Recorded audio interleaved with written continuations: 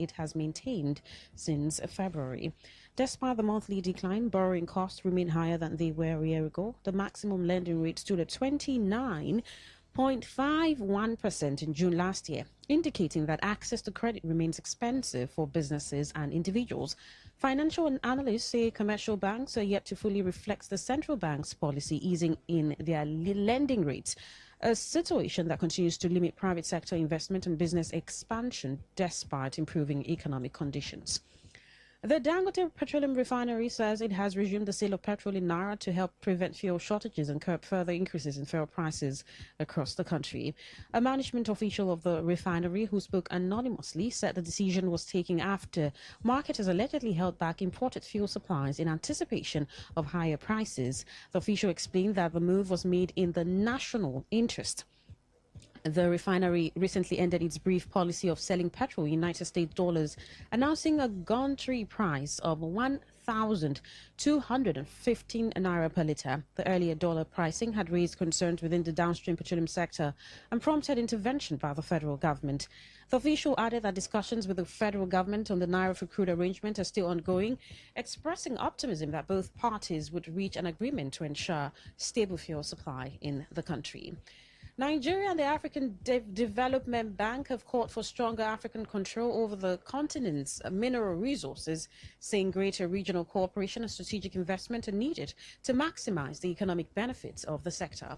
Speaking at the African Development Bank's Ministerial Forum on Critical Minerals in Abidjan, Côte d'Ivoire, the Minister of Solid Minerals Development, Delelake, urged African countries to work together instead of pursuing separate national approaches to mineral development. Alake said Africa must move beyond exporting raw minerals and focus on value addition, local processing, and greater control of the technical systems used to assess the continent's mineral wealth. He also described the continued reliance on foreign mineral reporting standards as outdated. The president of the African Development Bank, Sidi Alta, noted that although Africa possesses vast mineral resources, the continent has yet to translate that wealth into significant economic growth. He stressed that improved financing, stronger regional partnerships, and better management of mineral resources would help drive Africa's industrial transformation. Kaduna State has signed two memoranda of understanding worth $500 million with the Africa Finance Corporation to boost solid minerals development and attract long-term investment into the state's mining sector. The agreements were signed by Governor Uba Sani, the President, and Chief Executive Officer of the Africa Finance Corporation, Samaila Zubairu, and senior officials from both organizations. The first agreement provides a framework for identifying, developing, and financing high-potential mining assets in Kaduna while allowing the state to retain ownership of its mineral resources. The second agreement, involving the Kaduna Mining Development Company, the Africa Finance Corporation, and the Gemma's Resource Project, will support the development of the Gidanwaya mining project in Gemma local government area, moving it from exploration to full commercial production through investment and technical expertise. Speaking after the signing, Governor Uba Sani described the agreement as a major milestone in Kaduna's drive for sustainable economic growth, noting that the recent discovery of commercially viable deposits of platinum group metals alongside gold, lithium, nickel, copper, cobalt, silver, and rare earth elements presents an opportunity to diversify the state's economy, promote industrialization, and create jobs.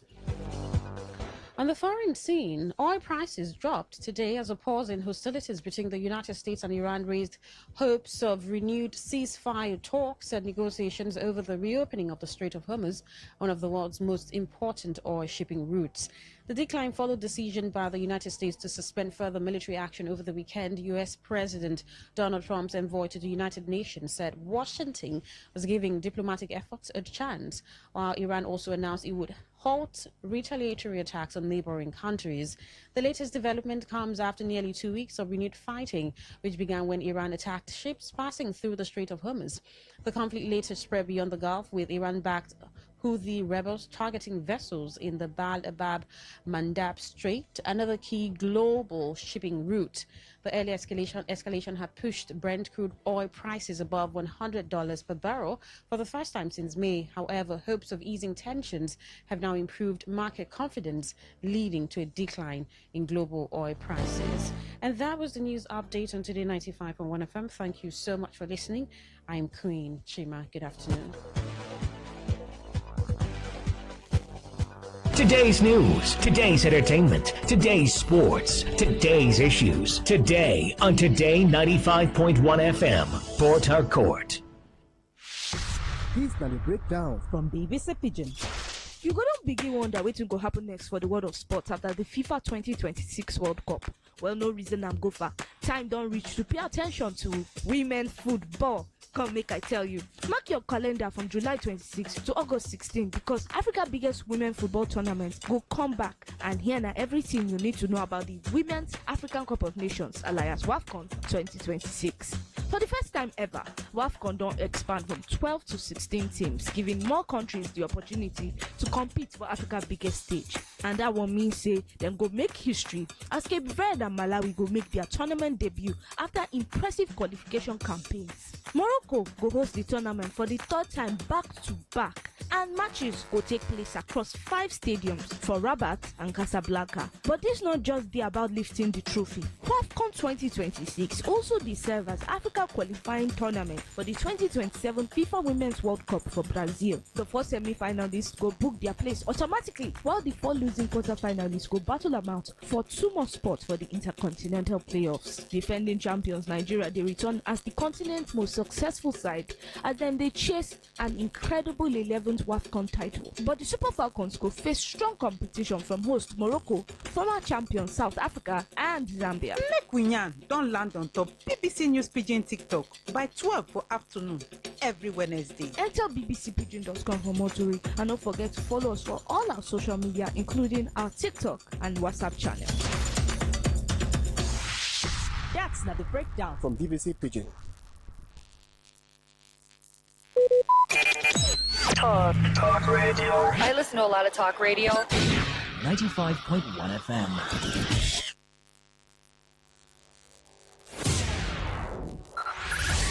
5, 4, 3, 2,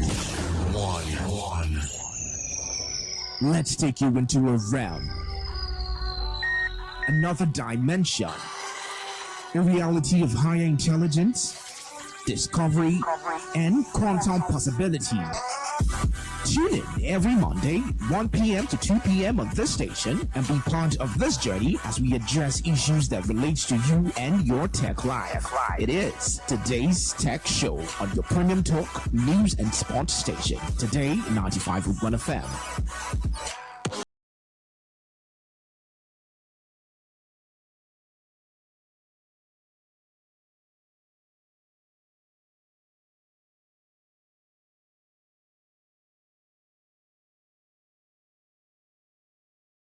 For staying with us on today's tech show on the premium dial, today 95.1 FM with me, Paul Chimodu. On the show today, Nigeria's digital payment fraud losses decline significantly.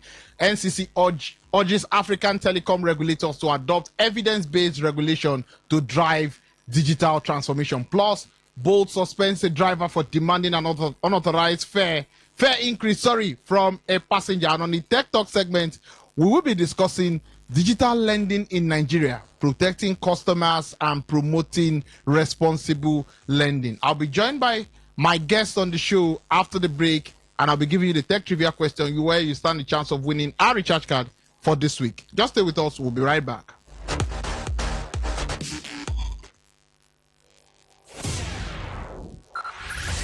Five, 4, 3, 2, 1. Let's take you into a realm, another dimension, a reality of higher intelligence, discovery, and quantum possibility. Tune in every Monday, 1 p.m. to 2 p.m. on this station and be part of this journey as we address issues that relate to you and your tech life.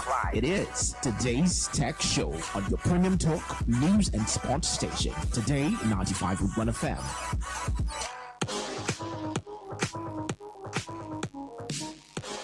Thank you for staying with us on the show. Now we're asking you today, what's the difference between the internet and the World Wide Web? That's our tech trivia question for today. What's the difference between the internet and the World Wide Web? Send correct answers via WhatsApp or text messages to 0701 9339 962. 0701 9339 962. What is the difference between the internet and the World Wide Web? Correct answers via WhatsApp and text messages to 0701 9339 962, and you stand a chance of winning a recharge card.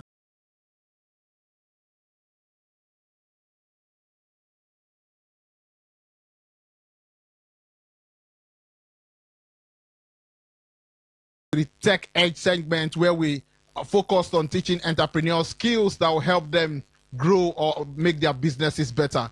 Now, more Nigerian businesses are embracing artificial intelligence to improve customer service. Instead of responding manually to every inquiry, businesses are now using AI-powered chatbots to answer customer questions instantly, generate leads, and also provide support 24 hours a day.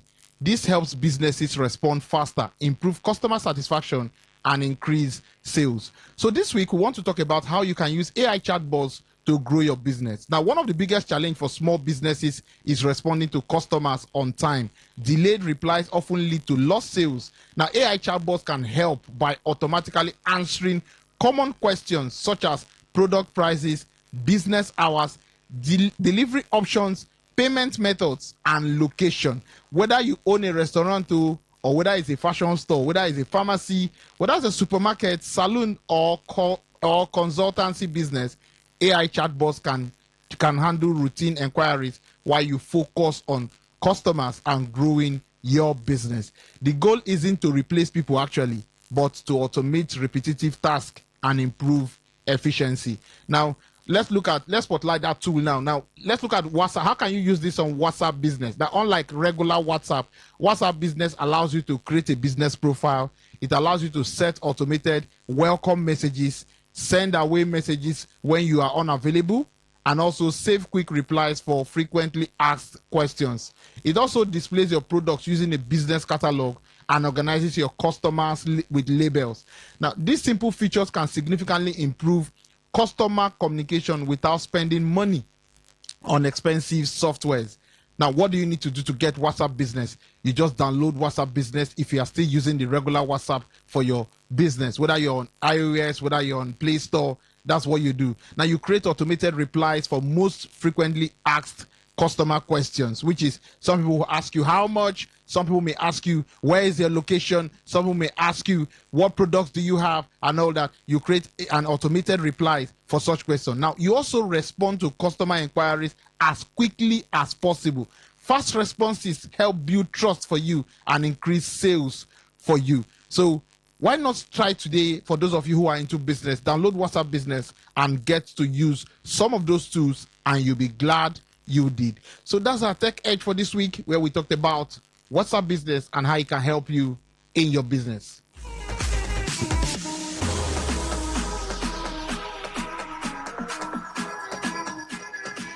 We move straight to the entering tech segment, where in our first story we hear Nigeria has recorded a significant decline in digital payment fraud losses, reflecting stronger fraud detection systems, improved identity verification, and better collaboration among banks. Now, fintech companies and regulators too. Now, the development is boosting confidence in the country's rapidly growing digital payment ecosystem.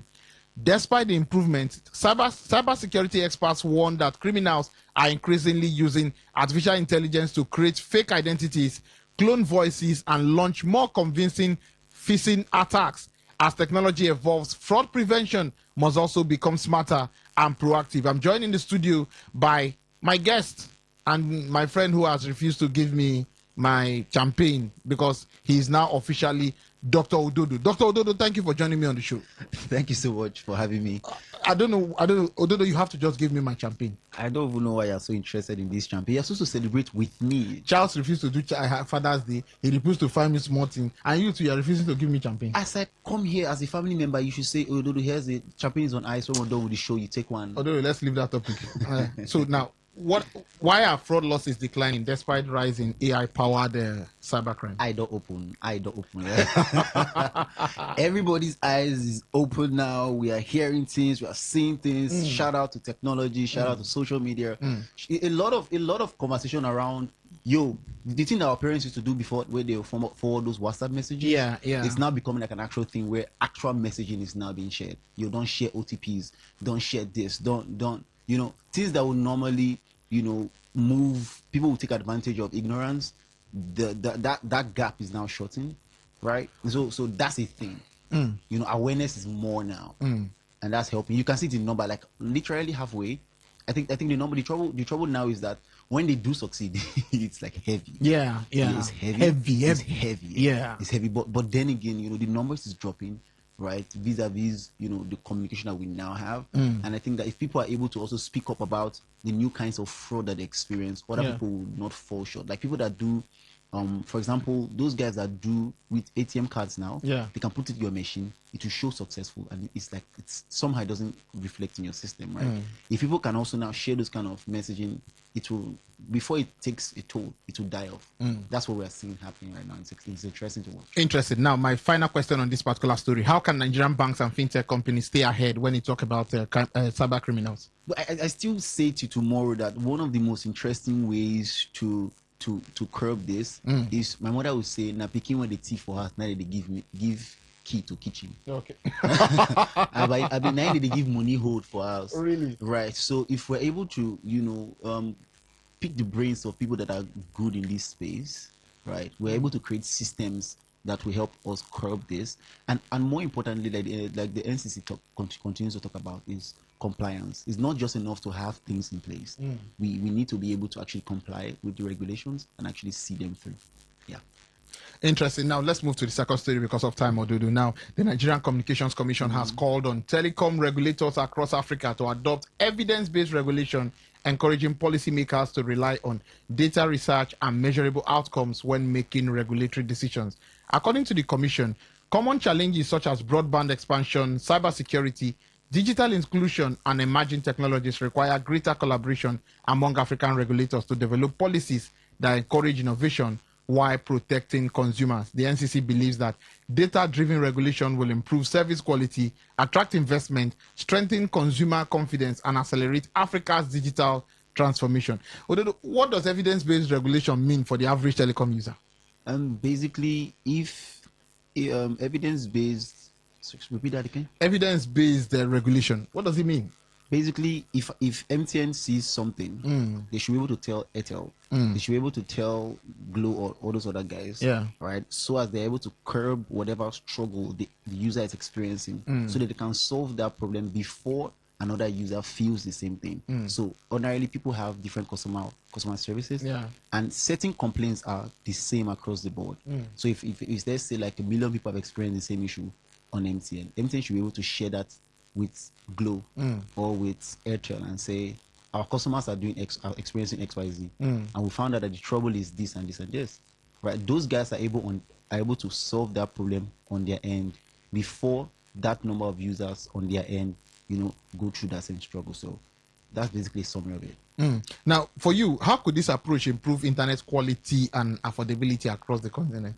I'll use a tip. A good example is the MTN's open floor they did recently, where they wanted average Nigerians to come to parliament, and they talked about the struggles that they face, especially with data, how data would finish from your phone. Because MTN seems to be vanishing data. Those kind of forums give users the opportunity to share their struggles and also help the telecommunication companies to explain what the trouble is. Right? The data gotten from those kind of open conversations can now be moved to a system where other people can generate, solutions based off of the struggle. Because technically, where we are struggling in MTN, that's where we still struggle in Airtel and ETC, right? And so it's the same thing we're saying. We are able to experience cheaper internet because somebody decided, let's make our stuff cheaper, right? And that's public, right? So if some problems that are not really outside are now being shared to other networks, then we will have seamless, internet service providing, or even like regular calls as well. Interesting. Although because of time, we'll move to the next story. Now, chess champion Tunde Onakoya, entrepreneur Sultan Utigba, they've launched a 250 million innovation fund to support young African innovators, startup founders, and technology entrepreneurs with promising ideas. The initiative aims to provide funding, mentorship, and business support to help young innovators transform their ideas into successful businesses capable of creating jobs and solving real-life challenges. The founders believe investing in innovation is one of the most effective ways to empower young people and strengthen Africa's technology ecosystem. How important is this, Ododo, in terms of how important is private sector funding in growing Nigeria's startup ecosystem? The most important thing when it comes to startup is funding. Yeah. Right. Ideas plenty. Right. Yes. Both useful and useless ones too. But it's really from there's no such thing as a user's idea, really. I'll say that there's no such thing as a user's idea. Okay. Facebook was not as great as it is right now. Yes. Yeah. So nothing. If somebody had told you 20 years ago that you would beg a stranger to come and pick you up and pay that stranger for picking you up in your house, would you agree? Well, I may not have agreed. Yeah. But right now we haven't begging boat drivers. I beg now. Make I give you 10K. I know they beg them. I know they beg them. But really, ideas are great, but without the right funding, we are unable to process our ideas. Yeah. And I think one thing that these guys are doing, I think they had a great collaboration recently when they did the COS thing, where they would plug students to tech firms. It was really, really good. Yeah. But now seeing that they are putting actual money, 250 million is not small money. It's not small money. Not small money. And so, I mean, if you're going to learn, for example, learn tech, they can't be learning tech on your phone. I know some people that learn design on their phone. And I mean, design is great on your phone, but if you're going to scale up, you need a laptop. You need a proper laptop. You need a proper, I love the word proper on it. You need a proper laptop. Proper laptop. You just keep crashing, So having people that actually have putting money where their mouth is, right? I recently, there's this angel investor guy that I recently ran into, right? The guy talks about, how ideas are great, but to have the money to back up those ideas is what would differentiate the failures and the successes, right? So having this initiative where money is actually backing up, their idea is super exciting to see, really. Yeah. Interesting. Now, what impact do you think initiatives like this have on youth employment and entrepreneurship? I mean, first of all, a lot of people they really want to learn things that will change their lives. Yeah. But again, the tools to succeed are not there. Right. I mean, what's the average Nigerian doing with a new laptop? A new laptop will probably cost like, I don't know, 200, 300K. Yeah.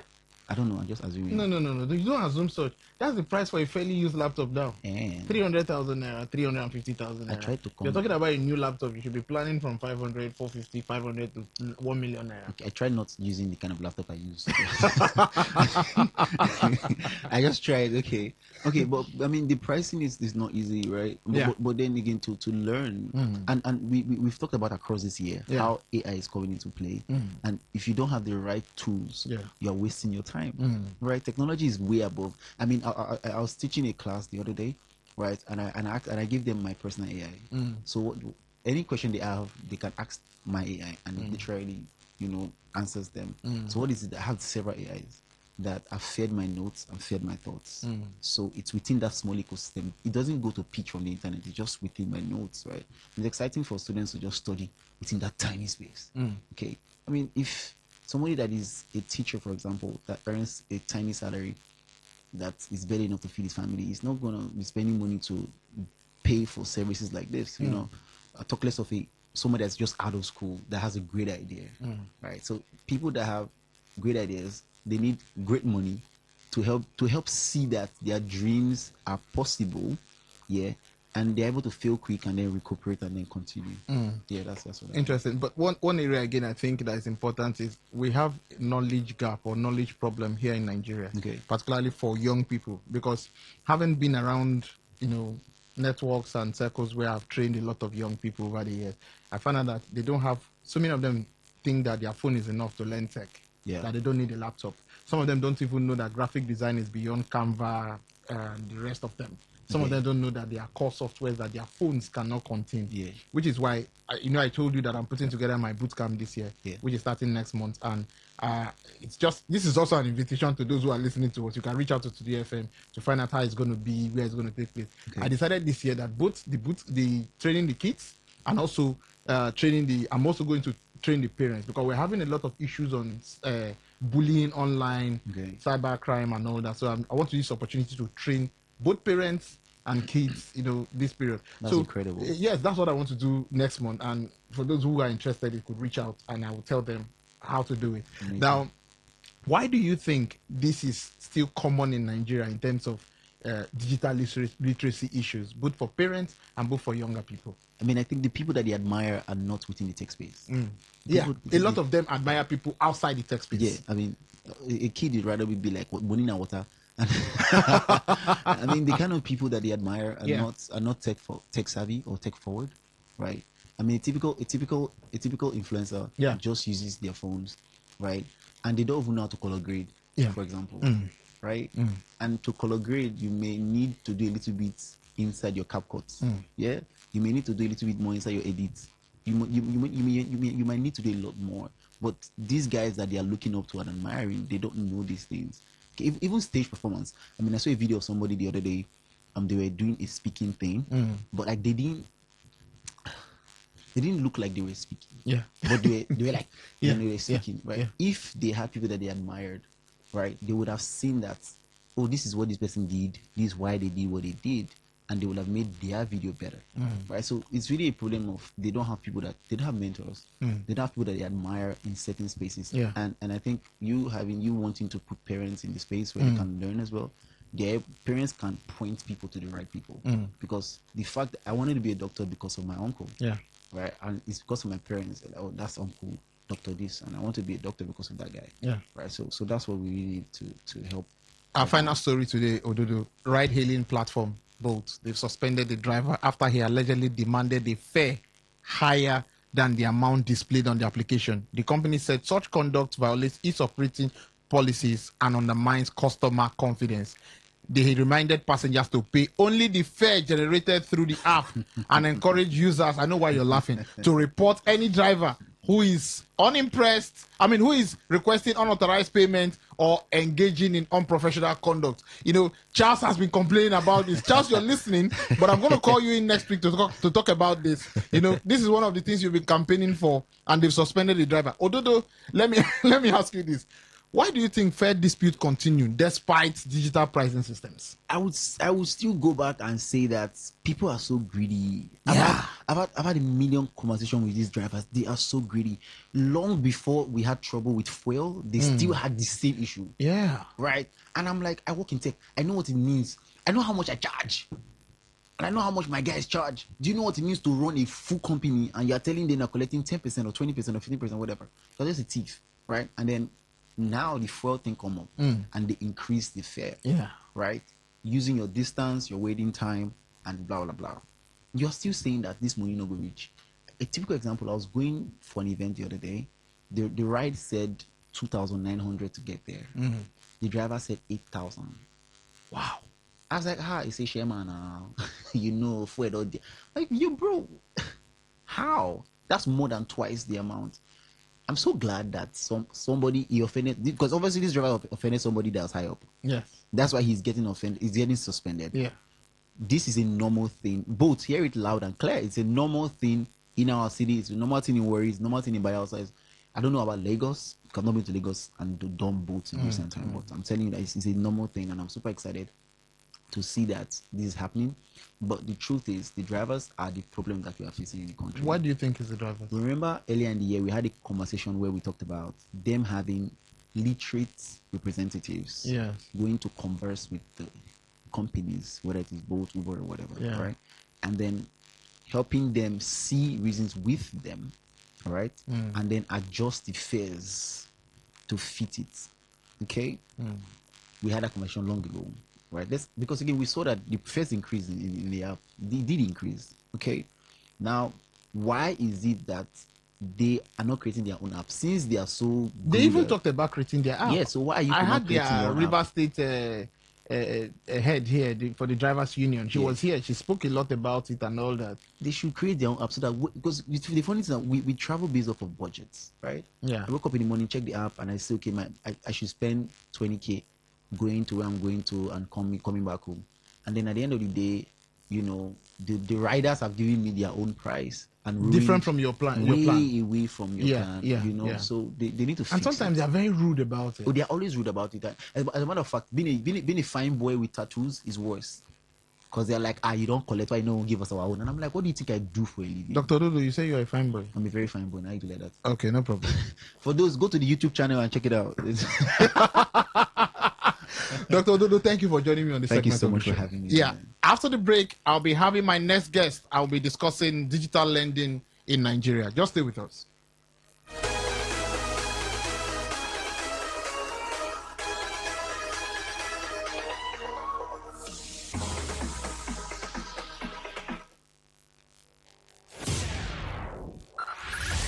Five, four, three, two, one. Let's take you into a realm, another dimension, a reality of higher intelligence, discovery, and quantum possibility. Tune in every Monday, 1 p.m. to 2 p.m. on this station and be part of this journey as we address issues that relate to you and your tech life. It is Today's Tech Show on your premium talk, news, and sports station. Today, 95.1 FM.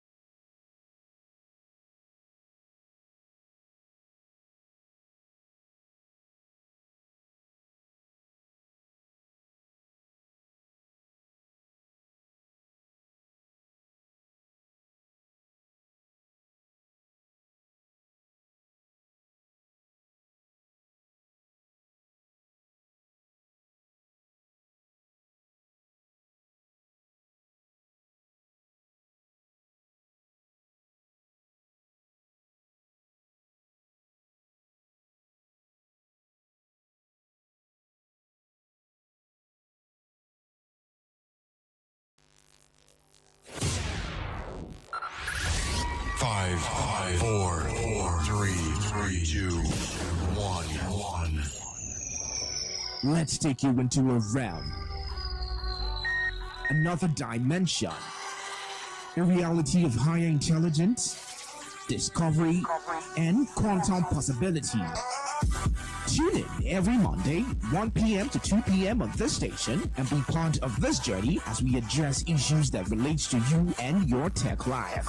It is Today's Tech Show on your premium talk, news, and sports station. Today, 95.1 FM.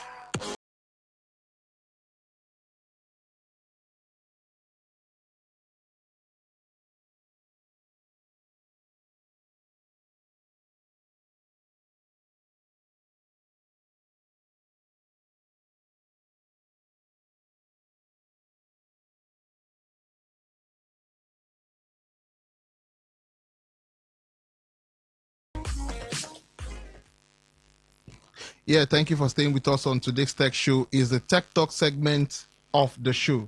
Now, digital lending has become a major source of quick credit for millions of Nigerians, offering instant access to loans, airtime, credit, and other financial services through mobile apps and digital platforms. While these innovations have expanded financial inclusion, they have also raised concerns about hidden charges, excessive interest rates, privacy violations, abusive debt recovery practices, and consumer rights. Now, the Federal Competition and Consumer Protection Commission has continued to strengthen oversight of the digital lending sector to ensure operators comply with consumer protection laws and that Nigerians are treated fairly. Now, to help us understand the current regulatory landscape, I'm joined by two guests. I'm joined by the South-South Zonal Coordinator of the Federal Competition and Consumer Protection Commission, Sir Uchebu Chukuma. Thank you for joining me on the show, sir. Thank you, Paul. Thank you, listeners. Yes, I'm also joined by the Assistant Director of Public Relations, Mrs. Ibisiki Ndot, although she told me to leave the Ndot. I think I didn't make any mistakes. Oh, I said, don't bother. You tongue twist. So just take the Ibisiki. That represents me. Thank you. Anyway, good afternoon, listeners. Yeah, thank you for joining me on the show today. Thank you. Yeah. Now, sir, let me ask you, for the benefit of our listeners, what is digital lending and why has it become so widespread in Nigeria today? Okay. Good afternoon once again. Yeah. Digital lending, in a very short, in a layman's language, is is the process of applying for and approving and funding loans entirely online without visiting a physical bank branch, by leveraging on mobile apps, websites, automated technology. The end-to-end life cycle is fully digitalized, so you don't have any human interaction. That's what digital lending is all about. Just simply put, it's just a way you can get a loan without going to the bank directly or interacting with any physical individual, just completely online. That's what it is. Interesting. So what's the FCCPC's mandate in regulating digital lending and protecting consumers? Well, FCCP's mandate in digital lending regulation in Nigeria is to protect the borrowers. Okay. That's the major reason why we came into that, majorly from predatory practices and core data privacy abuses. Because we saw that at the time, this is what we call virtually an imagining, what do you call it now? Imagining technology, right? Yes. Yes. It wasn't there before. You couldn't imagine completely, taking loan just by click of your phone and things like that. The money comes, So when it came, it was a new technology. It was a new, something people were seeing for the first time, and there was a lot of abuses in the sense that the digital online lenders went amok, the way they were in the area of amount of money they charge as interest, the way they also get back their money. You notice that a lot of sharp practices was in the thing, up to the point of one went as much as saying that one of their customers is dead. Some will say that you are carrying AIDS. Some will say that you are a thief. And they will circulate it actually to all your contacts, and as much as even on the net. And it was a free-for-all thing because there was no registration, no regulation. It was an unregulated space. And then, purely to protect the consumers, FCCPC stepped in. And in stepping in, we now felt that there was need to bring some form of regulation. That was what brought us into it. Like I said, it was primarily to prevent unethical, debt recovery practices, and maintain a fair, competitive marketplace under FCCPA. FCCPA is Federal Competition and Consumer Protection Act 2018 is a regulation that established the commission. So it is under this regulation that we now did further regulations that has to do with that sector.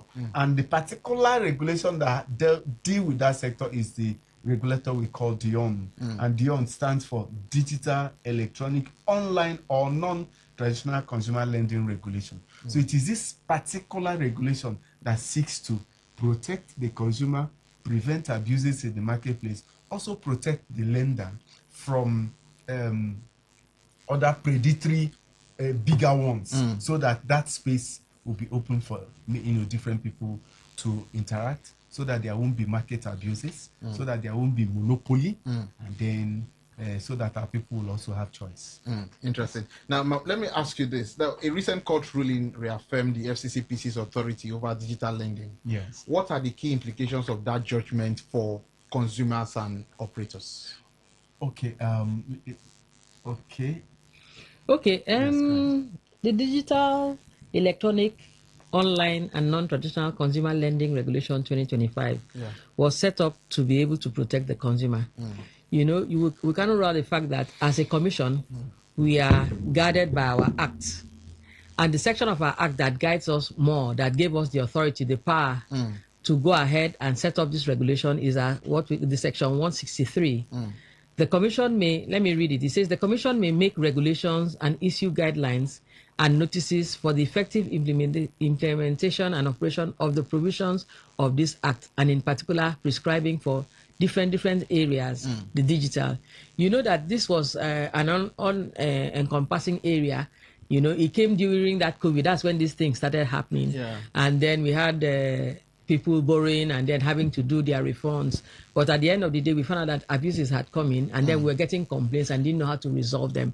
And so the commission went ahead to set up these regulations and had an interaction with Google to say, look, you cannot allow these people, run on your platforms. They are not registered, and they are body shaming people. They are, marring people, their images and all of that. So it was necessary to have these regulations. And so we sat down together with all stakeholders involved, and then we set this up. But when the regulations went out, people were having their registrations done, and were, following.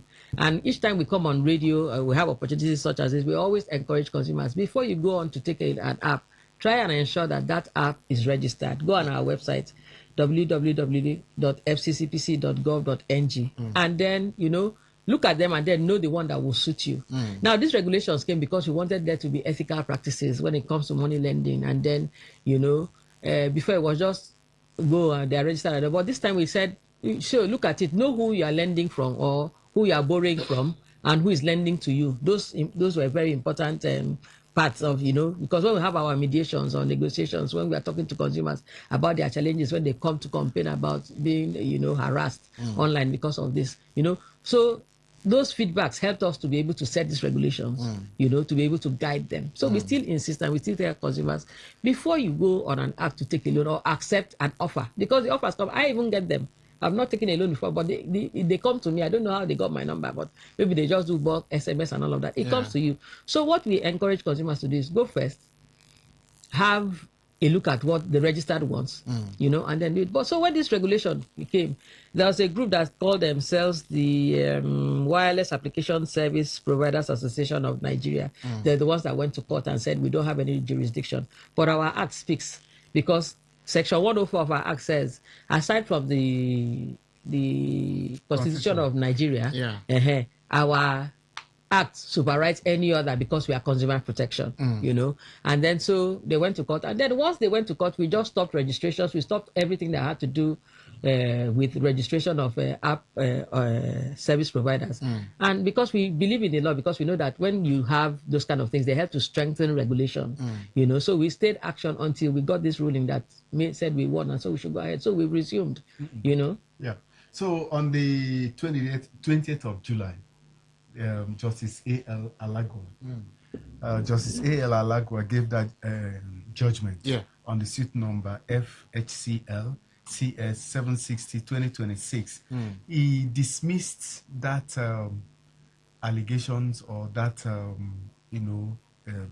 this thing on in its because the ruling before was that we should stay action. But it was in response to a petition by that group, right? Now, yes. So, but the ruling says that it vacated completely that temporary ruling of stay action and then threw away the suit in its entirety by the suit by the association. So what it means now is that in the earlier interim order, which was given in April, that one has been thrown out, and then the ruling, because of this ruling, we have now, it reinforces our statutory mandate to oversee Nigeria's digital consumer lending market. You get to my point? And then secondly, it also strengthens our efforts to promote responsibility in lending. It also brings confidence of the consumers into that sector, because when the consumers know that yes, there's somebody who is protecting you, who is watching your back, who is also ensuring that your data will not be used in any way, there'll be confidence to go in. And then even to those in the practice, it also ensures that that space is opened up. I want to let you know that in the area of data lending and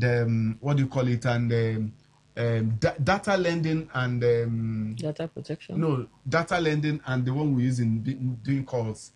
Airtime. Yeah. That's another form of digital lending. Yes. So that's airtime borrowing. Airtime borrowing and data lending. Yeah. So that practice also have been opened up. It's no more only 2 or 3 service operators. So we are trying to open up that place to allow competition. So what we have tried to do is to bring competition, because if you bring competition, it will lead to better competition, and it will encourage operators to also be confident in what they are doing. Are you getting my point? And then give the consumer a choice. It also ensures that they are patronized well, because when the consumer have choice and then when there is competition, the consumer will also know that there is different people to choose from, and it will encourage people to go in. Then so every form of unfair or exploitative practice will also be reduced, that kind of a thing. So actually we are happy that this clog has been vacated and that space has been opened up for Nigerians, and then also their protection is there guaranteed. Interesting. Madam, I'll still return back to you now. And, many consumers, they download apps without even reading the terms and conditions at all. They don't. Now, what is that thing that consumers should know before taking a digital loan? Like I said, lending money is a very serious business. Yeah, it's very, very serious one. And we always say to consumers, be informed. When we say be informed, that's why we encourage them to go on our websites, which I've given. I can give it again if I have to. Go and look at the registered ones. Exactly. There are some that are pending.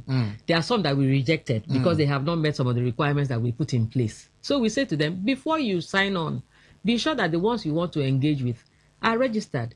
Now, if they are registered and they violate, they know that there are sanctions that will be meted on them and they cannot, escape it. So we say to consumers, before you tap on an app just because you want to borrow money, please ensure that you've confirmed that this particular one is registered. We can't reel them out offhand now, but if you go on our website, I'm sure you'll be able to find them because it's there. And then look at them and then make up your mind which you want to. That's why we said now it's not just about borrowing money. Know who you're borrowing from and know whom you're lending to. So when there's information on both sides of the divide, you know how to checkmate yourself. You also be guided and guided so that you don't fall into the wrong hands. And then you know that, okay, this person that I'm borrowing this money, is this person likely to pay? Because there are some people that just want to take the loans because the offer has come without, any form of documentation to say, okay, if for any reason this person, fails, who do we hold? How do we get in touch with it? How do we get paid? Rather than go ahead and then mar the person's image, smear the person's image in public. So we keep advising you must be an ethical consumer with information. So when you have information, you're able to assert yourself as a consumer. So know your rights as a consumer, know what you want, know who you're dealing with, and then you can run business. Because we looked at it when these lending apps started. The commission looked at it and said, oh, this is a lofty thing because there are people that want that quick loan, maybe to buy drugs or something, and it would serve. But, it ran amok. That's why we stepped in. And our stepping in is to ensure that, we promote responsible lending and borrowing on either side of the divide. Okay, so we have 457 fully approved apps as we speak. Yeah. Then we have about 35 that we've given provisional approvals. And then we also have about 29 that are registered with CBN, but they are under our oversight. But before, even as we speak, we have about 103 that are currently blacklisted because of one thing they have done or the other for enforcement purposes. Are you getting my point? And then we have 54 that are permanently deleted from Google Play Store. Are you getting my point? Yeah. Why we bring all these regulatory provisions is to ensure that people are whipped in line. This information, is it on your website? Yes, it is. Please repeat that website so those who are our listeners will take note of the website and go and check. Okay. Lenders Task Force at fccpc.gov.ng. That's where you can lodge your complaints. Then if you want to register, Lenders Interim Registration at fccpc.gov.ng. Registration is for what exactly? For those that want to register that app. If you want that to they want to run that business. Now, but if you want to take a loan, you just go to our website and ask for a list of approved loan apps. No, loan apps. Interesting. At FCCPC. Contact at fccpc.gov.ng. Contact at fccpc.gov.ng. And then when you just go on that website, just type list of registered apps. It will come out. Loan apps. You can also go to, if contact is difficult for you, just go to www.fccpc.gov.ng. You also type a list of registered loan apps, it will also appear yes, there. Yes. Okay, interesting. Now, despite these regulations, Yes. we still have some loan apps that continue to harass borrowers by maybe contacting family members. But someone told me that they called him once and he said, "You be thief." That's it was funny, but we still have some of them still harassing people every day. Yes. So what's the FCC? I say EFCC. Yes. What's the FCCPC? What's the FCCPC doing about this? Okay, I'd say, because of that challenge, we actually had gone into an agreement with Google. Yeah. And so if you, Google no longer registers people that they cannot identify, So we think they're using one thing they call NPK. I don't really know what the full meaning is. APK. Yes, It's not on Android, it's not on... so those fictitious ones are the ones that are going there, So consumers, we keep insisting, and we will still insist. Be informed. Go an extra mile. Naturally, Nigerians, we don't like to read. Yeah. Me inclusive. It's a problem. We don't like to read. And then when the problem comes, we begin to shout, blue mother, oh, the regulators are not doing anything. Oh, they've gone to sleep. They are there. People are harassing us. Go first and confirm that this loan app you want to engage is registered. Those ones that are registered know better not to do the wrong things. They are guided by our regulations. They are guided by our rules and regulations. And so they will not want to go out on that because they know what the sanctions are heavy. The fines are heavy because it will come down on you. So be ethical. Get information about these things. Yes, we know you need money, but also guard yourself so you're not embarrassed. Yeah, interesting. Now, despite all this, can digital lenders can they legally access or share a borrower's personal information, maybe including contacts, photos, or messages without consent? No. By the regulations, naturally, it's wrong to do that. And so the ones that are registered by us know well not to do that because they know that the sanctions will sure come because those regulations are there. Interesting. Now, how can consumers, particularly of the South-South region, report abusive loan apps or other unfair business practices to the FCCPC? Okay. That's why I said for complaints, you send your complaints to Lenders Task Force at fccpc.gov.ng. Lenders Task Force. Because it has other regulators with us came together to come up with this regulation, this Dion regulation, and so it comes and everybody, can find it. So if you go there, you can lodge your complaint there. It will go to national. I'm sure they will refer to the zones that are directly involved. Yeah, but on ordinary complaint, if you also want to do ordinary complaints, we have a portal at the. It's even if you come to my office, I'll still ask you to go to the portal and register your complaint. Lay your complaint. Because as soon as you lay your complaint at the portal, it's a national portal. That second, as soon as you finish the registration and then you lay your complaint and then send, it will automatically generate a number for you, and then it will also go straight to a complaint handler that is in the zone, in the state that is known, and then his number will also be given to you that this is the handler of your case. And as soon as that happens, that complaint also hits my desk if it is something that is within my zone. That so complaint have come, and it will begin to count. The timing will begin to count for the case handler to do certain different things he's supposed to do to be able to finish that complaint within a specified time. So these things are not digitalized, and you don't have to pay anybody. You don't have to interact with anybody. You can even send your complaint on Sunday, on Saturday, in the night, anytime. As far as the person wakes up, he's already seen it beeping, and he has some time to ensure that that complaint is taken care of. So it's no more a time when Nigerians or any person will say that I don't know where to go to, or I don't know who to talk to, or I don't have the money to go to anywhere or give money to anybody. It's a free service provided by the federal government. Yeah, because of time, let me ask you this quick question. Now, beyond enforcement, what is the FCCPC doing about educating customers about their rights and responsibilities in the digital lending ecosystem? Well, part of what we're doing is what we're doing now. Okay. Are you getting my point? Yes, I do. This is exactly, but let me be frank with you. We have a lot of flyers. We can come to your church if you invite us. We can come to your community if you invite us. And as we speak, we've already gotten approvals from the Minister of Education in this state to establish what we call young consumer clubs in all the secondary schools. Part of what we're also telling them is digital lending literacy.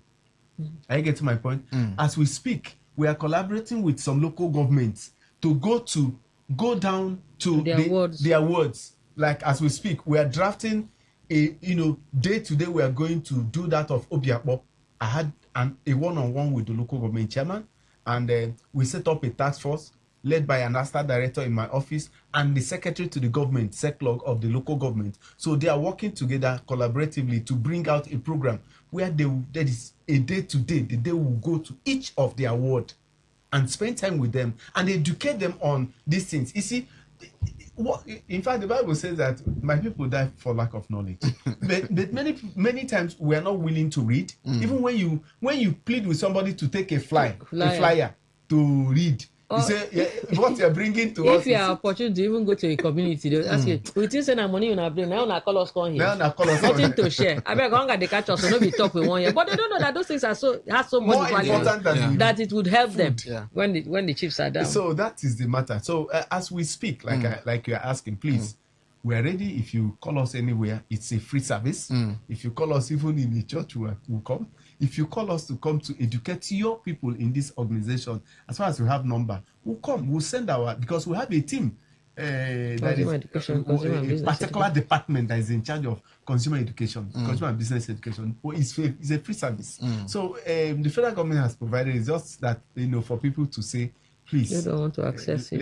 Let's have you people talk to us. Some communities will ask you for drink. Bring drink where we'll give chief. What of the town crier? It's such a frustrating scenario. Honestly, but it is what it is. We'll anyway, keep doing what we can do and how we can do it. I wish you guys good luck on this advocacy of around the River State and the South and Nigeria in general. Mr. Uchebu Chukuba is the South Zonal Coordinator for the FCCPC. Thank you for joining me on the show today. Thank you, bro. And Mrs. Ibisiki. Thank you so much. Let me leave the remaining. Thank you so She's much, the Assistant Director of Public Relations for the FCCPC. It was so worth it. Thank you so much for having us. Joining me. Yeah.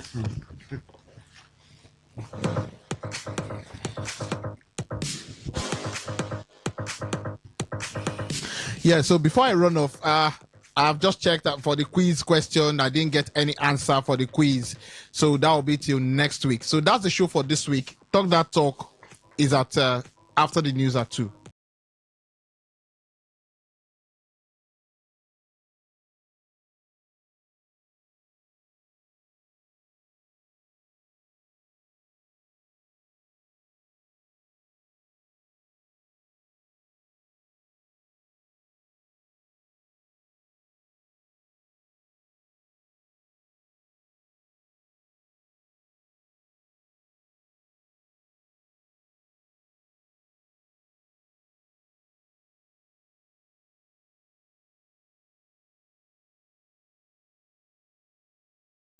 Talk radio. I listen to a lot of talk radio. 95.1 FM. Whether it's happening in Port Harcourt, South, Nigeria, or around the world, we've got you covered. On air, online, delivering balanced news and unbiased analysis. Today, 95.1 FM. Today, 95.1 FM, Port Harcourt. News update.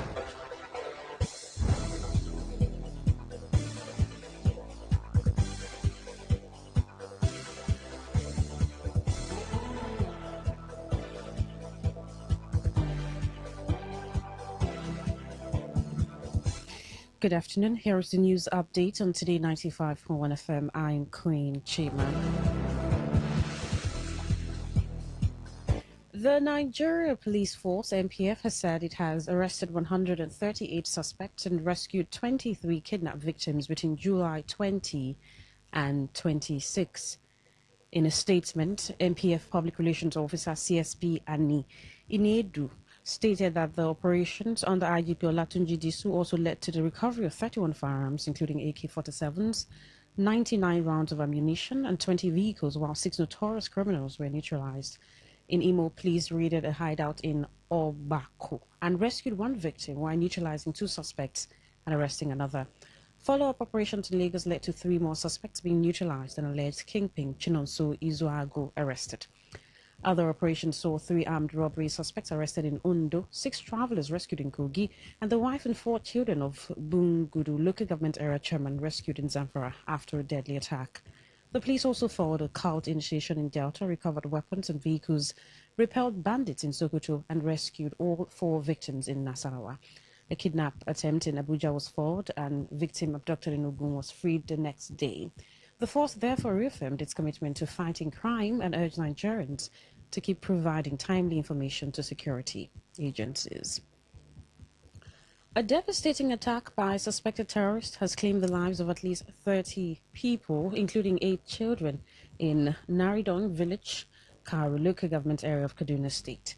While speaking in an interview, the secretary to the village head of Naridon, Dogo Rana, confirmed that the assailants reportedly stormed the community, firing indiscriminately and burning down numerous homes and shops. Local officials confirmed that 4 other residents are currently fighting for their lives with critical injuries. Rana, who also lost his home in the attack, lamented that the lack of motorable access roads severely delayed emergency responses. A resident also alleged that the assault lasted for 3 hours without security intervention despite nearby military formations. Rana therefore called on the federal and state governments along with security agencies to immediately station more troops in the area and fast-track the construction of a proper road network for the community. The Nigeria Democratic Congress NDC presidential candidate Peter Obi has dismissed President Bola Tinubu's renewed hope agenda, describing it as renewed hopelessness. While speaking during an interview, Obi said the administration has failed to improve Nigerians' living conditions and that its policies have not inspired confidence or delivered results. Obi emphasized that Nigeria needs real hope that citizens can actually see and feel, not political slogans. He also criticized Tinubu for going silent, accusing him of retreating into Aso Rock and turning it into a bunker while aides speak for him. The former Anambra governor stressed that leaders must communicate directly with the people, adding that he would personally tell Nigerians what he promised and where things stand as a sign of commitment. Ghana has commenced the final phase of its emergency evacuation from South Africa, scheduling special repatriation flights for another 1,000 citizens fleeing deep-seated anti-migrant hostility. Following the successful evacuation of more than 900 nationals, the Ghanaian government plans to hold South Africa financially accountable, demanding full compensation for the lost assets and property of its citizens. In the meantime, Ghana has petitioned the International Criminal Court to investigate the xenophobic violence as potential crimes against humanity, while joining forces with Nigeria to demand an emergency review at the upcoming African Union Summit. And that was the news update on Today 95.1 FM. I'm Queen Chima. Good afternoon. Today's news, today's entertainment, today's sports, today's issues. Today on Today 95.1 FM, Port Harcourt. Today FM. Today FM 95.1. Today FM 95.1 Port Harcourt. Voice of the people. Rise and shine, it's a brand new day. Today this station leading the way.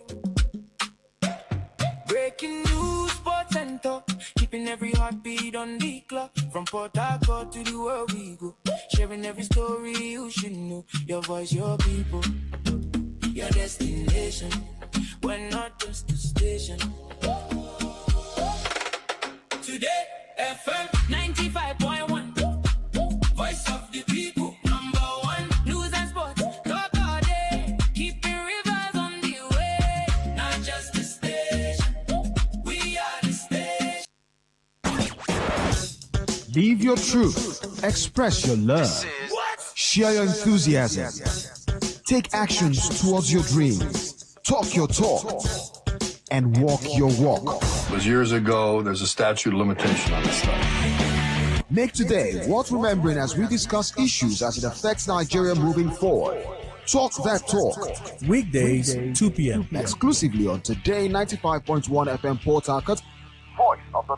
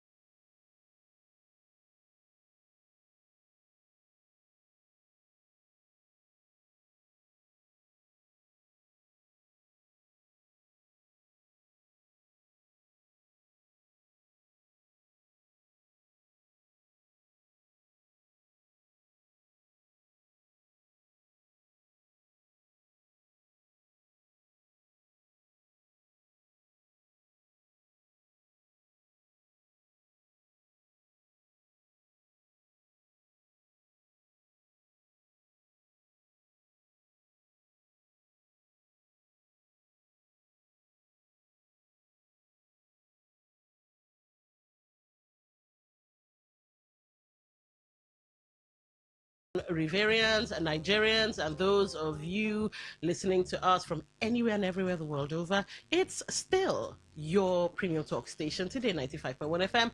My name is Dawn Wilson. I am Queen Chima. Good afternoon and welcome to Talk That Talk. It's Monday, July 27th, 2026.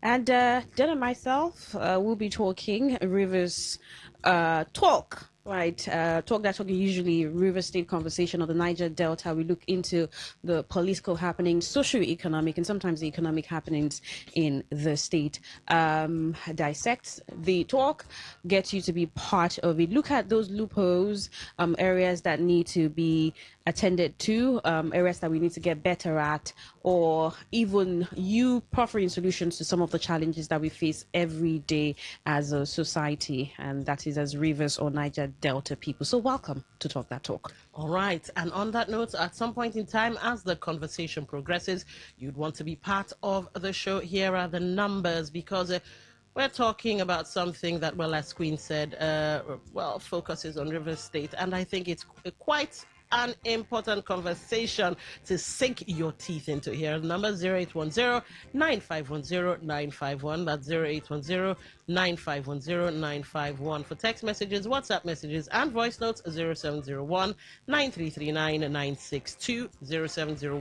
0701-9339-962. On social media, YouTube, first, Today 951 FM. Yes, you can go comment, watch, listen, all of that jazz. Today 951 FM. On Facebook, Today 95.1 FM. I do believe we have a post running, so go there. Instagram, X, and Twitch all have the same handle, so Today FM 951. Now you can also be part of the show via the website www.todayfmlive.com. Listen live is what you want to tap into, and you're part of the show. Auditorily, of course. Tune in and Radio Garden are apps that can get you into the show as well. Find them off of Google and the Apple Store. Search Today 95.1 FM, and that's it. That's all there is to it. Now, speaking about calls, when you call, please keep it super simple or keep it short and sweet. 1 minute, I beg of you. So get your thoughts in order. In some cases, hopefully rare cases, you might have something interesting going on conversation-wise, and we'll give you 30 seconds extra. Now, that's a gift, not a right. Let's get into the conversation. This afternoon, you heard in-house bulletin, we said a former member of the River State House of Assembly for Ikwere State constituency, Azubike Chikwere Wanjoko, has described the ban on all forms of gathering in Ikwere local government area by the council chairman, Charles Wobodo, as funny. Chikwere Wanjoko, who doubles as President General of Ikwere Youth Movement, that's IYM, in an interview with Today FM's Uchendo Ejowo, in reaction to the recent directives of the council chairman, accused him of being sole cause of insecurity in the area. The former lawmaker claimed that Wobodo's hiring local vigilante members who stopped the convoy of a former governor of River State and his continued disruption of other political party engagements contributes to insecurity in the area. Chikwere Wanjoko, while disclosing that the law of the action of the Ikwere local government chairman will be tested in court, insisted that the chairman has no such powers to place such ban when president of the country has not banned gatherings, especially in northern part of the country where insecurity has ravaged people. Now, that's for Chikwere. We also have it from the Daily Post, of course, that the ADC has also weighed in, giving their own perspective of the matter or on the matter. And the Daily Post has this particular headline: ADC condemns Ikwere Council's ban on public gatherings. So to give you a little bit of snippet, then we get into the conversation.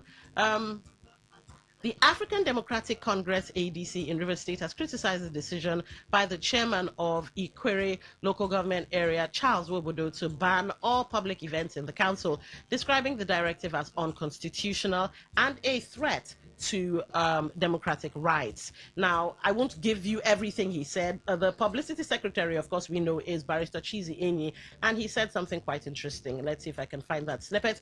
The African Democratic Congress River State chapter has noted with grave concern the directive issued by the executive chairman of Ikwere local government purporting to prohibit all gatherings within the local government area except with his personal written approval. He also goes on to say, however, while insecurity must be confronted decisively, it must never become a pretext for eroding constitutional democracy or suppressing the legitimate rights of law-abiding citizens. All right, so this latest directive unfortunately reinforces the perception that an attempt is being made to institutionalize restrictions on legitimate, come on, political activities under the guise of security, Amy said. And that actually forms part of the questions on our Facebook page, where you can go and leave your thoughts on that. Do you agree with what Cheesy Amy is saying? Now, here's where my head is at. The local government chairman has done this. Ikwere local government chairman has done placed this ban. I do 100% agree that the local governments and the people who make up said local governments are actually know, well, where the thing they pinch for shoe. He who wears the shoe knows where he pinches. They actually know that. But here's where my issue stands with this. The legality of it. You see, the local government chairman came out and said, well, it's for security reasons, all right? And we have people saying, but is it constitutional though? So, going in search of the various laws that we have in River State and then the bylaws and everything, I decided to do a kind of deep dive. Is there any law whatsoever that grants the in fact, you know what, that grants local government chairmen the banning of, well, a majority of things? Is there a law in River State? Is there a bylaw? In fact, does the Constitution even grant this? And ladies and gentlemen, I could not find any Nigerian law, River State law, or publicly available Ikwere local government bylaw that expressly authorizes a local government chairman to require citizens or community groups to obtain council approval before holding public gathering. Section 40 guarantees the right to peaceful assembly and association. Section 45 of the Constitution says those rights may be restricted only by a law that is reasonably justifiable in a democratic society. So it must not be repugnant to social justice and all of that. Because when you place bans like this, you are actually tampering with one of the fundamental human rights that we possess as citizens of this great country. So it would be wonderful if the chairman could point us to the specific law granting him the power to do this. Because like I said, in River State, couldn't find it. Local government bylaws, I couldn't find it. So maybe, just maybe, it could be upon the advice of the police. And if it was upon the advice of the police that insecurity is becoming too big a thing in Ikwere local government area, again, point us back to the law that even allows the police to do stuff like this. Remember that security advice in itself is not a law. But anyway, this and other angles, Queen and I will be dissecting, and then, of course, your good selves out there. Queen, what say you? I did the same research too, because we understand that local government areas can come up with certain setting methodologies or structures that ensures whether safety or the sanctity of the local government. But then I also found out that local government chairmen are not chief security officers. Of course, they are not, and do not have operational control over national security apparatuses, and do not command the Nigeria Police Force or even the military. We know that clearly. And if something like this is institutionalized and given, it begins to question, you begin to question the legality of it. From a very clear standpoint, it's quite illegal and unconstitutional that the local government should come up with this and say no gathering. You already stated Section 40, what it says. It's really breaching that right to gathering, movement, and people staying in spaces and gathering together to do whatever that they do. So, but we also know that local councils are tasked with maintaining basic order, but with every research I've done to, they lack the legal authority to override fundamental human rights and bypassing established judicial and law enforcement frameworks. So this is really dicey and questionable. The clause where it says before the gathering holds, you should get some sort of permit from the local government makes it look sane, makes it look, oh, okay, there is that clause. So go through that because we're trying to ensure law and order, curb the security challenges in the Korea local government. Therefore, if you submitted whatever document and asked for permission, would grant you. But that really still goes ahead to bridge fundamental human rights, because the local governments could have been able to exhaust. I mean, there are other forms or other methods to curbing insecurity. First, the kidnappings and other other insecurity challenges that Ikwe local government is facing. The conversation around why is that happening? What steps have the local government taken? Who have they spoken to? What meetings have they had with stakeholders? I mean, the people, the security agencies, traditional rulers, and all of that before this just comes to play. Because coming up to say, oh, social gatherings should not be held, for now you have to take permission before you hold it. Obviously, parties would start seeing that as intentionally targeted, like the ADC has reacted, intentionally targeted to halt some of their meetings, like ward meetings. Elections are by the corner, campaigns are starting soon. So how do these people congregate? How do they pass their messages, their ideologies? How do they gather to ensure that they, especially the grassroots? And then is put together. And then on the other part is we know what's been happening in the local government the past 3 years, because the local government has not been left aside the whole political situation in Rivers State. In fact, for some people, even forms one of the major bases for the conversation and the issues that Rivers State was bedeviled with, or some people still think is bedeviled with.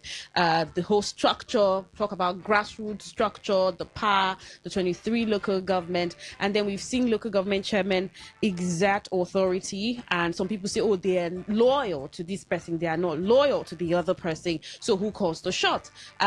We have seen a rainbow coalition. If there's a rainbow coalition, it means that there's a working of PDP and APC, as we hear, to support the president. So if these meetings will not hold, it means that ward meetings, election meetings, campaign meetings will be halted or affected.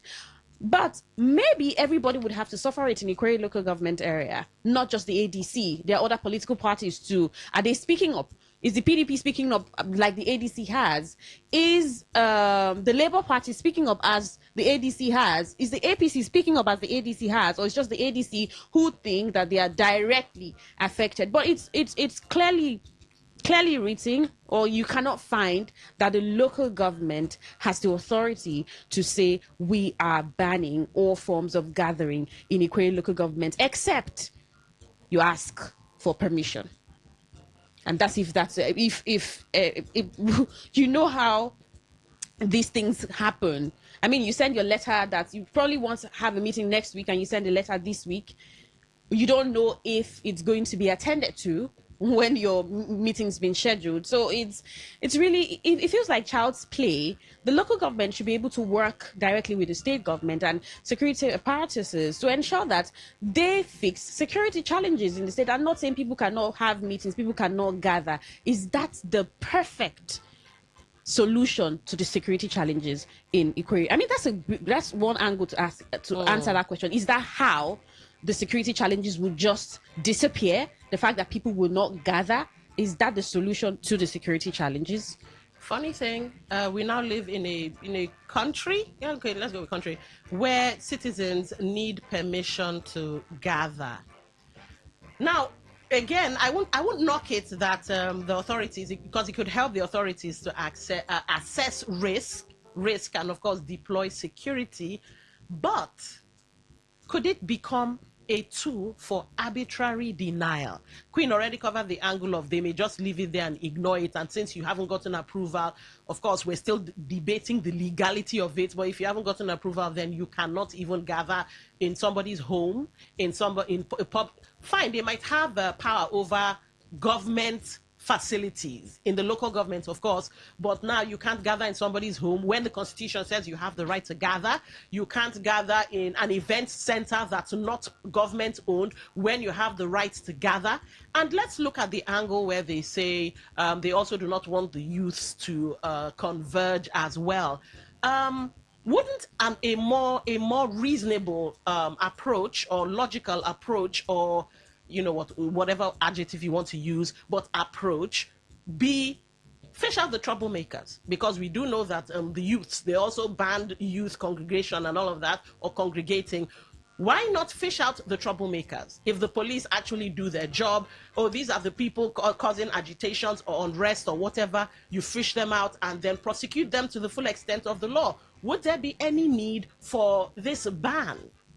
Of course, I can't wait to see if anybody goes to court. Of course, as Azubike Chikwere Wanjoko is saying, they go to court. I can't wait to see what the judiciary will come up with. Will they say, well, the laws don't exist and you are basically stepping outside of your bounds, or not?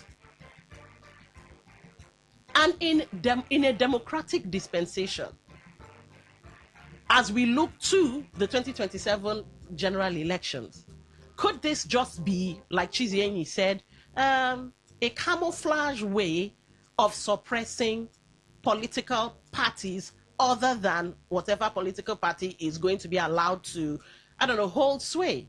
The campaigns are coming, and all of a sudden, this is coming up. Now, imagine where the Rainbow Coalition, some say the 23 local government chairmen are loyal to a certain, imagine where other local government chairmen start coming up with this ban. Oh, you can't do this without my express approval. Oh, you can't do this without my express approval.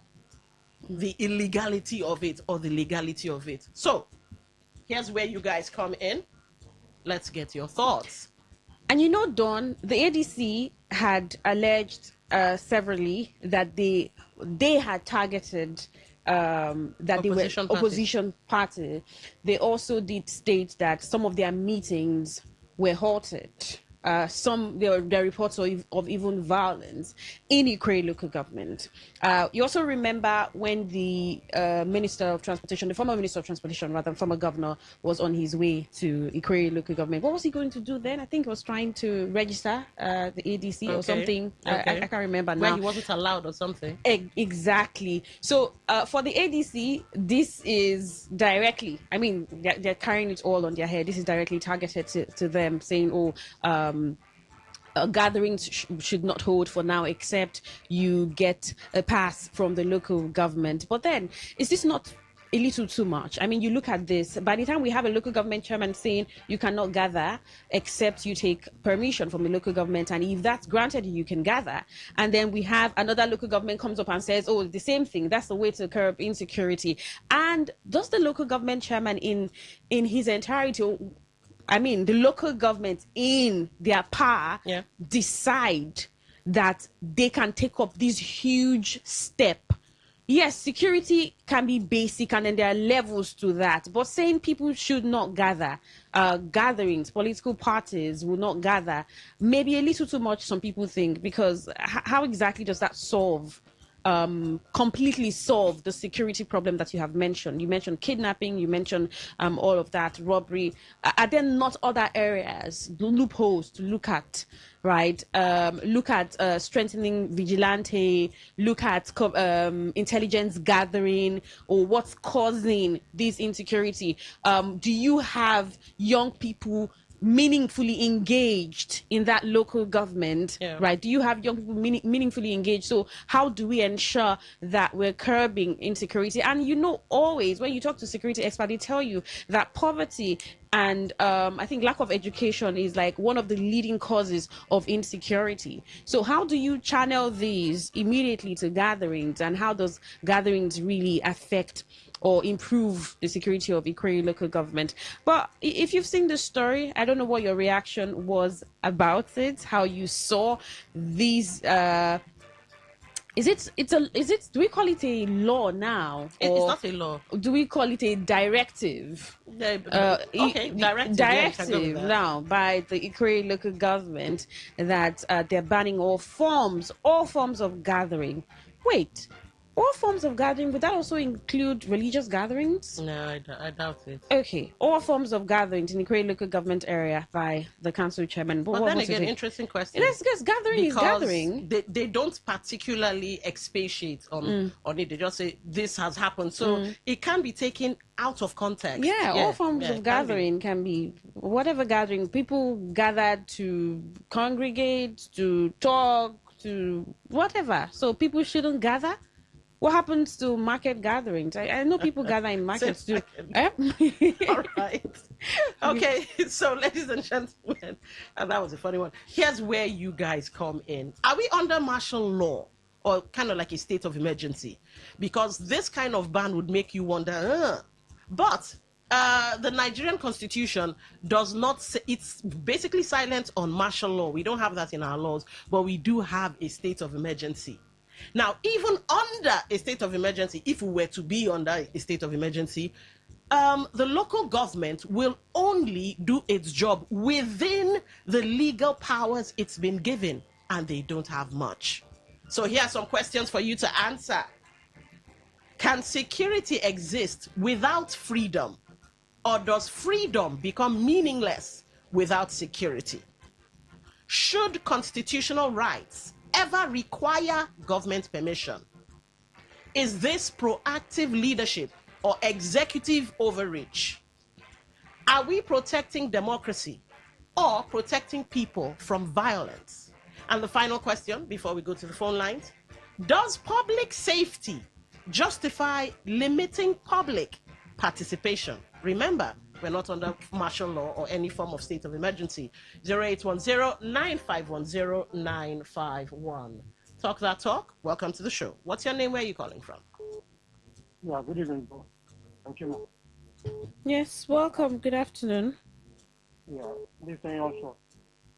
All right, go on, please. This is clear executive recklessness and overreach. And we are working towards, a situation where they will, dictate when you're going to enter your house, when you're going to, do, domestic activities and everything. That's where we are heading to. Yes, the local government has their own bylaw. Yes, and according to the ground norm, section 40. Yes, you don't prevent people from associating. Yes, though 45 has has a different way to look at it. It is when you have reasonable suspicion, very very reasonable and palpable suspicion that you delve into. You can give some kind of you give some kind of order. All right. Not just give a blanket order that you shouldn't hold meetings, shouldn't do that. No, that is wrong. It's wrong. All right. Thank you. Thank you for calling. Welcome to Talk That Talk. Good afternoon. We lost our call. Welcome. Hello, ladies. Good afternoon. Good afternoon, Dr. Dennis. Dr. Dennis. All right. Yes. Go ahead. Honestly, it's embarrassing. When former President Olu Obasanjo said that when the political space was open, the literate people, rational, never approached the scene to take over governance. It's only Abudos that came. I wonder what kind of school this man would have attended for him to now begin to make such prescriptions. It's embarrassing. Yeah, thank you. All right. Thank you for calling. Welcome. Good afternoon. 95.1. What's your name? Where are you calling from? Thank you so much, Lady D and Queen. Special Douglas. Welcome, Special Douglas. Yes. Lady and Queen, you girls, you ladies are sounding already like you guys are agonistic to it. Special Douglas. Hold on, Special Douglas. We are basically just bringing every point of thought for you guys to have a conversation with us. So we're not sounding antagonistic. It's just every angle of thought that we can find. Okay, I will start with one Joko. By law, you cannot be said to have suffered any consequence when the event has not taken place. So if it goes to court, this case will be a nullity to the court because they cannot claim anything. Then secondly, hold on, Special Douglas. Hold on, sorry. Again, just to teach you one or two things. He can go to court for them to interpret the legality of it. So sometimes you can go to court for the courts to answer a legal question. Yes. Now that is where I was gonna drive at least I finish the impostor's position, CGA. This issue is being misconstrued. It is not a ban. It is an advisory. And they are not stopping any gathering. But illegal gathering, they just sending a warning. Illegal gathering.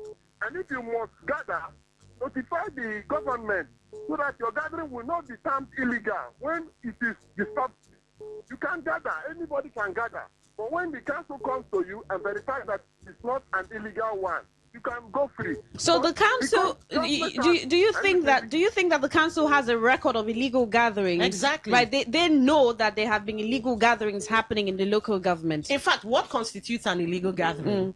Could enlighten us, please? Illegality. Anything requiring illegality. Let me give you an instance. If the government in North had framed the issue of security this way, the Boko Haram that we see wouldn't have manifested because they started from secular units and meeting. Nobody took notice. Now, because of the insecurity situation in the LC, the council has deemed it necessary. Mind you, the council is the Indian government for the people. They are saddled with the responsibility of protecting the rights and property of the people.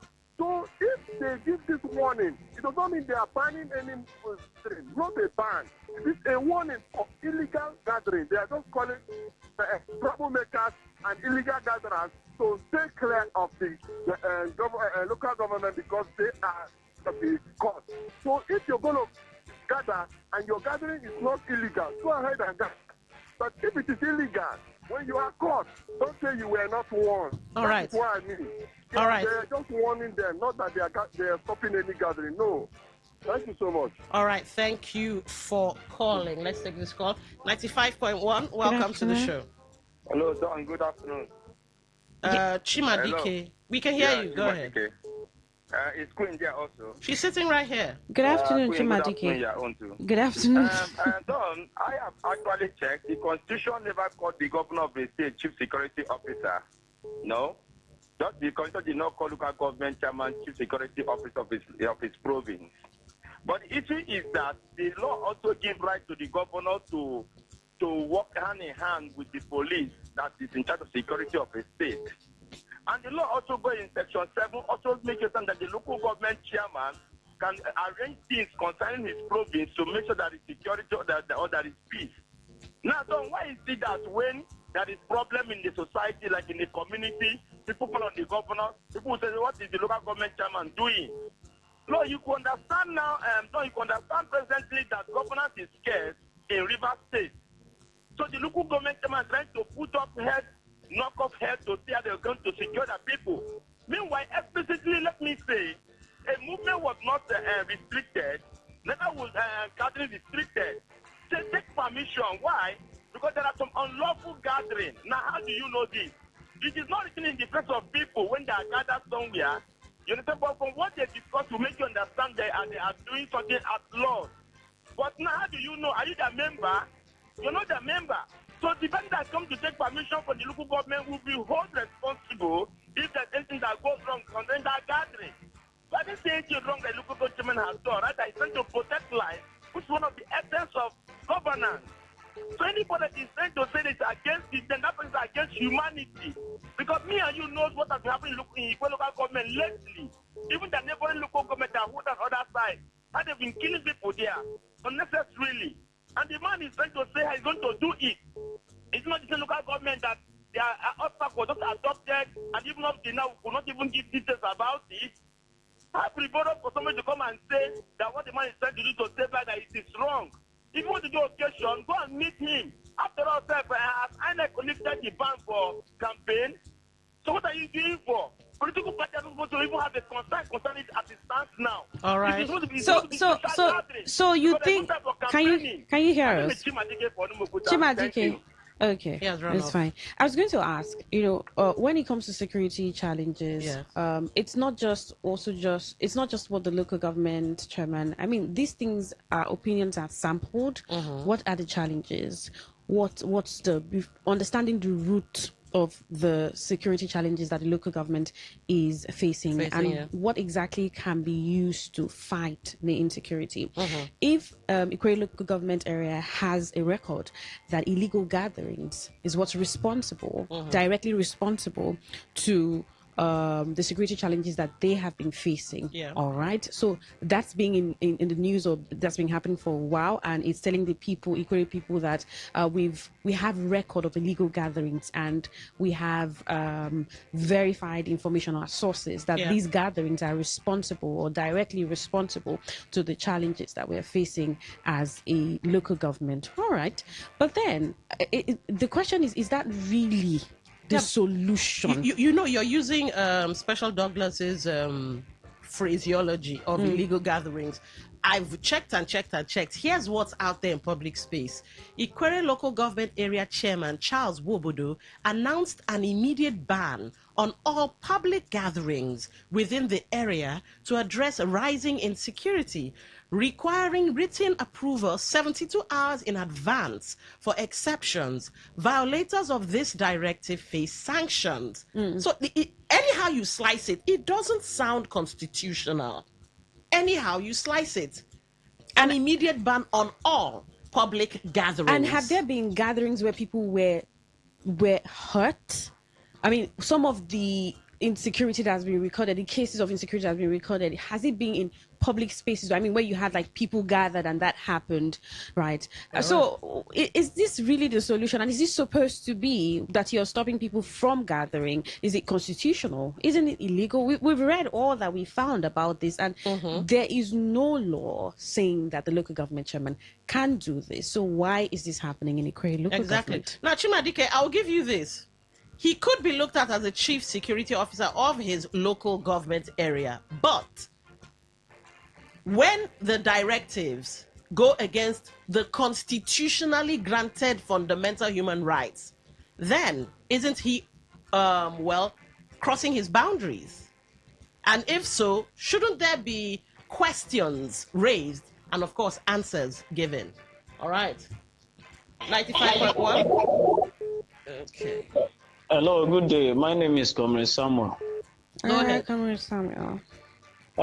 Please, because of the power that is being given to people, I don't know how power is sophisticates them absolutely.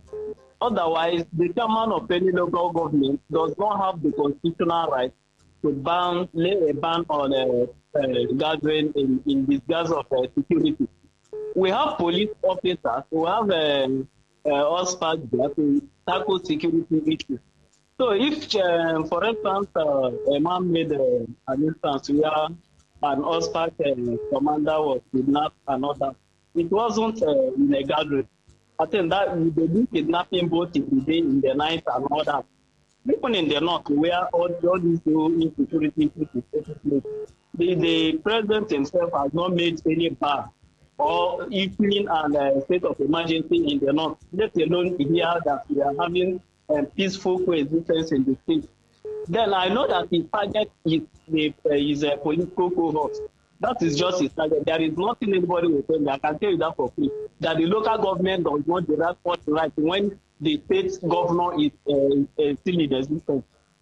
So no matter how they are trying to navigate it, no matter the excuse they are trying to do, this is purely targeted on the political event and nothing else, nothing more. All right. Thank you for calling. 95.1. Welcome. Hello. Hello. Yeah, welcome. What's your name? Where are you calling from? I am Comrade Kabari. I'm calling from Banoko. Comrade Kabari, kindly speak up. I am Comrade Kabari. All right, go on, please. If I will be allowed to speak. Have we ever said stopped go you? ahead. Go ahead. I will not be allowed to speak. Let me just stop, please.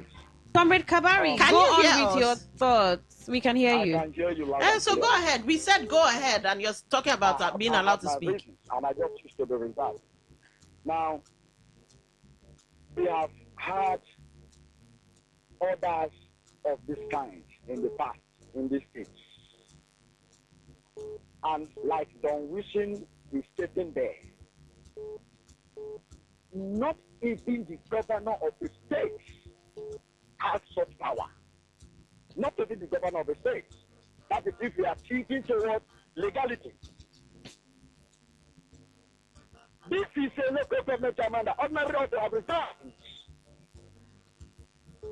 A subject of that local government, who is a commander, whose duty on the line, duty was to protect lives and properties of that local government. As we speak, we do not know in Ogoni land, if the head may be good outside. Your head, even if it's decayed where you were killed, your head cannot remain there. And I believe that is the custom, a relative custom within the Eastern Shore of Nigeria. You are you see people who are educated. That's why most times I don't find it funny with me speaking English, because in fact there is more in us beyond grammar, beyond object. You are restricting people, telling them that you don't want. Okay, there wouldn't be anything else contested in the federal local government any longer, except you go right. and take the commission from the council. Is that what they're telling us? Oh God. All right. Thank you for calling. English does not justify illegality. Okay. English does justify omission of conscience. All right then. Thank you for Something will calling. happen in reverse. Welcome to Talk That Talk. Hello, good afternoon. Good afternoon. We can hear you. Welcome. On the line. Go ahead. I believe too, when bandits want to gather, they will take permits. Remember, 1,000 that is better in Glasgow will take permit from them. What do you expect, Queen, Dawn, in a state that a former governor will come and conduct local government election for the sitting government? What do you expect? You expect Lion to give birth to goods? Refuge is everywhere in the local government, refuge. So refuge now have legal right to be everywhere in the local government. But you human being cannot gather. But you can gather refuge everywhere, smelling everywhere. What do you expect? But the police in the state cannot give security to the sitting governor to conduct local government election. But when the former governor come, they provide security. It's a shame to River State and so-called elders. Shame on them. All right. Thank you for calling. 95.1 to Talk That Talk. Welcome to the show. Lady B and Queen, please, very quickly. All right. You should call somebody to order. Now, when they say a former governor conducted local government election as king governor, you should call such person to order, because you guys know nothing of such happened. All right. Strangers should not be talking nonsense. Okay. Thank you for calling. You're holding up the line. Thank you. 95.1. Welcome to the show. What's your name? Where are you calling from? Good afternoon, Queen and Dawn. Good afternoon. When you want to lie, you will explain tire. People will explain tire. You know, truth is always truth. You're banding, people should take permission from before gathering. Okay, sorry, my name is Lito. All right, go ahead. Before gathering. So if I want to go to Ikuri local government now to do my traditional marriage, I should write to you and take permission. I want to go to money market where people gather and sell vegetable very early. I should write and take. Oh, what are we saying? I mean, we should be serious. We should be serious in this state. So criminals will come and gather somewhere where you're seeing them before they take they go out for action. I bet we should be serious. Thank you, Queen and Dawn. Thank you. All right. Thank you for calling. 95.1. All right. Welcome to Talk That Talk. Good afternoon. Yes, good afternoon. Go on. Yeah, my name is Timothy. Yeah. Are you hearing me? Yes, loud and clear. Okay. This Rivers politicians, they will not stop amazing us, honestly. The same road their master followed that nearly cost him political ambition. It's the same road that every of them want to follow. Look at what Babate Alawa said about Rivers politician. That Amechi is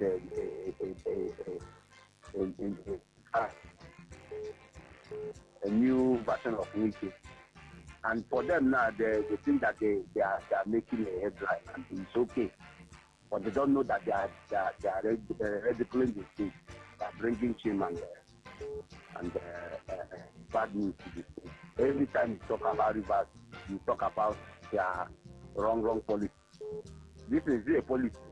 Or is this something that a local governor should be thinking about? And that's by thinking how they will be having a mechanized farm, building industries, doing no manner of things. What you are coming out to do is just banning political activity and banning gathering. Is it gathering that is bringing in security in the trailers? They should talk about things. They should grow up. People are so many of them that are supporting them. They are just so myopic. They are not growing. They should grow up and play politics rightly so that the state will move forward. I could remember when I came here some years ago when Amechi was in power. The state was moving. Everybody is buying land everywhere, doing all manner of things. But today, it's 10 years backwards. Rivers just don't even know anything about the development. And still, some of them are still happy. They are still jubilating that the state is moving forward. They should think about what is with what the politics are playing here as well. Thank you. All right, thank you for calling. Queen, do you have any messages? Yes, we do. Good afternoon, Dawn and Queen. I'm Welex. We're used to this type of law and order in this state. This is not the first time. Recall when Rotimi Chibika was governor of the state, he put a restraining order on political gatherings to put a check on the emergence of grassroots mobilization initiative. This was when Wike was about to break away from Amechi's camp. When Wike was governor, recall some of the executive orders he signed barring political gatherings. Remember the Eleme incident when property was seized? The Korea Council chairman is only imitating his boss and the likes of Chibenyi and Azubike Wanjoku, who hitherto clapped for their political master Amechi when he put this law at the ones protesting now. It's only about political interest. The court in the state has ruled before now that such law is unconstitutional and illegal. The executive are not vested with the responsibility of law making. God be with you, ladies, for standing up for justice and civilization. Dr. Dennis Hunyagwara. All right, okay, thank you for that. Please, all right, I think we have some messages on Facebook, but off of Google, let me just tell you where I got it from. Off of Google, I decided to ask what actually happens in practice, especially when there is no law backing whatever directive has been given. Now, what happens in practice is disguising bans as executive orders. Chairmen often use executive directives during security crisis, claiming they are acting to protect lives. However, if these directives are not backed by an existing public order, law, or local council bylaw, they remain illegal. Now, some of you might say, so local council can, yes, but so long as they're doing whatever they're doing within their jurisdiction, within the scope of powers granted them by the Constitution. Enforcement is often illegal. Because these bans lack a legal foundation, federal police officers are technically not supposed to enforce them. When enforcement does happen, it usually relies on raw political power, local vigilantes, or task forces rather than constitutional law.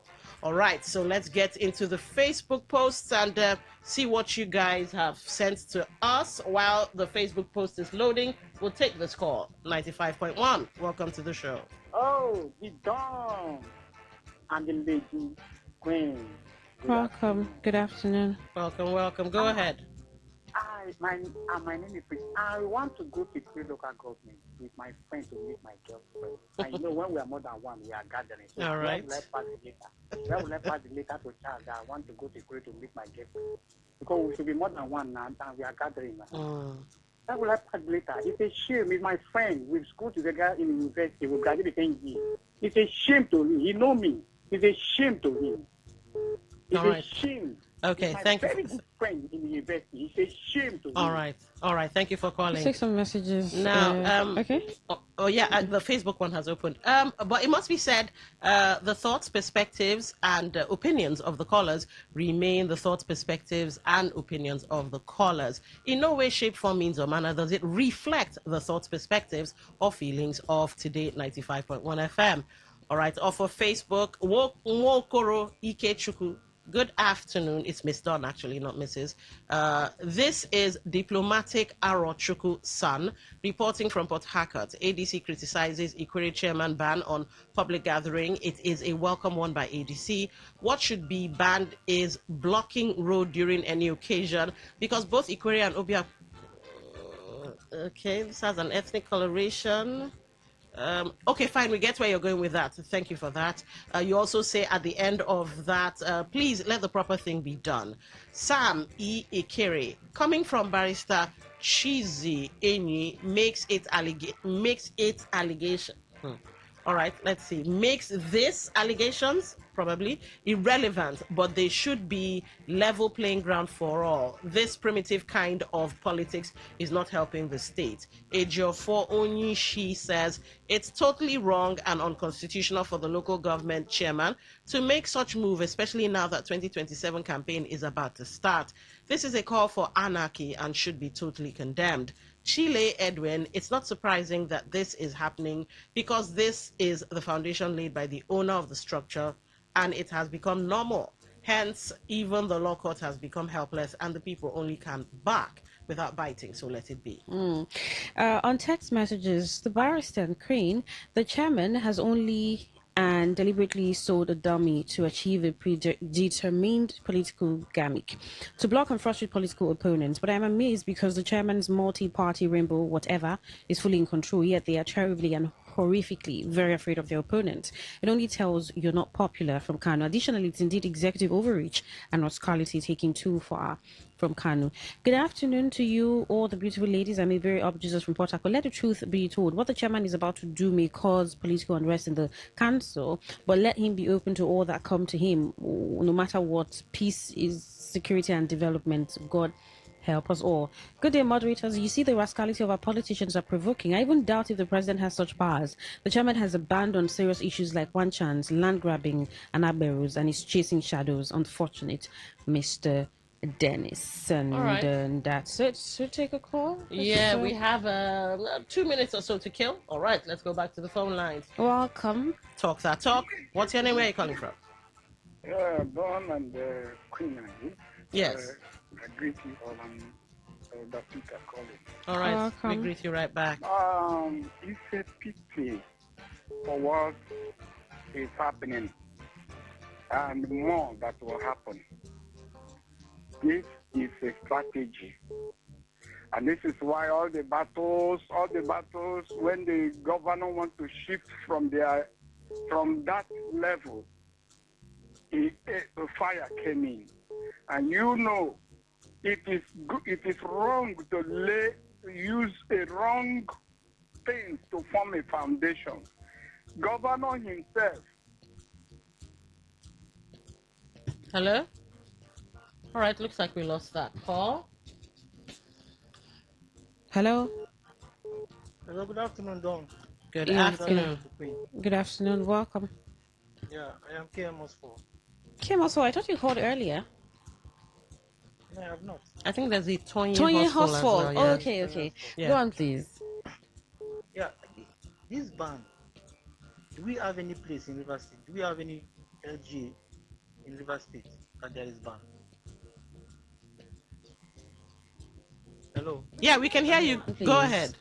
I said, do we have any local government area, chairman, that have this ban in place, aside from this local government?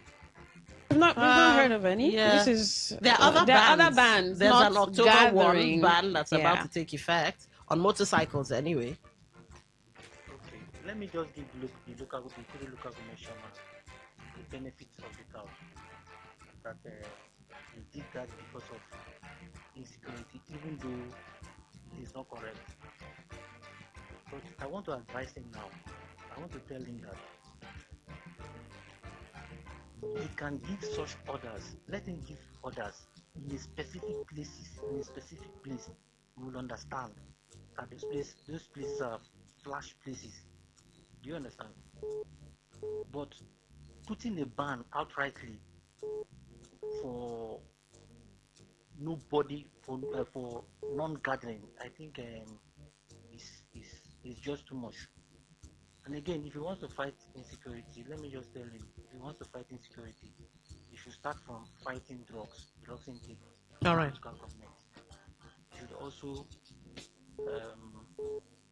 also look for these cultists. Okay. Are you from Ikure local government? No, I'm not from Ikure local government. Okay. These are the things you should. These are the.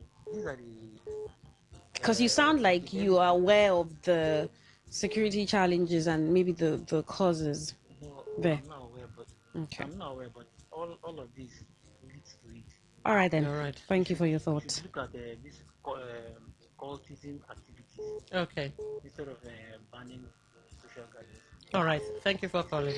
All right. I don't think we can take another call. No, Yeah, we're out of time. We just, what he's pointing out, Mm-hmm. right, dealing with the root. First, why are we having this incessant kidnappings? Why are we having these challenges? Mm-hmm. What could be responsible for it? I mean, those are questions that you begin to ask. You also ask the people. Right, you're asking the people, and there could be some sort of gathering or thought around it. But if it's just all forms of gatherings is being banned, and you think, or the local government thinks that's what is responsible for insecurity, then how and why? And is this constitutional? We found out that it's not. So how will the Ikuri people react to this? I mean, well, for me, my final thought is this. We've brought out all the angles, and a lot of the angles point towards the unconstitutionality of it. So maybe it would be an effort in transparency and maybe accountability for the local government chairman to come out and say, all right, this is the law where I draw my powers from.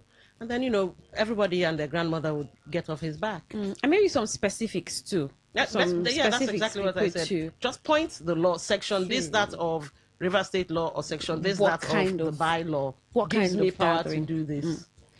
All right, this is where we draw the curtains, myself and Queen, because we have the sports guys coming to tell us. I realize now that I don't like Messi, but I like Ronaldo. How did you figure that out? And I watched a couple of videos. Okay. Ronaldo is a nice guy. Okay. Messi Nice. is a bit of an arrogant, all right. Okay. I see.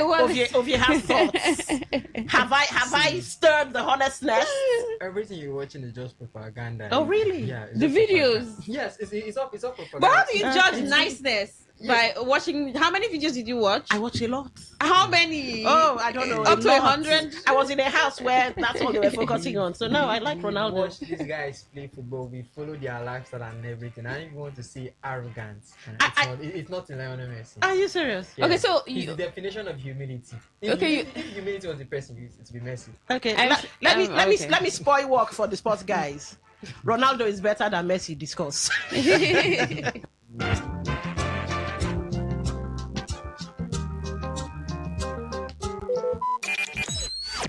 Talk radio. I listen to a lot of talk radio. 95.1 FM. Today's news in 60. The Central Bank of Nigeria, CBN, says the country's average maximum lending rate dropped slightly to 33.16% in June, down from 34.78% recorded in May.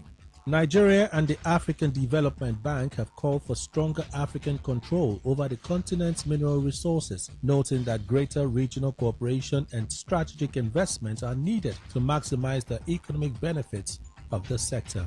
Dangote Petroleum Refinery says it has resumed the sale of petrol in Naira to help prevent fuel shortages and curb further increases in fuel prices across the country.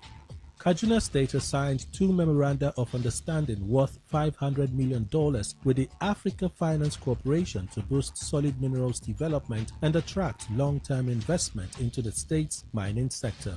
On the foreign scene, oil prices dropped today as the pause in hostilities between the United States and Iran raised hopes of renewed ceasefire talks and negotiations over the reopening of the Strait of Hormuz, one of the world's most important oil shipping routes.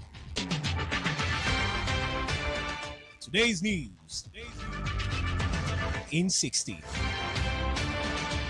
In 60. Talk radio. I listen to a lot of talk radio. 95.1 FM.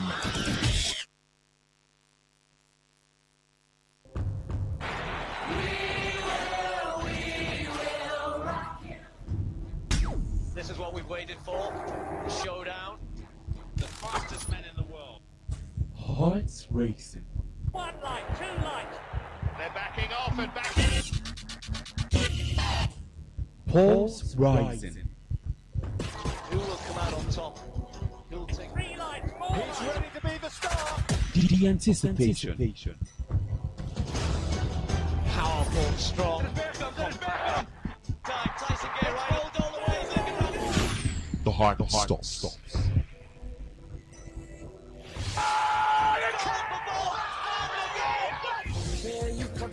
Catch the sports game on Sports Attack Mondays through Fridays 6:30 a.m. and Today Sport Live 3 to 4 p.m. and also on the weekends 1 to 6 p.m.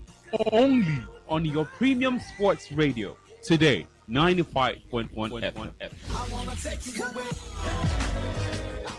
My name is Gianni Infantino, FIFA president. For the best of sports, always listen to Today Sports Live on Today 95.1 FM, Port Harcourt. Hello, my name is Kanu Wanko, aka Papilo. For the latest and trending sports stories, always listen to Today Sports Live on Today 95.1 FM, Port Harcourt.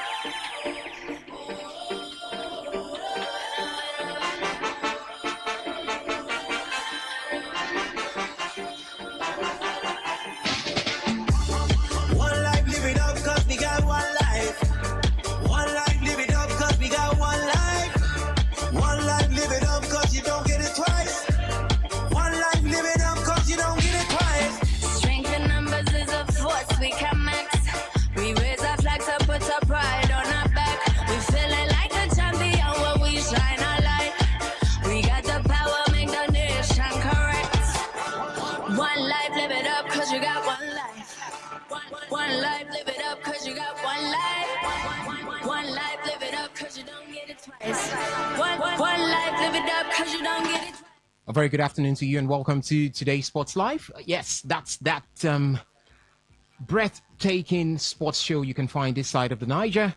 And it's a beautiful time again for us to bring to you everything that happened over the weekend and also look into everything that will be happening in this new week in the world of sports. Ladies and gentlemen, boys and girls, welcome once more. It is Today's Sports Live right here on your premium news, talk and sports radio station, Today 95.1 FM. We are the voice of the people and we give you that time, we give you that space to also have your voice on this amazing show. My name is Osasin Hiwin. You can call me the demigod in the world of sports, or better still call me your chauffeur, because I'll be the man behind this console to drive you through this ever amazing and exciting world of sports. And we are ready right now to take you through the rendezvous to give you that experience you always crave for coming from the world of sports. Ladies and gentlemen, boys and girls, I'm not alone in the studio. I've got two gentlemen right here to do the business of talking sports with me, and definitely they have sworn on their honors to give you the best analysis coming from that side of the divide. When I say that side of the divide, I say the analysis side of things. I've got Ovie Wallace as well as Victor Israel right here with me in the studio, and I'm saying to them a very, very good afternoon. Yes, it's a cold afternoon right here in the city of Port Harcourt. Good afternoon to you, Ovie Wallace, and welcome to the show.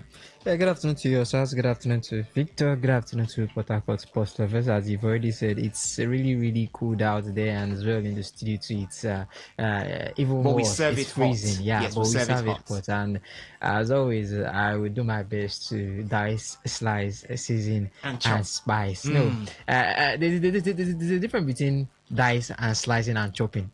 All right, I don't do the kitchen things. they don't I really don't. throw them. But I'll do my best to give the best of analysis. We've got lots of things happening in the world of sports. We have to talk about the Commonwealth Games currently going on, and then we had the Hungarian Grand Prix, so that we have now, I think, a month Before of the rest next. before the next second half of the season. People have called it. It's going to be the title chase now. Yeah.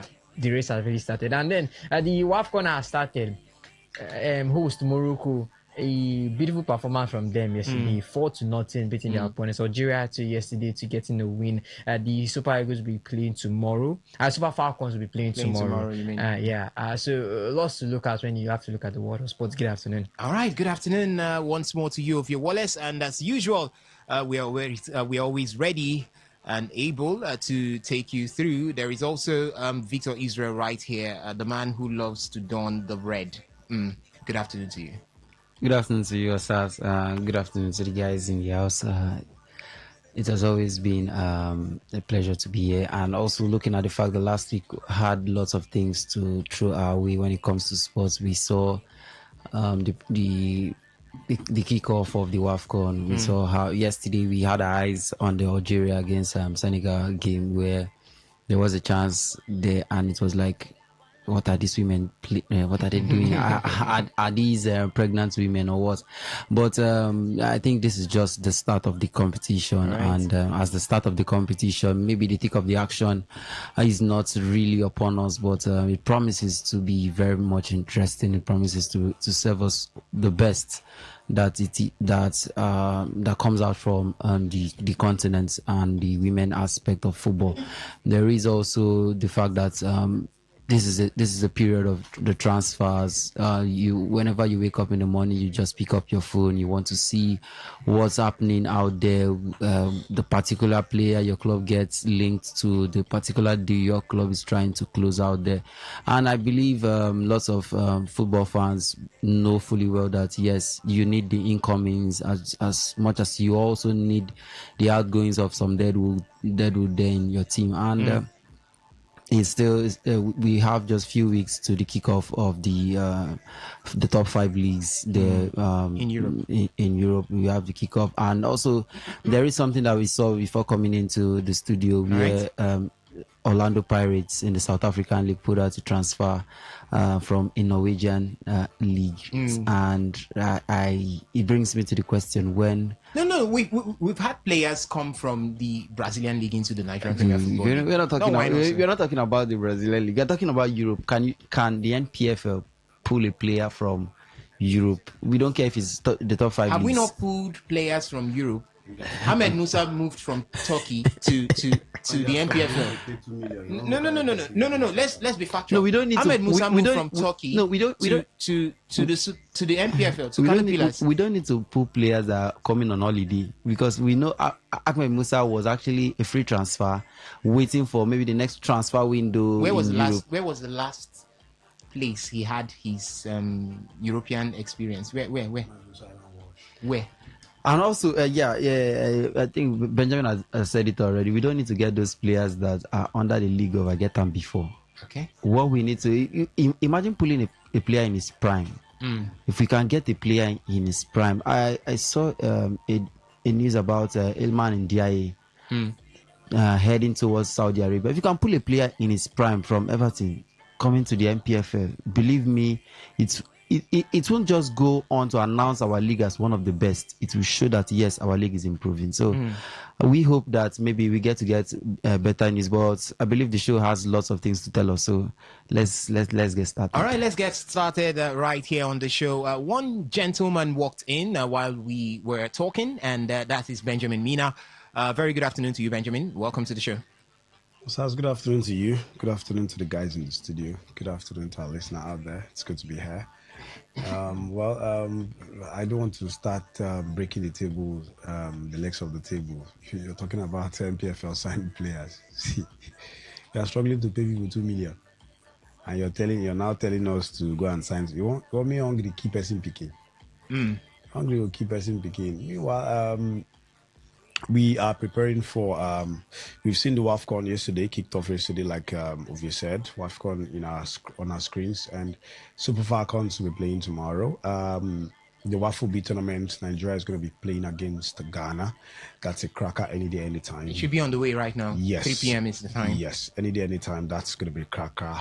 And then Formula One, yeah, we talked about Formula One. Our own AJ, you know, I was saying if AJ was very lucky, trust me, he was lucky because if it were to be that those boxers in the caliber of Deontay Wilder and co, or let's say if he does that against Tyson Fury, trust me, AJ wouldn't come back. All right.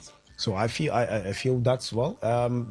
Like Victor said, the bulletin is rich, so let's just get the show on the road. All right, let's get the show on the road, ladies and gentlemen. And you are the last person I'll be bringing on right here, as you can join the conversation any point in time. The SMS and the WhatsApp portal is open right now for you to take your reactions there, and we'll take it as we go on the show. 0701 933 9962. That is 0701 933 9962.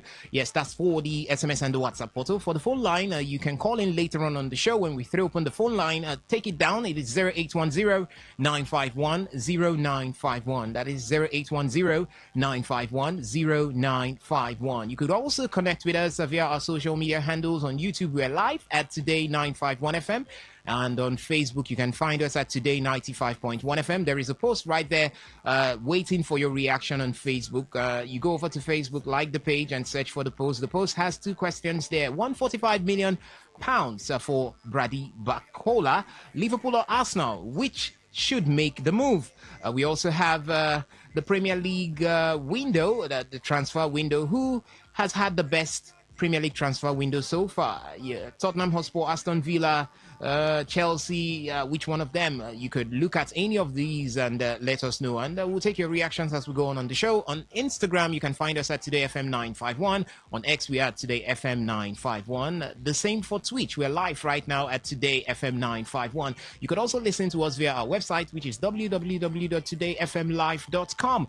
Click the listen live button from the homepage or the menu list, and you'll be here with us. You could also connect with us via the radio apps, TuneIn and Radio Garden. Search for Today 95.1 FM, and you will be here with us. Ladies and gentlemen, boys and girls, it's time for us to get down to business. And where else? We'll start from the home front, but it is Today 95.1 FM. Hello, my name is Kanu Wanko, aka Papilo. For the latest and trending sports stories, always listen to Today Sports Live on Today 95.1 FM Port Harcourt.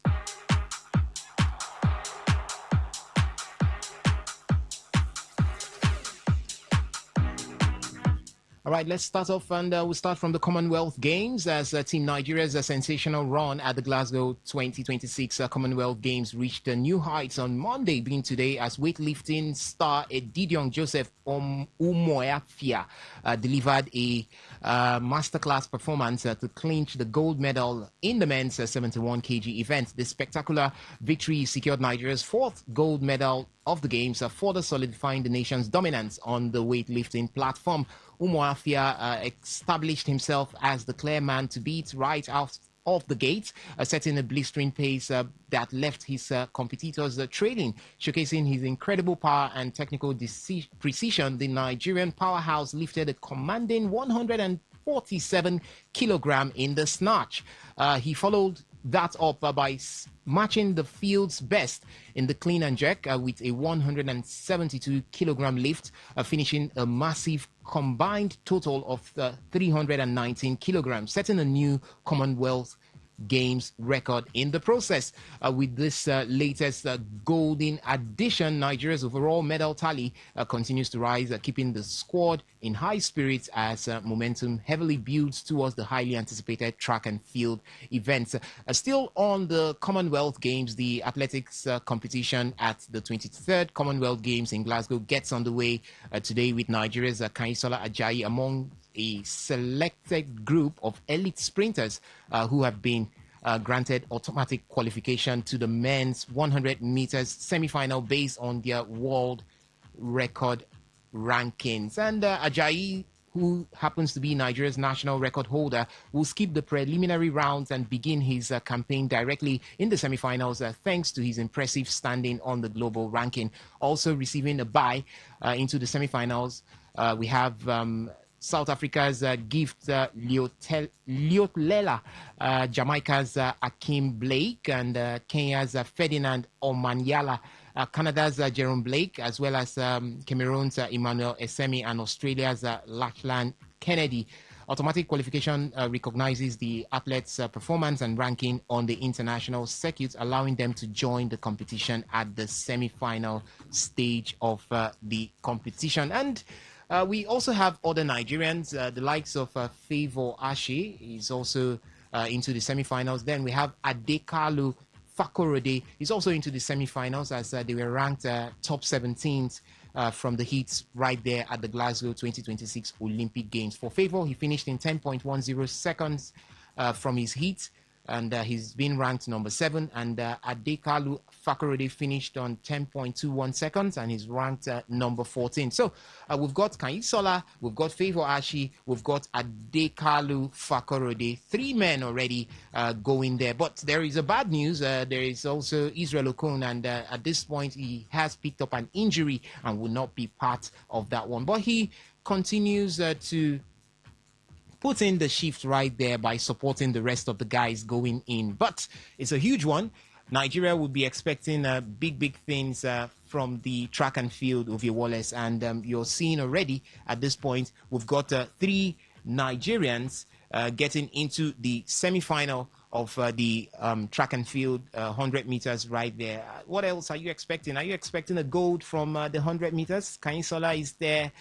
We've got Favour Ashe also, and we've got Adekalu Fakorode in that one. Can we go through semi-finals now? 3 guys there. Should we be expecting a gold medal? Should we be expecting a double finish on the podium for the 100 meters? I'm expecting at least 2 medals there, but at least I think we can expect good with Kanyisola Ajayi there. We're looking at the man and his exploits so far, building up to the Commonwealth Games from the Diamond League up to now. And you have to look at the last race against Optic Seville that he had at the Diamond League, and beating the man, one of the fastest men alive. And you have to look at some of the fastest men in the world currently, and he sits easily in the top 5 or top 10 there. So you're expecting at least a gold medal from Kanyisola, and if not, you can at least expect at least a silver from the man there.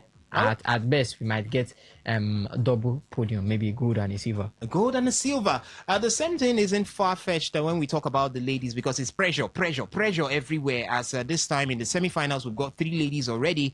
We've got Rosemary Chukuma. She's sitting 4th on the ranking, and she has made it into the semi-final. For the semi-final too, there is also Ogudiran. She's also part of that one, and we also have Miracle. That should be Miracle Ezechuku. She's also in that particular mix there. So we've got 3 ladies also. And Benjamin, is it the same thing you're expecting from the ladies? The same thing you'll be expecting from the guys? Well, we've been instrumental talking about in terms of the track and field events, even if that is not just our strong point. Weightlifting too is part of our strong points, but we're talking about track and field events now. They are the athletes. The athletes are doing us proud. Looking at the Diamond League, their performances, looking at their respective performances, it shows that we're expecting something from it. Favour Ashe, like you said, for the male categories. Now we are looking at the female category. I think I'm more interested in the female category. I want to see how well we can produce the next gold medalist from the female category. I'm expecting at least 2 gold medals coming in from that. Yes, from that male and female category.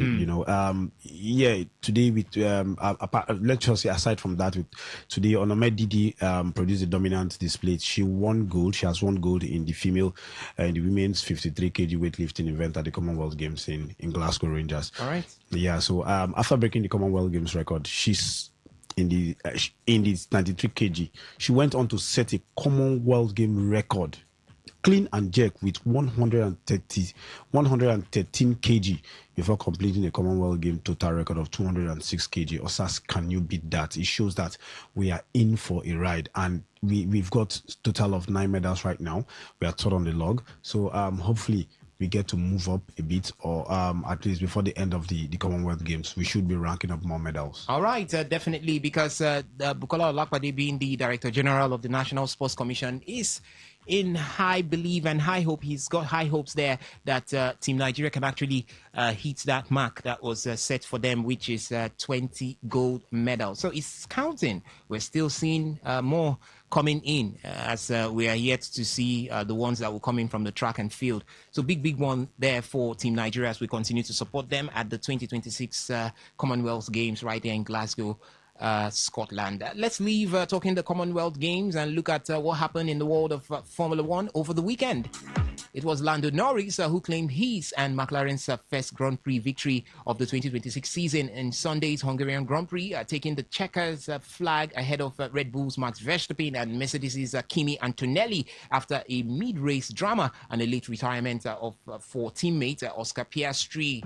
For Lando Norris, he lost the lead to teammate Piastri on lap 1, but McLaren pitted Piastri earlier than Norris extended his first stint, eventually taking control of the race after his second stop on lap 40. Oscar Piastri ran second for much of the afternoon before suffering a terminal gearbox failure on lap 56. Lando Norris crossed the line comfortably ahead with Max Verstappen taking second and Red Bull and the championship leader Kimi Antonelli driving strongly from seventh on the grid to finish third. For Lewis Hamilton, he finished fourth on the road for Ferrari, but dropped to fifth in the final classification due to a 5 seconds penalty for speeding in the pit lane during a virtual safety car period. George Russell recovered to finish seventh after dropping 15 places due to a very slow start from the back. The official top 10 finishers for the 2026 Hungarian Grand Prix are as follows. We've got Lando Norris in number 1, Max Verstappen in number 2, Kimi Antonelli number 3, Charles Leclerc number 4, Lewis Hamilton number 5. That's including that 5 seconds time penalty there. Isaac Hajar finished in number 6 for Red Bull Racing, George Russell in number 7 for Mercedes, Liam Lawson for Red Bull Racing in number 8, Nico Hülkenberg for Audi in number 9, and Arvid Lindblad finished the top 10 right there. Meanwhile, Oscar Piastri swore at his McLaren crew in a frustrating attempt right there at the Hungarian Grand Prix. Blasphemy from Oscar Piastri had to be censored on more than one occasion during his frustrating Hungarian Grand Prix process, but it was the Australians' use of the M word that will fuel speculations about his future at the halfway mark of a disappointing Formula One season. I'll just quote him, but I'll be very careful because of some of the words there. He said, "Mate, just don't, talk to me." He used the F word there. Don't just talk to me now. Piastri set down his radio to his crew after the moment a possible race victory was lost. When the team's pit stop strategy left him in traffic and exposed to the backmaker's incompetence. He also went on to say that nice of you guys to factor that one in. By the way, if the use of the mate was bad enough, Piastri's sarcasm revived memories of his pain from last season. What that simply means is that the young man is beginning to feel that there is that English conspiracy against him right there at McLaren. Do you think that Piastri will survive another season, maybe after this, in McLaren, Ovie? Well, there are already reports that he wants to leave. It has been emanating since last season, especially with Max looking to leave Red Bull. And we already saw reports that there was already discussion between Andrew Stella and Max Verstappen. But when it comes to how it played out at the Hungarian Grand Prix, yes, strategy failed him, and then coming out behind Carlos Sainz, you also have to give it Carlos Sainz at the back. Normally, at the back, when you're being lapped, you're meant to give the person at the lead a chance to pass. But I don't know why Carlos Sainz was still racing Oscar Piastri, like as if he was fighting for the championship lead. So I would say it's a case of the strategy favoring Lando Norris at this point. The overcut actually worked, especially with that virtual safety car coming in to actually help matters. But for now, we are not really having any conspiracy issues. We'll see how the season does play out. At the second half of the season for McLaren. They've got their upgrade. It's working. We've seen that they have the pace. To fight for a championship next or for the second half of the season. But for now, the frustration is building in the whole grid. It's not just him. You have to talk about the cars. Everyone is still complaining about the cars and to adapt to them. Max is still complaining. Alonso is still complaining. George is still complaining, and also for me, I would say the strategy just didn't work out in Piastri's favor. But we'll see how it continues when the season does resume. All right, we'll see how it continues when the season resumes. So we're expecting the second half of the season. It's going to be a month of break before we head into the second half of the season. Where are we landing when we return in the second half of the season? Is it going to be... Where would we be landing? I will definitely bring that one up pretty soon as we go on. But for now, we're going to leave Formula One and we'll move into talking boxing because a lot did happen over the weekend. Yeah, Dutch Grand Prix. So we're going to Max Verstappen's home when we return in the second half of the season. Can Max Verstappen have an exemplary season in the second half to maybe put himself back in contention for the Drivers' Championship this particular season? That you can share your thoughts with us via the SMS and the WhatsApp portal as it's open right there, 0701 933 9962. 0701 933 9962. Let's talk some boxing as Tyson Fury and Anthony Joshua both secured dramatic and contrasting victories in their turn-up fights, setting the stage for an all-British heavyweight blockbuster for Tyson Fury. He cruised to a 7-round TKO, that's a technical knockout, over Marius Swash in Thailand, while Joshua survived the 2 early knockdowns to brutally knock out Christian Prenga in round 2 in Saudi Arabia. For Tyson Fury, he claimed the dominant 7th-round TKO over for the 6-year-old Polish veteran Marius Swash in the Max Mao Tao Stadium in Pattaya, Thailand.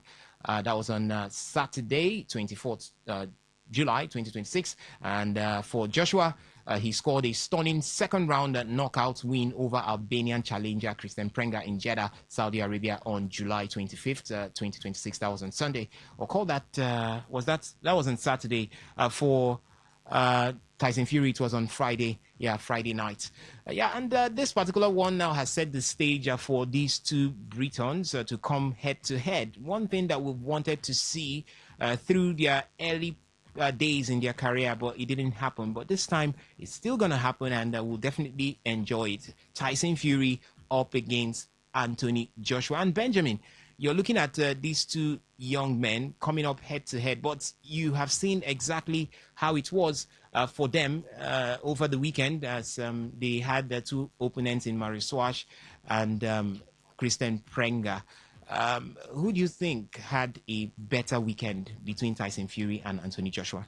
Well, I think for Anthony Joshua, the man, you know, I was quite scared when I saw that bout. I was exactly the highlight of the bout. I was scared because he was dropped twice, and I felt, come on, what are you doing? If you get to lose this bout, then your career is done and dusted. But the man picked up himself in the second round and then ended it with a TKO. That's the technical knockout. The man dropped Christian down to the canvas, and it was a memorable victory. But myself, I was scared. You know, I was quite scared that what if that first when what's his name, when Anthony Joshua fell to the canvas, what if it was Fury or Usyk? Would he have gotten up again to come back into that fight, into that bout? That's a question I asked myself. And I know that fans are quick to say, when you win a fight, bring what's his name, bring in Fury, bring in Fury, bring in Fury, bring on Fury. We have to do this. We have to do, but for me, I think it's too quick for AJ, based on what we saw, to actually go into that Fury bout, because we don't know what to expect. But for Tyson Fury, the man did his job. Quite a memorable one for him there, a victory for him to look at and say, I am fit to take on AJ. The both of them, after the finish, they were calling out each other. Fury called AJ out. AJ called Fury out. That's it. And I listened to before the fight, I listened to AJ, former coach. The man said, "See, AJ is emotional. He hardly takes things off his mind quick. And when he dropped to the canvas, I felt what this man is saying might be true." Because maybe AJ is still emotional, thinking about his friends. But at the end of the day, he picked up himself. That's what matters. All right. Picking up yourself when you fall. Congratulations to both of them. I'm looking forward to the both fighters coming together and locking arms together. All right. Congratulations to both. Looking on, definitely everybody who loves boxing will want to see Anthony Joshua up against Tyson Fury. Let's settle this debate once and for all. It will definitely happen, as both fighters were able to surmount or go ahead of their challengers over the weekend in Christian Prenga for Anthony Joshua and Mario Swash there for Tyson Fury. Ladies and gentlemen, boys and girls, let's talk some football now on the show. All right, we'll start off from Nigeria's Flying Eagles, as the Flying Eagles will begin their WAFU B Under-20 Championship title defense with a blockbuster clash against Ghana's Black Starlet. That's another Jollof derby, if you want to call it. So it's, I think that game should be on the road already, as the Charles Konan Bani Stadium would catch fire as it stands right now. Nigeria up against Ghana. Whenever these two teams come up against each other, it's always fireworks right there. The starting 11 for the Nigerian side, that's the Flying Eagles, or call that Nigeria's Under-20 side. We've got Lawani Clinton in goal. That should be the goalkeeper from Sporting Lagos. Yes, we also have Olayemi Ayinla in the defense. Wahab Musa also there. Odinaka Alfred in the defense. Samson Joshua is there. Habila Simeon, the captain, is there. Also Mohamed Imrana is there. Sani Shaibu is also there. Oraro Loki, Muiz Adeleke, and Gift Osubi. These are the starting 11s, and on the substitution area, we've got Agbonijimi, Ngoli, Adegboye, Yusuf, Abubakar, as well as Hasiani. So these are the guys saddled with the responsibility given to them by Abdul Meikaba to make sure that they see forth this game and defend the title that they won right there in the last WAFU B Championship. So we'll keep you posted with the various, or the results and various happenings coming from that center right there, as Nigeria continues to ensure that they keep themselves relevant when it has to do with the youth grade championship right there in Africa. Ladies and gentlemen, boys and girls, let's take some little stories coming from the Super Eagles of Nigeria before we look at what's happening at the Women's African Cup of Nations 2026 right there in Morocco. For the Super Eagles, it's all about the transfers, as Beninese top flight club Buffalo Dubogo have appointed experienced Nigerian tactician Stanley Eguma as their new head coach ahead of the 2026-2027 season. Eguma will take charge of the former Benin League All champions as they prepare for the new campaign, bringing with him a wealth of experience from the Nigerian Premier Football League. Also, Super Eagles defender Chidozie Awaziem is nearing a switch to Turkish Super League club Konyaspor. Awaziem, according to reports, will sign a 2-year contract with the option of another year with Konyaspor. The Anatolian Eagle will pay French club Nantes 1 million euros for the versatile defender. And I'm asking, why is every Super Eagles player heading towards Turkey these days? Let me stick with you, Victor Israel, on this particular one. Super Eagles players heading to Turkey. What is actually in Turkey? They're going to make money. Very simple. Going to make money. And sometimes it's not just down to the money, All right. but also where they can get that playing time. And also where they can be. Every player wants to be valued. Every player wants to see the fans show them that love. They're seeing what is happening with Victor Osimhen, and we all know what Osimhen is to Galatasaray. He is like a god in that team. He's the life wire of that team. He is the man that the fans believe. With him on the pitch, the fans believe that they can get something from this game. So the other teammates from the national team are looking at it, and they enjoy what they're seeing. Kelechi Iheanacho is back he's in Turkey right now. They enjoy what they're seeing over there. So they career is over. Somebody that won the Scottish Championship. I beg you, that one since he come on for Leicester City career. See, look at the trajectory from now look at the graph. Sorry, from Manchester City, Leicester City, from Leicester City, Sevilla down to Celtic. Are you talking less of Celtic? From Celtic, one of the most successful clubs you can find in Europe. From Celtic, Division 2. Okay, why now? That man is finished. All right. We also have reports coming in that Saudi Premier League club Al Ittihad have submitted a bid for Besiktas captain Wilfred Ndidi. According to Turkish news outlet Milliyet, Al Ittihad offered Besiktas 10.5 million euros for Ndidi, which we could see it rise to 12.5 million euros with bonuses. We also have that Raf Onyedika is closing in on a permanent move to Bundesliga club Eintracht Frankfurt. According to German publication Kicker, negotiations between Eintracht Frankfurt and Belgian champions Club Brugge have reached the final stages with an agreement expected to be concluded early next week. Yes, that's much coming from players of the Super Eagles of Nigeria. Ladies and gentlemen, boys and girls, let's talk about what's happening at the Women's African Cup of Nations 2026.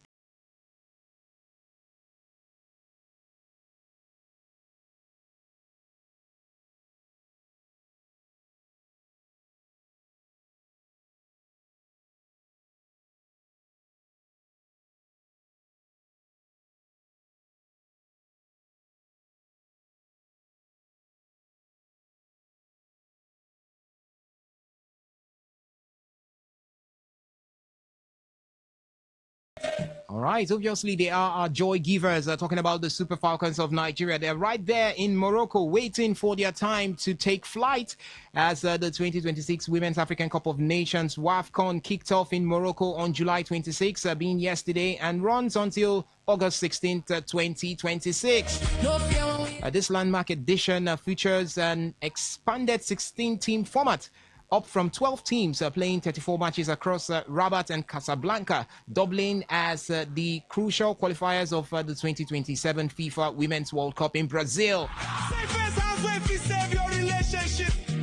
All right, so we had the opening group stage game in Group A as host Morocco opened with a dominant 4-0 victory over Kenya, while Algeria defeated Senegal 2-0 to claim early joint control in that particular group. So it's a huge one right there for Morocco as well as Algeria. And we're looking at it and we're saying, guys, did you have your eyes on that game yesterday between Algeria and Senegal? Who here saw Algeria winning that particular encounter? I saw. I was in the office when that game started. It was as though both of them were not serious. I was asking myself, how did both of them qualify for the WAFCON? But at the end of the day, before the first half was over, Senegal, what's his name? Senegal conceded against Algeria. Yeah, via penalty. Yeah, via penalty, and I felt Senegal were going to creep into the game.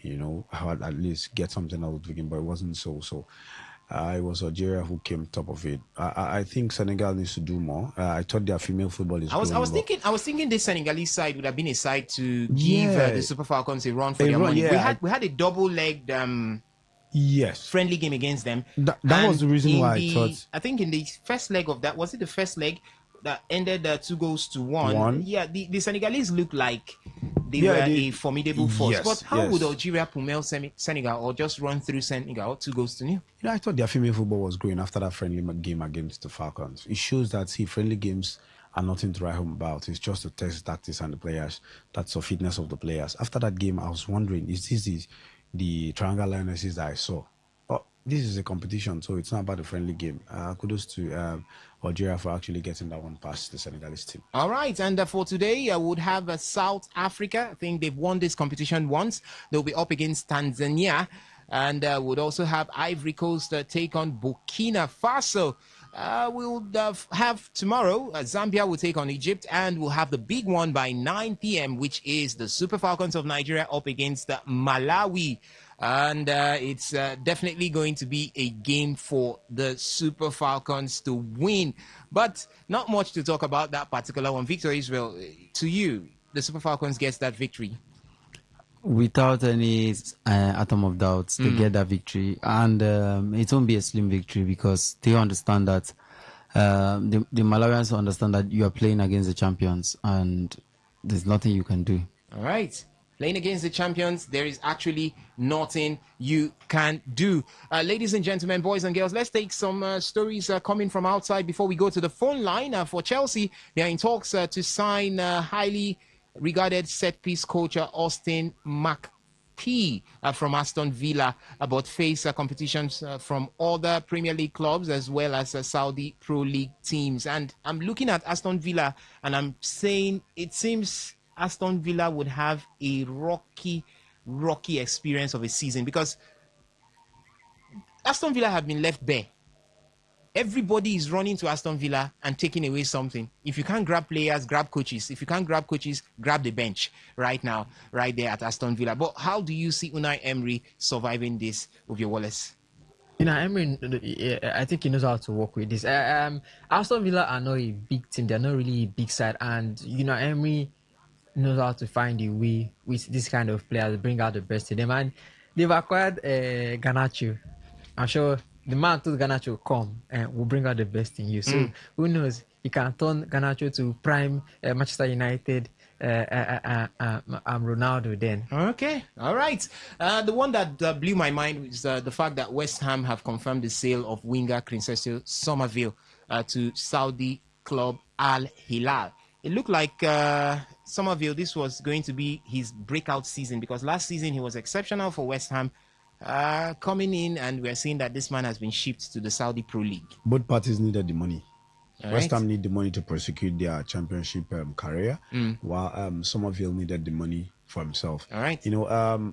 Memphis Depay played for Brazilian league, and he was still called to the national team. So Okay. I just feel that whatever you are, as long as you're playing good football, you're being fit, you're going to be called to the national team. So I believe he spoke to the Dutch national team coach before he made that that move. Yeah. So I just feel that it's a win-win for both parties, especially West Ham United. All right, and the big one itself here is Real Madrid are in pole position to sign RB Leipzig's winger Yan Diomande. I remember a certain club in Merseyside beating their chest and saying Diomande is ours, but right in front of their noses, PSG came, but Real Madrid have also taken him away. So the Spanish Giants have already had an £85.4 million, that's 100 million euros bid rejected for the 19-year-old, but Leipzig wants significantly more to let him go. Now, where I'm coming from is the fact that I don't understand what Real Madrid is trying to build right there. Is it this small La Liga that Arsenal, sorry, Bayern... expose yourself. Is it the small La Liga that Barcelona won that is causing all of these problems? Because this Galactico I'm seeing right here might be a huge one going into the season. But I think Barca has come of age. Barca has always known how to handle Real Madrid coming with big names. The point in time they brought Mbappe, they brought all of them. They said, with these people coming, Barca won't be able to do anything. Barca flogged them back to back. For 3 seasons straight, they've dominated the Spanish La Liga. So, who says it can't happen?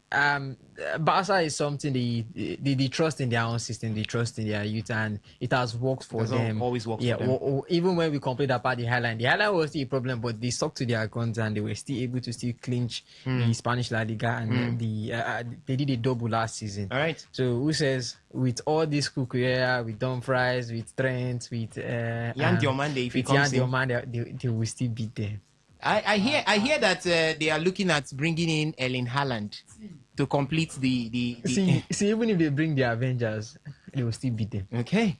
I like what you guys are saying. Yeah, two Barcelona fans trying to protect themselves. See, the truth is, when you look at these Barcelona that have been dealing with Real Madrid in time past, they always fail to do it in where it matters most. That is in the Champions League. Okay. A part of me wishes to see the El Clasico in the Champions League, because we know that Real Madrid might be very poor. But whenever they meet in the Champions League, whenever they get to the Champions League, they mean business. Right. So if this so-called Barcelona, this very good Barcelona team gets to meet Real Madrid in the Champions League, I don't think the story will still be the same.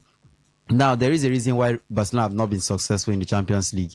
We saw how an aged Inter Milan side sent them packing in the semi-finals. Right. So if that Barcelona side could not replicate their success, their local success on the big stage, then there is a reason why I feel Real Madrid might be getting something this season. Because you look at the man in charge, this is not just down to signing players. All right. It is actually down to the man in charge. Okay. Hansi Flick is no match for Jose Mourinho's experience. Okay. Now, what Mourinho needs is the tools. Now he has those tools. Okay. It is time to make those tools work. All right, time to make those tools work.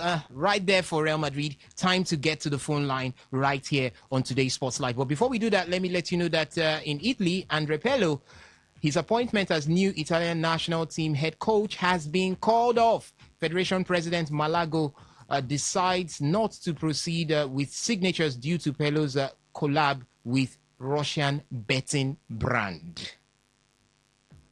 Why is it that Italians and betting are now becoming 5 and 6? So he's not going to be the coach of the Italian national team, the Azzurri, again, because of this collabo between himself and Russian betting brand, according to Federation President Malago in this particular one. So let's go to the phone line right now to get your reactions, ladies and gentlemen, for all that we have talked about. Remember, we talked about the Commonwealth Games and the performance of the Nigerian contingent right there. How many gold medals more are you expecting from the Nigerian contingent? You can let us know your thoughts on that one. You can also share your thoughts with us on the Hungarian Grand Prix that took place over the weekend, as well as the boxing bout between Anthony Joshua and Christian Prenga, as well as Tyson Fury and Marius Swash.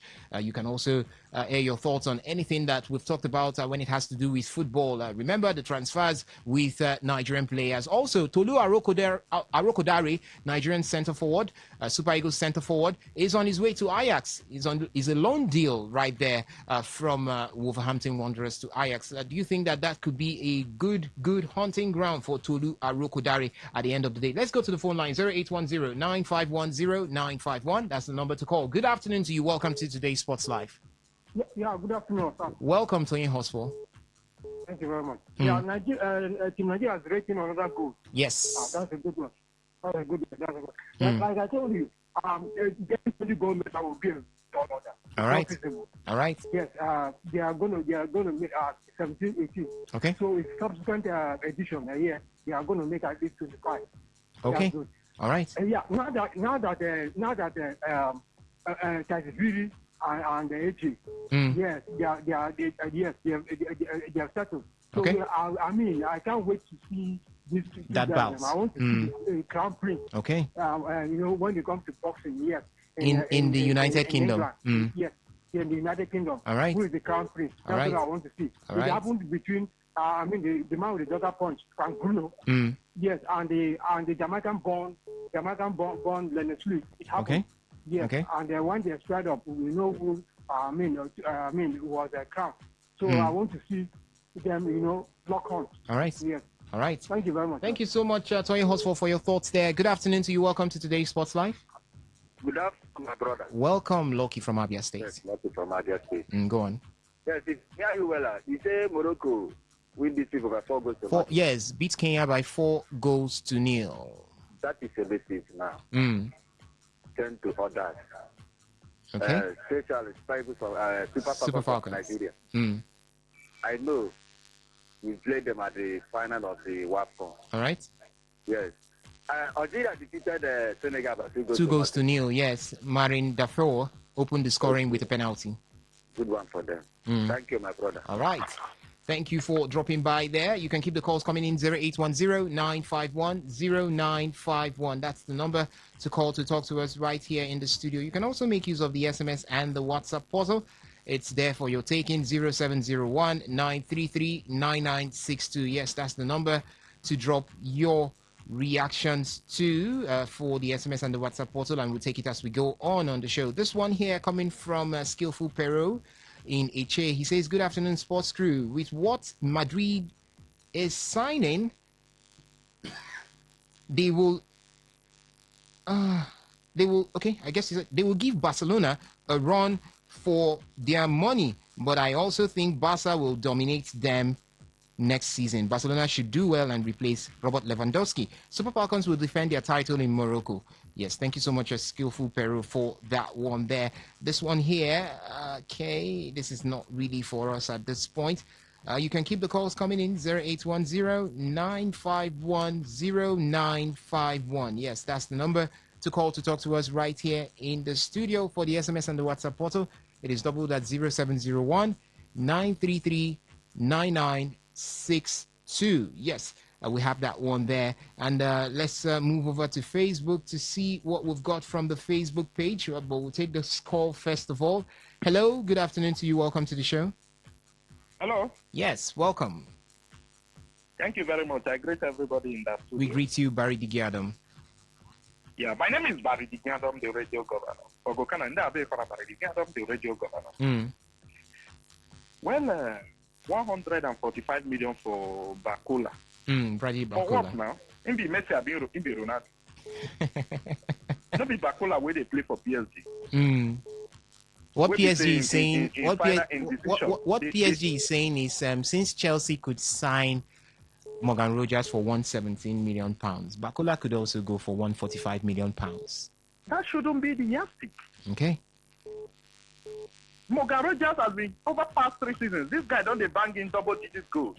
Okay. You can't compare much Morgan Rogers to this average Bakula. How many goals did Bakula score last season? I think the way they are doing this, let PSG fear God. Then who has had the best Premier League transfer window so far? I think it's Chelsea, honestly speaking, All right. because they are buying the players that they really need. Okay. They are buying quality. Okay, they I are think- not just buying players. Okay, time will tell. Look at in time will tell. Look at the way Man U are. Look at the players Man U are signing. Average players. Okay. You can say maybe they've forgotten that they are in the Champions League. So now Andre Santos they want to win Champions League. Okay. I've been a talisman. Now they want to win Champions League. Okay. Haba. So I think it's Chelsea. Honestly speaking, thank you. All very right. much. Thank you so much, Barry Digiadam, for your thoughts right there. Good afternoon to you. Welcome to the show. Good afternoon. My name is Treasure. Treasure. I'm calling from Port Harcourt. Welcome, Treasure. Yes. Go on. You said Algeria win Senegal 2-0. Yes, 2 goals to nil. For my prediction for two that will reach final, Super Falcons will play against Algeria in the final. Super Falcons against Algeria in the final. All right. Yes. All right. All right. Thank you so much for your thoughts. Go on. Please can you tell me more of Arsenal transfer news?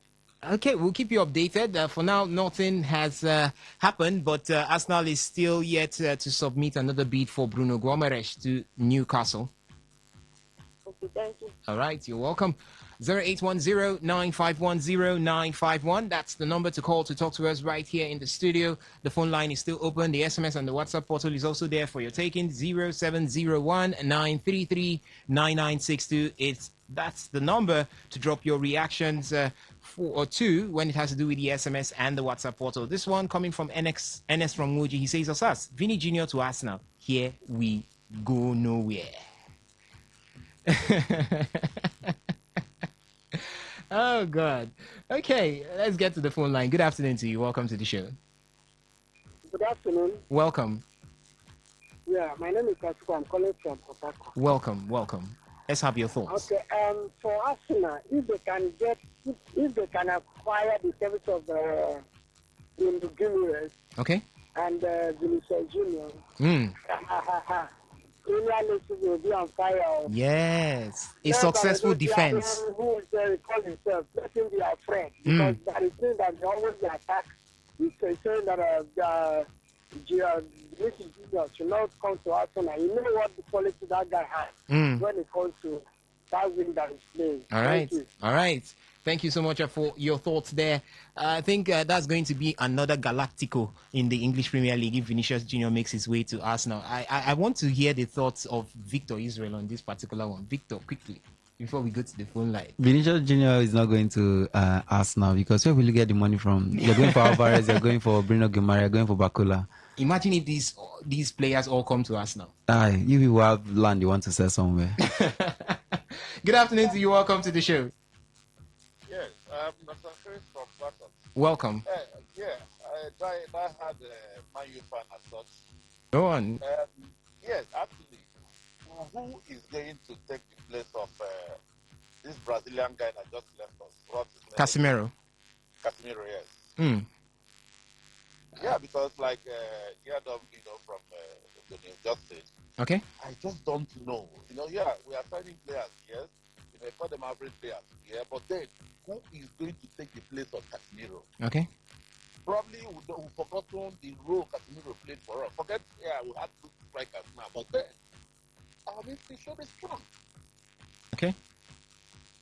So I'm asking you personally, who do you think will do the work Casemiro has been doing for Man U?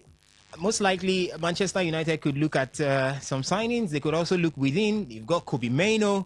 There is an injured Manuel Ugarte in that team, and exactly. Ugarte was injured during the World Cup. Yes, he was.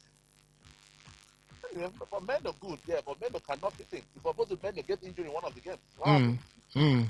I guess more signings will definitely come in. Well, we can't wait to see that. All right. Thank you. Thank you so much for dropping by right there. Ladies and gentlemen, boys and girls, our time is far spent already. Let me see if I can take some of the messages from the Facebook platform. This one from Skillful Pero, says that Barcelona should go for goal-getter. We need strikers to replace Robert Lewandowski. So far, I think Chelsea and United have made a good signing so far. Simeon Van Nobel says, good afternoon, my people in the studio. Liverpool paying 145 million is too outrageous. He doesn't want it. Guess you're talking about Bradley Bacola.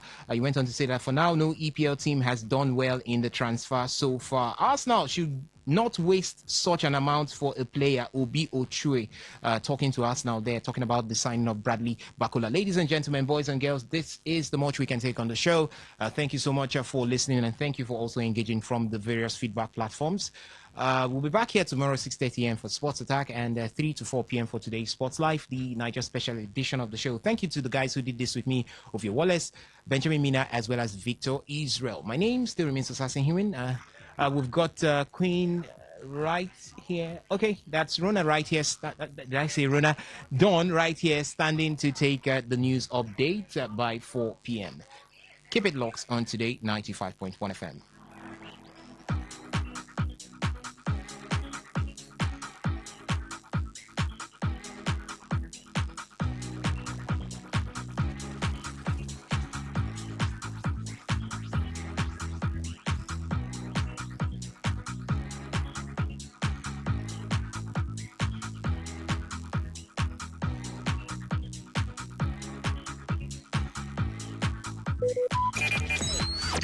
Talk radio. I listen to a lot of talk radio. 95.1 FM. Whether it's happening in Port Harcourt, South South, Nigeria, or around the world, we've got you covered. On air, online, delivering balanced news and unbiased analysis. Today, 95.1 FM. Today, 95.1 FM, Port Harcourt. News update.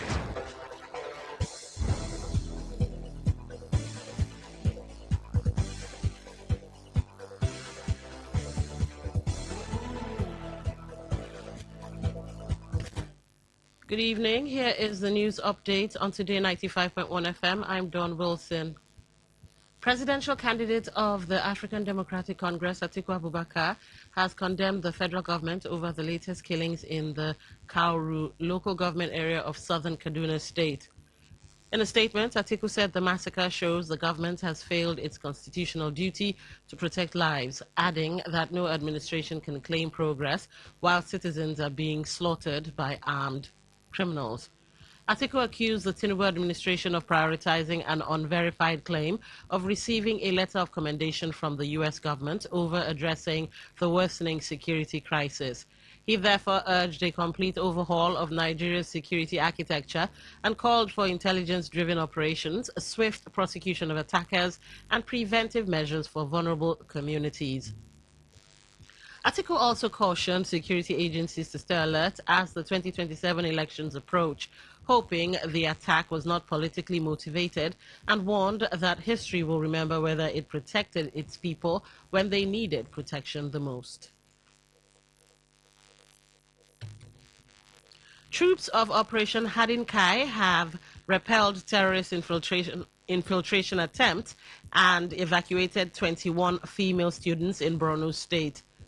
According to military reports, soldiers at the 3 Battalion Forward Operating Base in Lugomani spotted suspected ISWAP fighters trying to encircle their position through CCTV and engage them until they withdrew. In a separate operation, troops of Operation Fansanyama also repelled attackers along the Wasagu-Ayu Road in Wasagu local government area, Kebbi State, forcing them to flee and abandon 2 motorcycles. The military noted that the operations are part of ongoing efforts to degrade terrorist networks in the northeast and northwest. Police and emergency responders have rescued 3 students after a three-story hostel in Amokpala near Federal Polytechnic, Oko, Anambra State, collapsed Sunday night. Teams from the police, State Fire Service, and State Emergency Management Agency were deployed to the site in Orumba North local government area to search for more people trapped. 3 victims have so far been rescued after receiving treatment at St. Michael Hospital, Oko. However, officials have not yet confirmed if there were fatalities, and investigations into what caused the building to collapse still ongoing. Lebanon's President Joseph Aoun has accused Israel of carrying out a direct violation of human rights through its ongoing military operations in southern Lebanon. After meeting UN High Commissioner for Human Rights Volker Turk, Aoun said Israel's continued demolition of homes and bulldozing of villages amounts to a breach of international laws and customs and called for global action to terminate it. Aoun also alleged that Israel is deliberately targeting religious and heritage sites that have no military or armed presence, describing the strikes as evidence of premeditated intentions against the people. Despite the attacks, he stressed that Lebanon remained committed to the framework formula for development and stability. And that was the news update on Today 95.1 FM. Thank you for listening. I'm Dawn Wilson. Good evening. Today's news, today's entertainment, today's sports, today's issues. Today on Today 95.1 FM, Port Harcourt. Maybe home is somebody's smile when they look at you for the first time. Maybe home is being a home to something you love and adore with all your heart. And that is what life, friendship, and love are all about. Maybe home is listening to all of your favorite shows on Today 95.1 FM. We create memories. We inspire comfort. We are the voice of the people, and we are home away from home.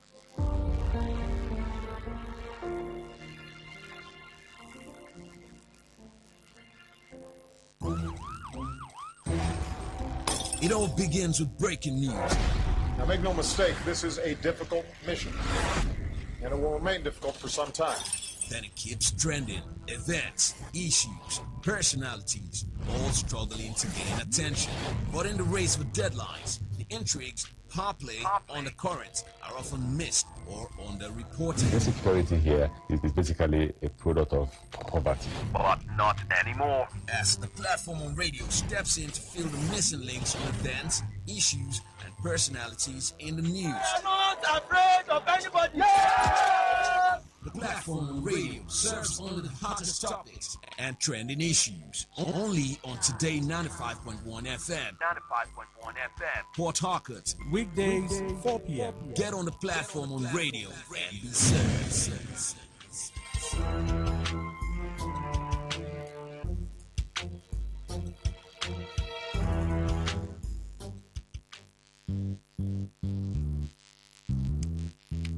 All stand, greet. Good morning. You're welcome to Jagbajantus High School. My name is Sam Sultan, your new mathematics teacher. By the way, do you understand pidgin English? Yes, sir. Okay, now what do we use this?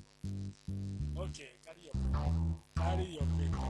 Them for my class. People of this world, they're plenty. Sins of this people, many. So many.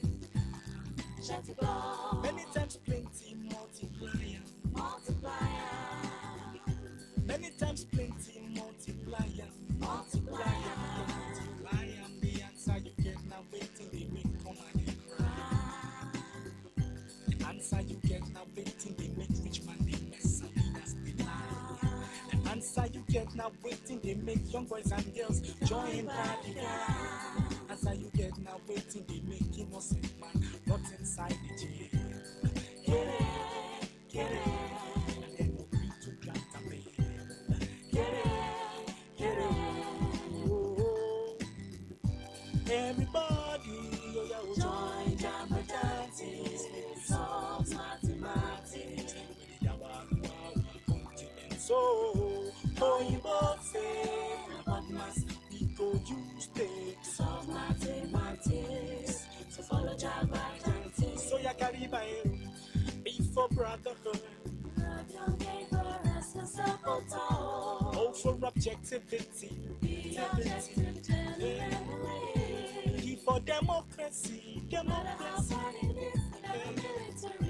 M for modification. A, accountability. A, take am easy. S for solidarity. We enter new millennium. All right, it's 8 minutes past 4. Welcome to another edition of the platform on radio on your premium talk station, Today 95.1 FM, Port Harcourt. I'm Don Wilson, and I shall give you insight into some of the news reports making the rounds. The platform on radio is a program where we come to dissect trending issues with correspondent reports. Our correspondents are out there sourcing reports from the field, and on this program we take their reports and have them give us more details. Perhaps you get to hear what's not entirely in the news.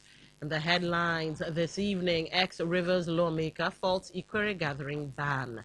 Former Kana local government area chief security officer shot dead in Bori. Leadership experts calls for urgent action to tackle flooding. Those are the three topics for discuss this evening. Now remember, you can be part of the show by calling 0810-9510-951.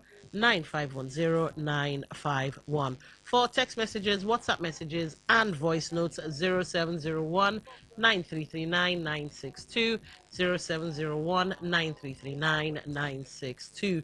You can be part of the show via our social media handles. We'll check. We've seen some of your comments on YouTube Live. So yes, go there, leave some more comments, and we'll get to them. Today 951 FM. That's Today 951 FM. You can also be part of the show via the website www.todayfmlive.com. That's www.todayfmlive.com. Click listen live, and that's it. You can also tune in through TuneIn and Radio Garden. Yes, a little play on words there. TuneIn and Radio Garden are apps off of Google and the Apple Store. Now, after downloading said app, or apps, today 95.1 FM, that's what you want to search, and then you are in 1 minute, 1 minute, 1 minute. That's the time allowed for calls. Now, when necessary, and that's absolutely necessary, we would then grant you 30 seconds extra. But remember, it's a gift, not a right. All right, let's get into the stories for today, shall we? We shall. And we're pressed for time, so I think I might be a little strict on that 1 minute rule. A former member of the River State House of Assembly for Ikwere State, okay, Ikwere constituency, Azubi K. Chikwere Wanjoko, has described the ban on all forms of gathering in Ikwere local government area by the council chairman Charles Wobodo as funny. Chikwere Wanjoko, who doubles as President General of Ikwere Youth Movement, IYM, in an interview with Today FM's Uchendo Ejowo in reaction to the recent directives of the council chairman, accused him of being the sole cause of insecurity in the area. The former lawmaker claimed that Wobodo's hiring of local vigilante members who stopped the convoy of a former governor of Rivers State and his continued disrupting of other political parties' engagements contributes to insecurity in the area. Chikwere Wanjoko, while disclosing that the law of the actions of the Ikwere local government area chairman will be tested in court, insisting that the chairman has no such powers to place such ban when the president of the country has not banned gatherings, especially in the northern parts of the country where insecurity has ravaged the people. Let's listen to what Chikwere Wanjoko had to say. The chairman is funny. You ban family gatherings and other social gatherings, and you say you are chairman of a local government. What kind of ban? What necessitated the ban? Let me know. Instead of protecting lives and property, he's busy chasing people, holding meetings in the local government. Besides, we must test the law. Does he have the power to ban all gatherings? If it's insecurity, has the president banned all forms of gathering in the whole of Northeast and Northwest? What type of insecurity do we have in a query local government that will necessitate such a ban? I don't think he has the powers to ban anything. We'll have to test the law now. Even the DPUs in the local government know it's wrong. All right, so here's where you come in. I'm expecting Uchendu Ejowo, he being the correspondent that took the interview. Do you think a local government chairman should have the power to ban all forms of gatherings in local government area? And can restricting public gatherings actually improve security, or does it infringe citizens' rights? Like I said earlier, our correspondent, Uchendu Ejowo. Welcome to the show. Thank you, Darwin. All right, so this is a very interesting one because it has garnered reactions from several quarters. Do you think the local government chairman, maybe there's something we don't know, you know, being that, the platform is about what's not entirely in the news. So what's going on? I just came up from the judiciary now. Okay. Yes, I also went to find out, and even before now, I've covered judicial proceedings that is touching on this kind of matter. Even even a governor, a governor only has power, executive power, where you can issue executive power to do exact. Not if you look at the word. I'm sure even the chairman didn't actually understand when he used that word or form of. That includes both religious gathering, traditional gathering, social, economic, and even market will not go. You understand? Right, but I understand he didn't understand when he made that ambiguous statement. Okay. Of the lawyers I spoke with. said even the law of the land do not even have a place in what he have said. Okay. So it means just like the former lawmaker have just threatened that they will test the law if he actually have such power to place such order. I think that is exactly what he has placed that order, but it's ridiculous sometimes when you place order that you know will not stand. That is where it becomes a regret, even to you that have made it. Okay. How can you make such statement? All form of gathering, unless maybe the churches will go and take approval. He said 24 hours before. Any day they want to have a worship, you go 24 hours and seek approval. 72 hours. 72 hours. You seek approval from the chairman before you hold such thing. When market people want to because it's all gathering. Yes. But I think maybe he may have had a target without it being an infringement on democracy and fundamental human rights. Even when he made that pronouncement before we can issue an executive order. Order 50 waiting when he did not even stop campaign. Okay. He only said this executive order will make people before you use government property. Okay. You must come and pay, so that if you spoil anything, we didn't even ban campaign. Okay. So to tell you that you don't do what will infringe on the people's right. Everybody have a fundamental right to associate, of gathering, of political association and all that. You don't even have the right. From what the lawyers I spoke with told me. So I'm sure there's no place in the law for what he has said. All right, ladies and gentlemen, over to you. You do know that we're pressed for time. We're ending a little early. So please, if you can keep your thoughts 1 minute, it would be really appreciated. The platform, welcome to the show. What's your name? Where are you calling from? Oh, be nice. Can you hear me? Loud and clear. Go ahead. I think the local government chairman is confused. Because, one, they have security that they are still holding the matter of Ospak. It's almost 4 months now. They have not come out to address it or make any effort. He's coming to give order for gathering. If it's where they are practicing democracy, people should come out and stand and tend to resign. Yes. But now, nobody will do anything.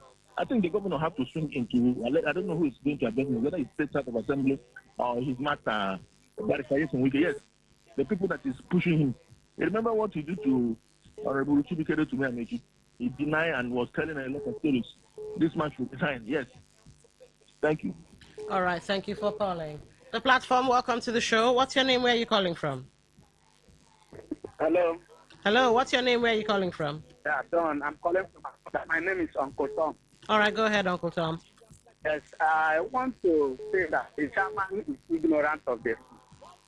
But I spoke with a lawyer friend who is concerning, I heard that when chairman has made such announcement in local government. And when we are discussing, the lawyer told me that he doesn't have the right. From which constitution give him that right to say nobody to do this, nobody to do this? I heard the Jawari saying that even then, when we can use order 5 to say that they should government property before they use it, it doesn't stop campaign. It doesn't stop campaign. Those people are targeting opposition party. All right. It's what their master asked them to do, and it will not stand. Okay. All right. Thank you for very calling. much. The platform, welcome to the show. What's your name? Where are you calling from? Hi, Lady D, good afternoon. Oh, Lady Muriel from Okreka. Thank you. Good evening. Welcome to the show.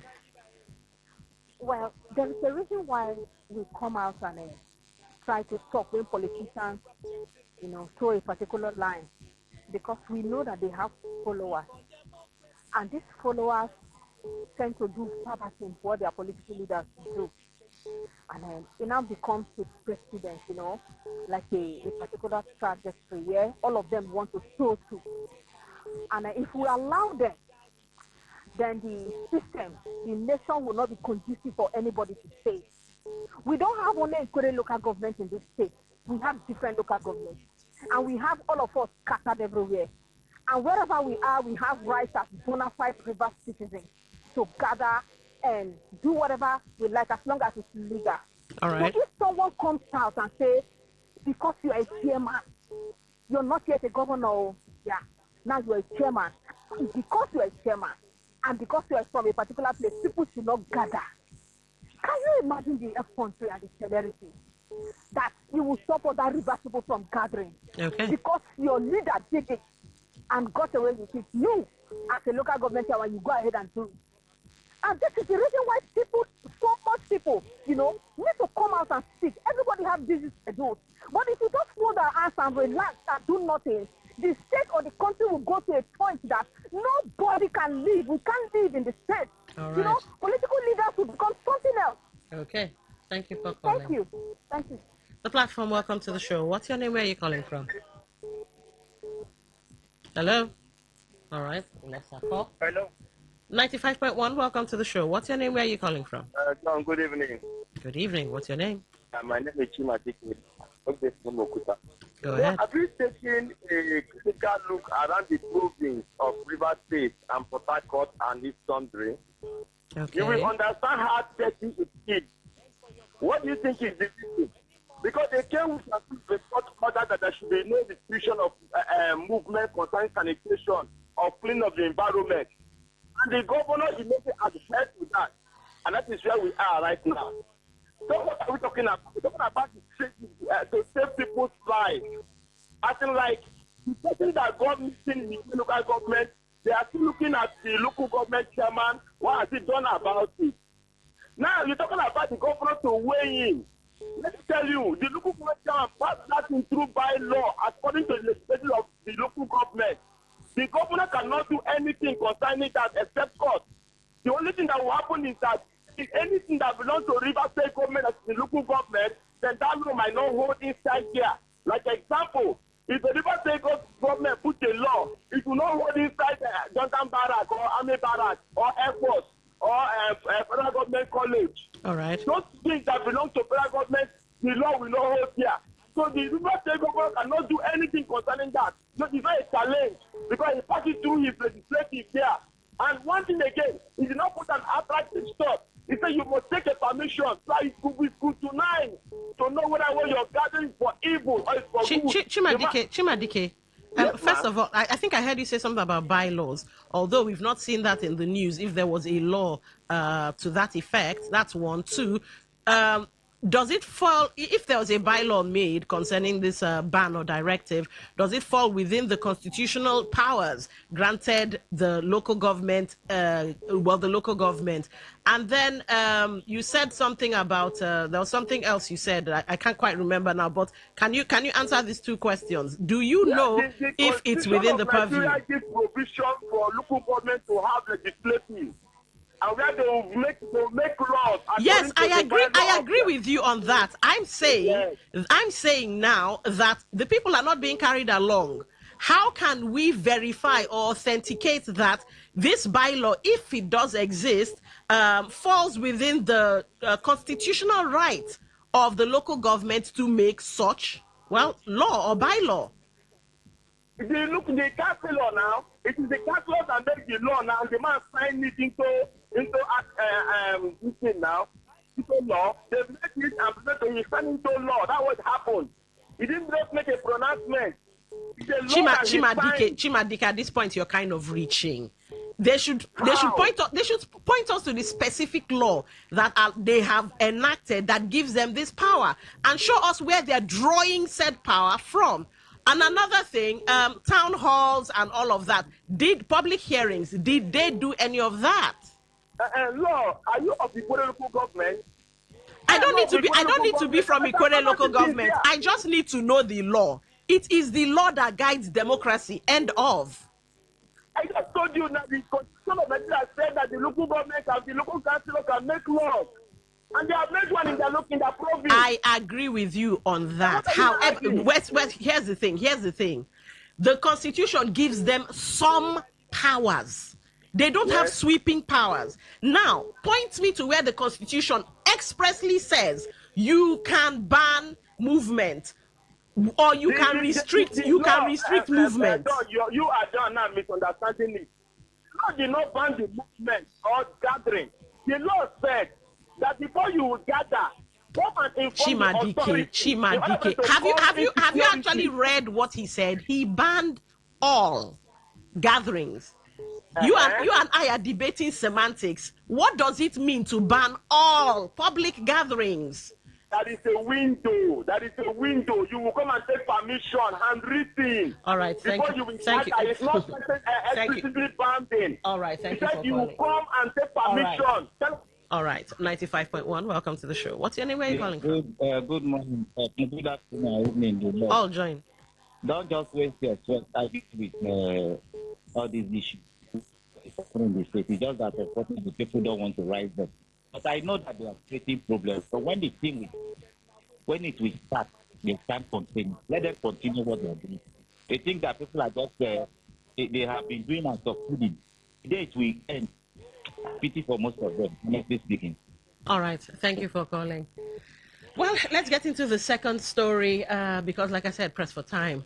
A former chief security officer, CSO of Kana local government area, Letam Kine, has been reportedly shot dead by yet to be identified gunmen in Bori, the headquarters of Kana local government area of Rivers State. According to available information, the attackers ambushed and intercepted their target, shot him multiple times under circumstances that remain unclear, and fled the scene immediately after the attack. The incident has heightened concerns over security in the area, with residents calling on law enforcement agencies to ensure that the perpetrators are apprehended and brought to justice. While detectives at the Bori Police Area Command and Division have been notified about the incident, River State Police Command is yet to issue an official statement on the incident. Meanwhile, investigations are expected to commence to identify those responsible and determine the motive behind the killing. All right.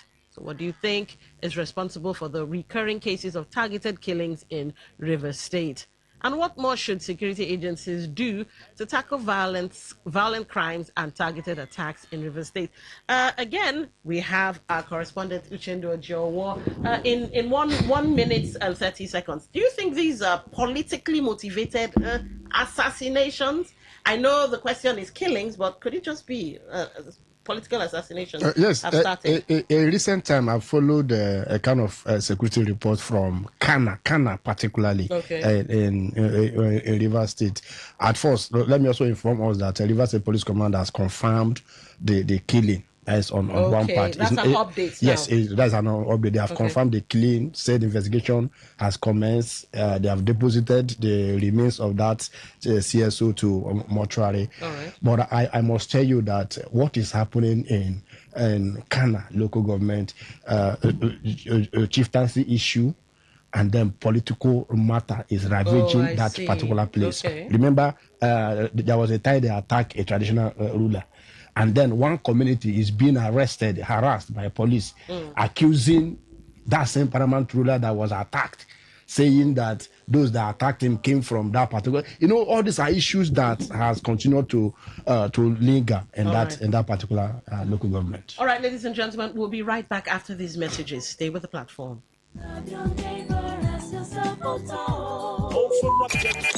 Talk radio. I listen to a lot of talk radio. 95.1 FM. I get the update for you. Bet Naija truly Naija. It don't enter. Life it don't enter. Casino like no other with the Bet Naija.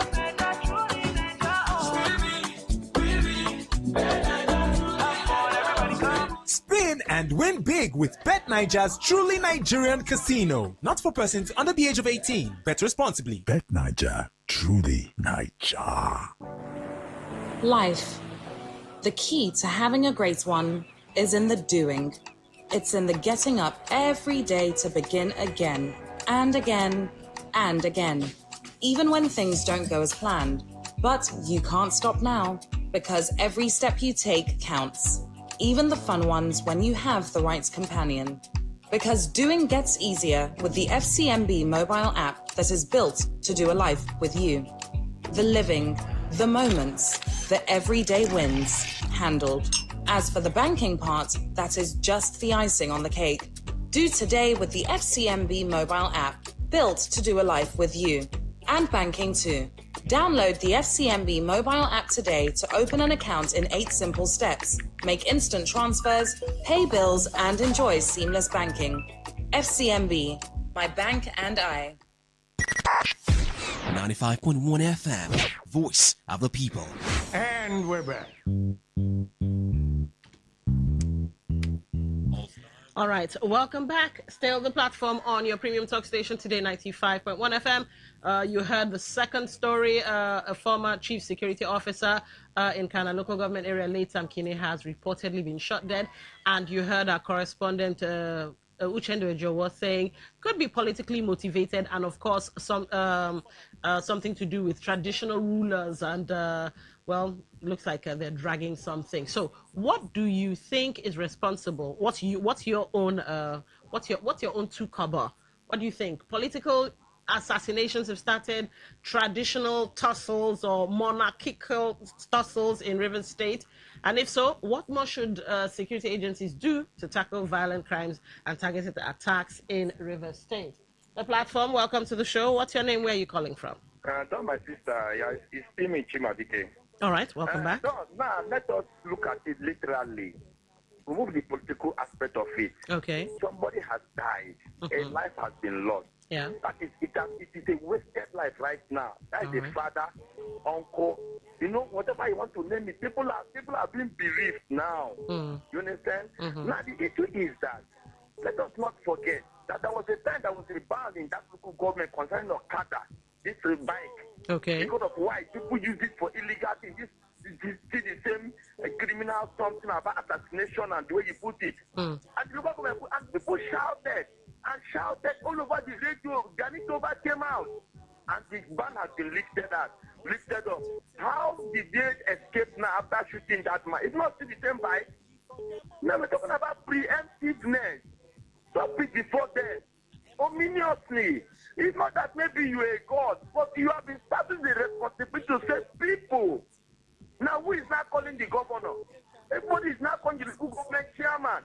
Even when they know that part of the good responsibility is going to be on the governor.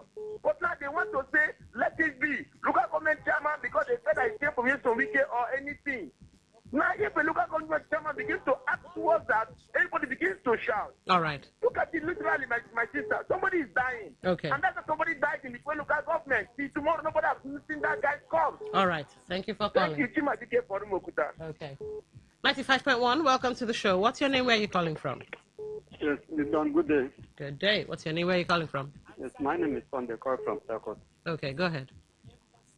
Please, concerning this, whether the query or River State order, for me, I'll say after everything, just look for water drink, because from River State, they are not what all this is all about. It just be like when the Jupiters and Masquerade come to protest in favor of team, and now they try to come up team. So at the end of everything, just drink water. All right. Thank you for calling. 95.1, welcome to the show. Hello? All right, looks like that one dropped. 95.1, welcome to the show. What's your name? Where are you calling from? Hello, I'm calling from Ahoda. My name is Don. All right, go ahead. Don, I want to tell you that the killing is politically motivated. Let me tell you something people don't understand. Look at Nebuchadnezzar has taken over River State again. And now, look at what happened at Gritar, where they kill Ospak leader. They went to Omok and kill Ospak leader. They have gone there to kill former CSO. You will see that it will reflect almost all the local governments if care is not taken.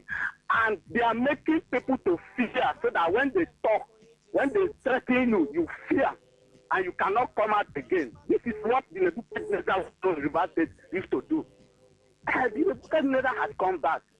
He has started again. Even in Ahoda here, we have seen their people moving. They are telling us that day you won't come out. You won't come out. You will see what will happen. The people are taking. They know, even those who are calling that they are supporters, they know that it is from their own organ, the Nebuchadnezzar, that is doing all those things. He has instructed them on what to do. You will see.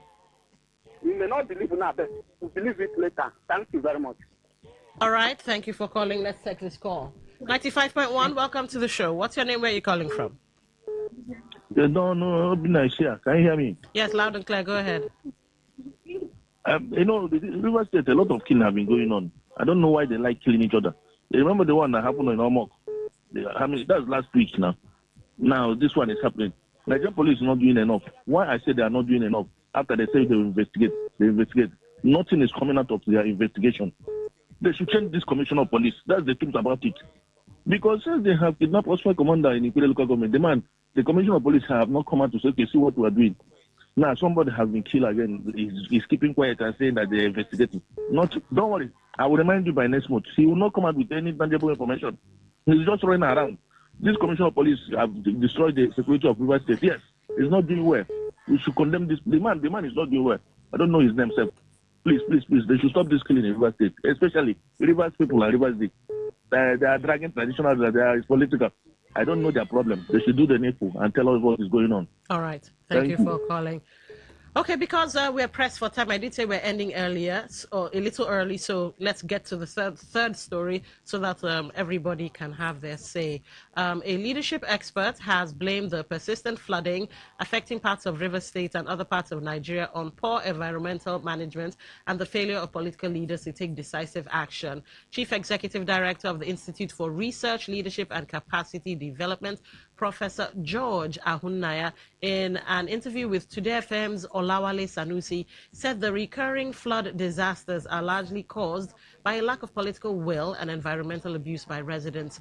Professor Ahunnaya noted that flooding has become a yearly occurrence in the country, despite years of experience, stressing that governments at all levels should have implemented lasting measures to address the problem.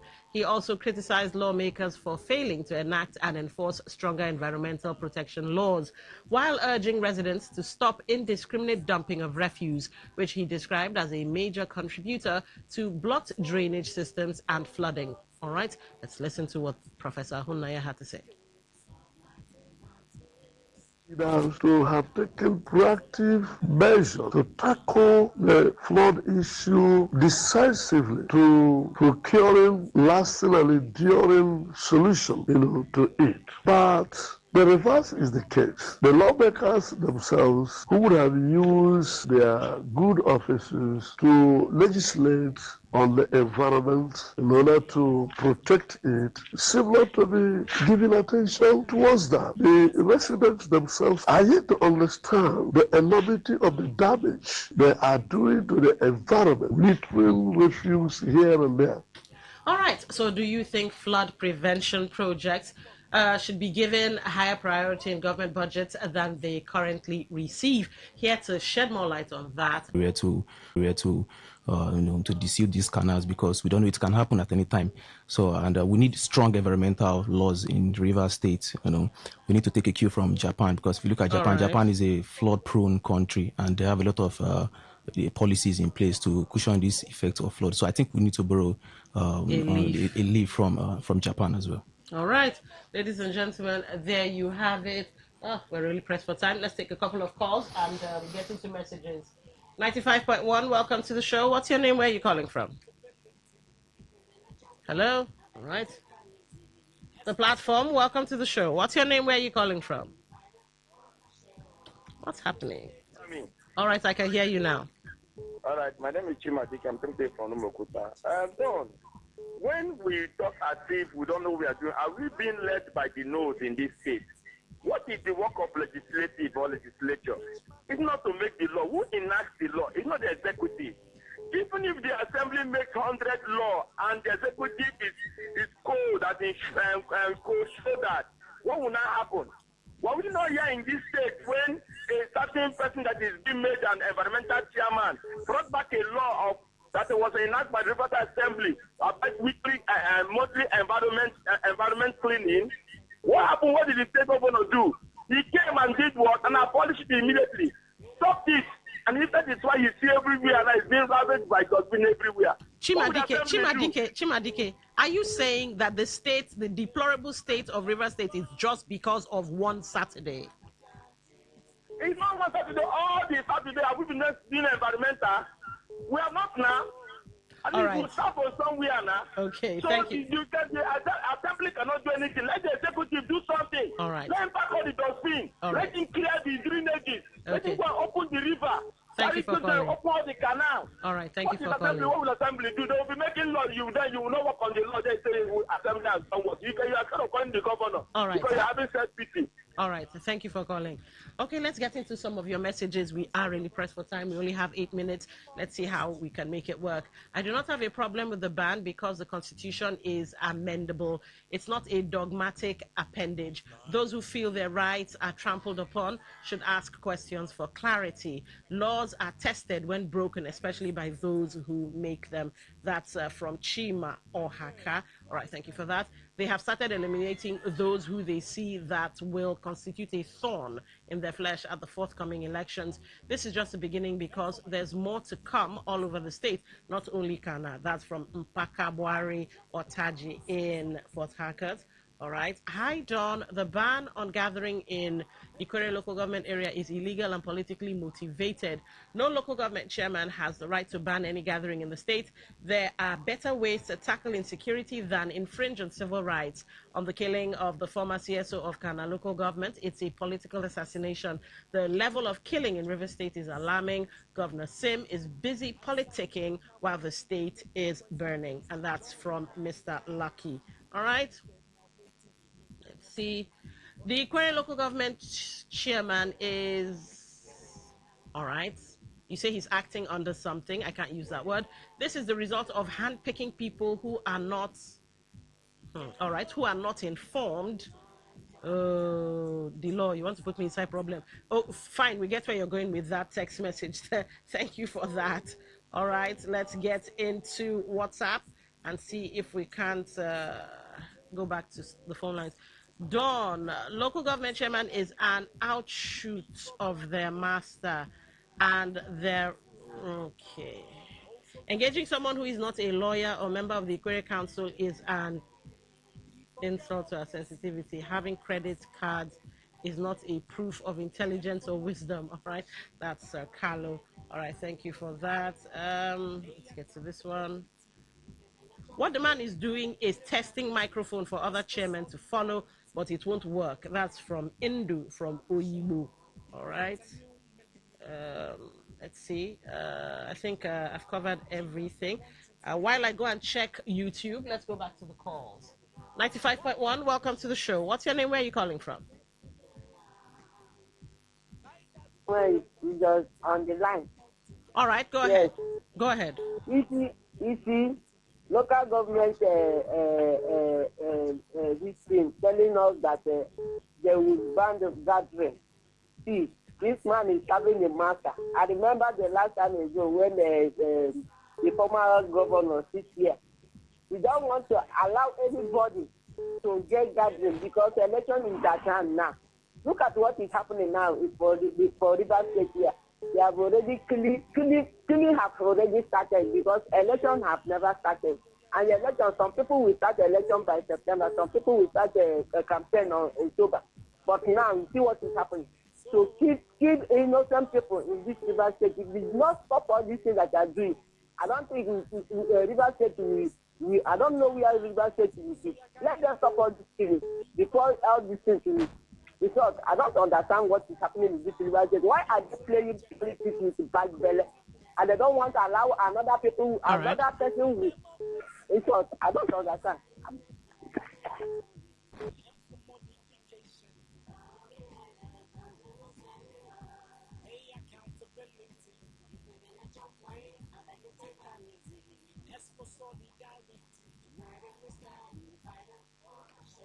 All right.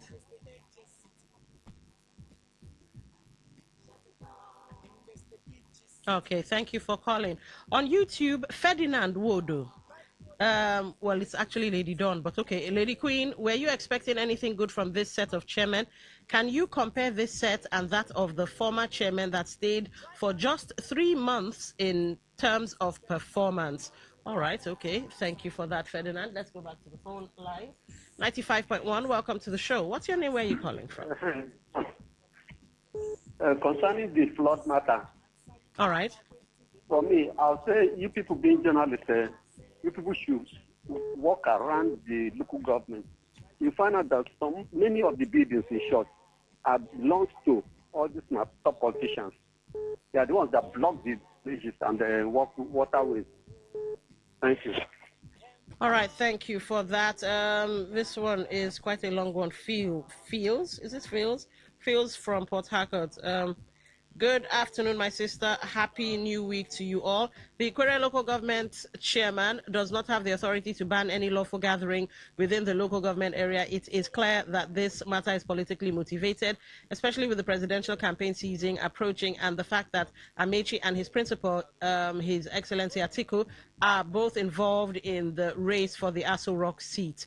This is similar to the situation where the chairman allegedly mobilized local vigilantes to prevent Amechi from visiting his village. Such actions are inappropriate and unacceptable. The chairman should act with caution and remember that after his tenure, Ikwerre local government area will continue to exist. Leadership comes and goes, but the people and the community remain. All right. Thank you, Fields, for sending that in.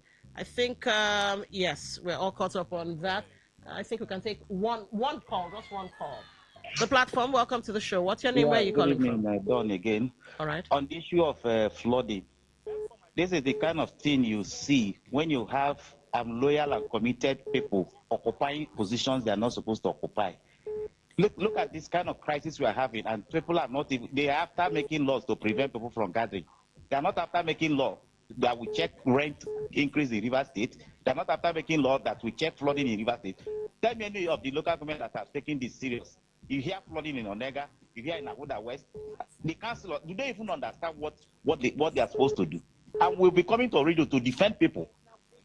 This is what we are suffering as Rivers, because you have people who don't want to think anymore. You see people, they are not shouting, I'm loyal and committed, with structure and all that. That's the kind of thing we see. All right. And it's unfortunate, but what I want to tell them is that there is always a day of reckoning. Everything that has a beginning will have an end, and everybody will pay, whether your action or inaction, for whatever thing you're doing to reverse people. All right, thank you for calling in. Unfortunately, ladies and gentlemen, interesting things always come to an end. And of course, I did tell you we'd be ending a little earlier. This is where we have to bring the show, the curtain, yes, to a close. But don't forget, the platform is produced by the Awesome News Department. So till same... Because once you see the pattern, you will never fall for it again. Number one, none of them were regulated. If a platform cannot tell you who their financial regulator is, walk away. Number two, they all promised fixed returns. Put X, get Y in 30 days. That's not trading. That's Ponzi structure. Real markets do not give fixed returns. Number three, you couldn't withdraw without referring 3 people. And lastly, number 4, the founder was usually anonymous or some random Instagram name. Okay, so what makes Vantage Markets different on those 4 points? Vantage is regulated by the FSCA, the South African Financial Sector Conduct Authority, license number 51268. You can Google that license number while we're talking. You will find it. We're also regulated in the UK under FCA and Australia under ASIC. We've been operating globally for over 16 years. We are the official partners and sponsors of Ferrari in Formula One. None of this is hidden. We don't promise anyone a fixed return because nobody can. And every client withdraws to their own bank Israel. The threats to blocking the strait. Now, why does that matter to you sitting in your living room or office? Roughly 20% of the world's oil passes through that one narrow waterway. The moment there is tension, oil prices move. When Iran threatened to close it, oil jumped from around $70 a barrel to almost $80 in a matter of days. When the tension cooled, it dropped back. That movement up and down, that is what trading is. You benefit from price movements, and news like this helps you understand the direction of the market. You do this on a regulated platform, on your phone, on your laptop, and you set your own limits. Most importantly, you need knowledge. You need to learn how and what moves the market. The minimum to start with on Vantage is $50, not $500,000,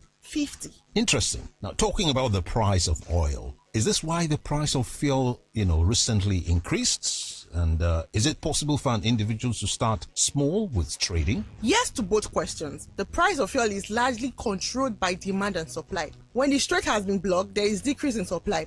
This drives the price up as there is demand. So till the strait is fully functional, the current hike will likely continue. On the subject of starting small, with Vantage you can start with as little as 65,000 naira. And let me be honest with you and your listeners, because this is the part most adverts skip. You can lose money trading. Yes, if you don't learn first, your mindset is bent on doubling instead of accumulating. That is why the summit on Thursday exists. You don't start blind. Now, that's the most honest thing I've heard a Forex person say on this show. So tell me about somebody who has done this. Give me one person, not generalizing or like people do. Okay, take Mr. Marvin, a logistics supervisor in Port Harcourt who works with one of the logistics company. He came to our Port Harcourt seminar in August last year, opened his account with 227,000 naira. In his first 3 weeks, he lost about 55,400 because he wasn't done with his classes and he was eager to start trading, so he skipped using stop losses. He almost gave up. He came back to the boot camp, did the 8 sessions, learned risk management properly, and by the 4th month, he was consistent. As of today, Marvin has not bought a Lamborghini or a Bugatti yet. What he is doing consistently is adding around 300,000 naira to 500,000 naira in a month to his salary on an average, and that's what is paying his rent renewal this year. And so, no Lambo, no landed property? Not yet. And this is one of the core reasons why people lose when it comes to trading. They are carried away by the privileges others present. They forget these people took time to build and put in the work, and not everyone will have the same story. Then they set unrealistic expectations. Greed comes into play and you end up losing all in the market. Then you hear them saying trading is a scam. It is not. The way you trade or learn how to trade is what makes the difference. Okay, tell us about the summit. What is it? When is it? And what does somebody walk away with? The Vantage Market Smart Traders Workshop is on Thursday at Golden Tulip Hotel, 63 Kensal Oriwa Road by Mommy B Junction, Port Harcourt. Starting at 10 a.m. prompt. Send Port Harcourt to 090-6059-3552. Send Port Harcourt to 090-6059-3552. 090-6059-3552. And it's free for a reason. I'll be transparent about it. Vantage earns when traders trade well over time. Educated and profitable traders are good for our business. So we'll rather train you properly than have you blow an account in 2 weeks and disappear. What you walk away with: number 1, a full 8-session beginner to advanced bootcamp lifetime access. Number 2, a one-on-one mentorship slot with a senior trader from our Dubai office. Number 3, a trading journal template. Number 4, our indicators that are normally only available to funded clients. 5, access to our trade portal that is powered by TradingView. If you are an advanced trader, you know what TradingView is. And 6, a guided demo account walkthrough so you can practice with virtual money before you reach real money. That, I must say, is substantial. Now, how do we register? Send Port Harcourt to 090-6059-3552. Send Port Harcourt to 090-6059-3552. 090-6059-3552. We will respond with your confirmation and the venue details. One more time for people who are, for instance, driving right now and can't write it down. Send Port Harcourt to 090-6059-3552. Send Port Harcourt to 090-6059-3552. 090-6059-3552.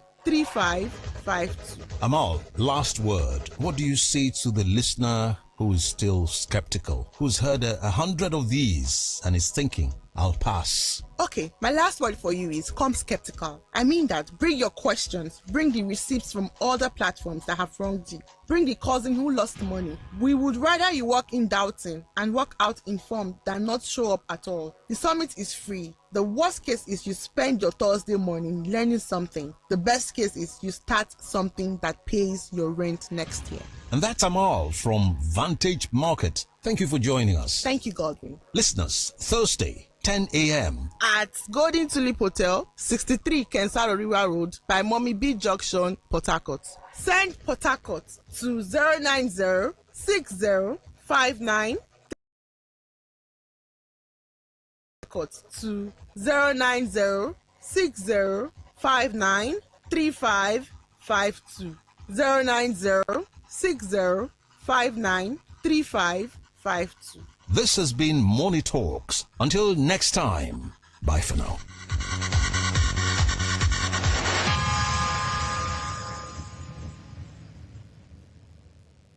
And that was a paid infomercial.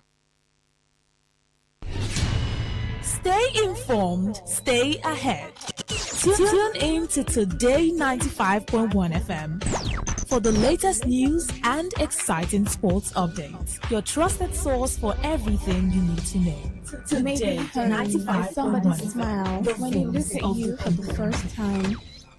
Maybe home is being a home to something you love and adore with all your heart, and that is what life, friendship, and love are all. Today's news in 60. The Central Bank of Nigeria (CBN) says the country's average maximum lending rate dropped slightly to 33.16% in June, down from 34.78% recorded in May. Nigeria and the African Development Bank have called for stronger African control over the continent's mineral resources, noting that greater regional cooperation and strategic investment are needed to maximize the economic benefits of the sector. Dangote Petroleum Refinery says it has resumed the sale of petrol in Naira to help prevent fuel shortages and curb further increases in fuel prices across the country. Kaduna State has signed 2 memoranda of understanding worth $500 million with the Africa Finance Corporation to boost solid minerals development and attract long-term investment into the state's mining sector. On the foreign scene, oil prices dropped today as the pause in hostilities between the United States and Iran raised hopes of renewed ceasefire talks and negotiations over the reopening of the Strait of Hormuz, one of the world's most important oil shipping routes. Today's news in 60. In 60.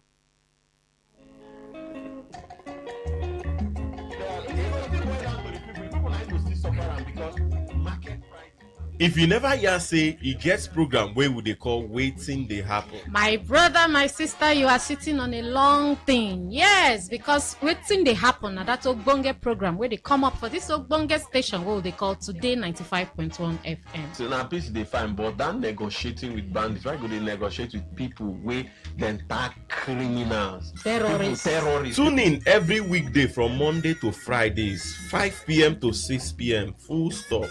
Make you hear all the ogbonge things wey don happen for we Rivers State, we Nigeria, and we Obodo Yibo. We go mix all together, come serve you jollof rice as it dey hot. The voices wey you go dey hear on top wetin dey happen na MC Kuro and Mary Queen. I wan go hook person husband. I wan go fit hook person husband. I need to hook single guys so that you people no go chicken another person. On top wetin dey happen, we dey discuss serious matters on seriously.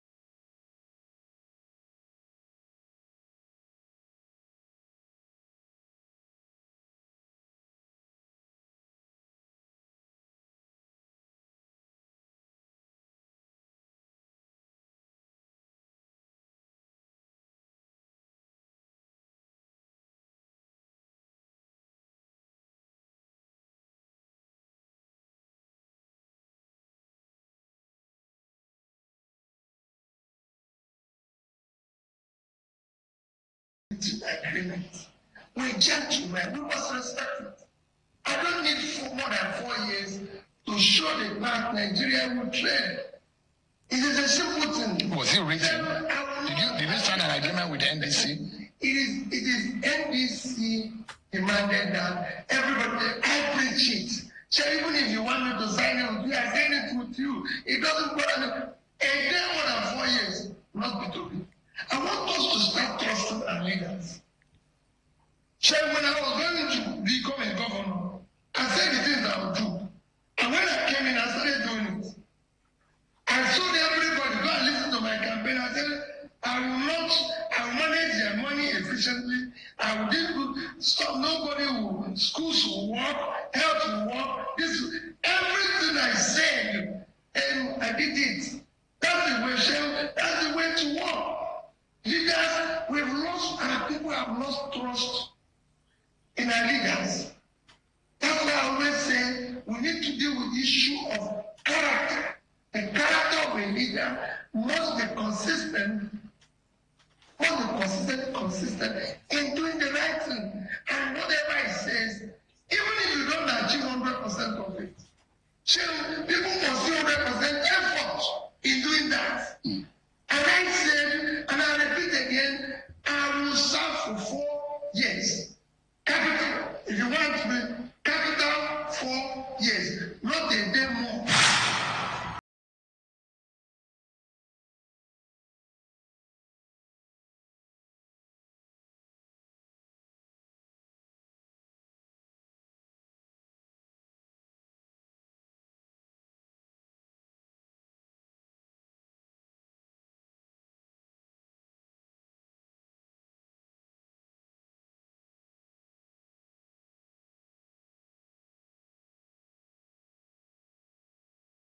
Allow Christians alone. As we allow Muslims, also allow what? Christians. Are you aware that they say should not preach in buses? Are you aware? That's a stupid law. It's a stupid law. I will not be alive. See Christ being humiliated. Nigeria has gotten so stupid. The so-called men were in assembly. I don't know where they kept their brains. Nigeria will not preach in buses. Are you aware? But you put loudspeaker outside. Nobody's talking. And Christians are keeping quiet. Hey, every Christian rise up. They attempt not to preach in buses. When they attempt not to shine peace. I will never be alive to see Christianity be humiliated in Nigeria. Never. If they do it, quote me, some of us will leave. Because Nigeria, if you want peace, since we allowed the Muslims to put microphone, nobody shouted. Christians will preach. If you say Christians don't preach, then they go their way, we go our way. But I won't be alive as a preacher not to see this gospel being preached. I don't care the men in the affairs of preachers who are there. Most of them can't talk because they've taken money from the leaders. Go and ask your president if I've taken one dime from him so I can talk.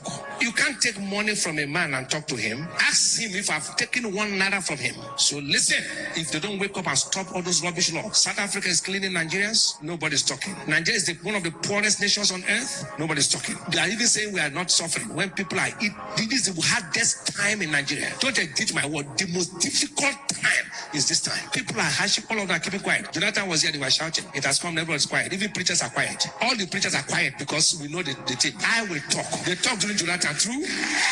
You can you compare Jonathan time and now? They are keeping quiet. I will never be a tribalistic preacher. Never. Most preachers can't talk because of sentiments.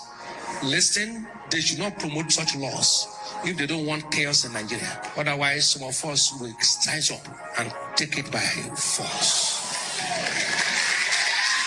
I will never be alive to see anybody. I'm not interested in politics, but not the gospel. You can't insult Jesus and I'll be alive to take it. I don't care preachers who are busy holy meetings. Tell them, stop that law. It's not of God. If Muslims can also raise their microphone, we are free to preach. There's freedom of religion or whatever I call. There is no point. Nobody has warning the Muslims. If you go to Victoria Street,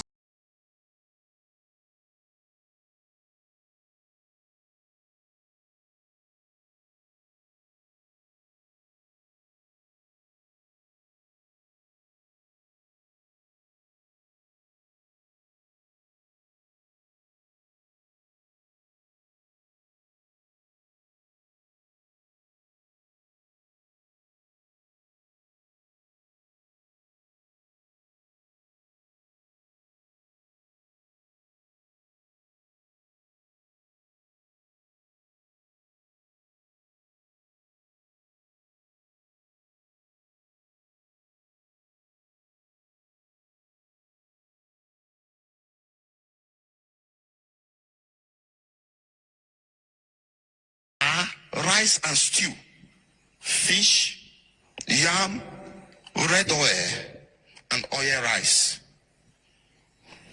The soup that can take you to hell are black soup, okpolo, granite soup. The soup that can take you to heaven are okra, bitter leaf soup, vegetable soup. Oh, wala. Yeah, we are back again. We are here again. So, my queen, the soup that can take you to heaven and the soup, they say okra. Do you like okra? That one's in a pastor where God come. I beg, no find my trouble this afternoon. God called that one. Ask that which soup do you eat? Leave the soup first. Do you eat black soup? I eat black soup. Man, know whether I go heaven or I go if hellfire. I see her for hellfire, I go kill her.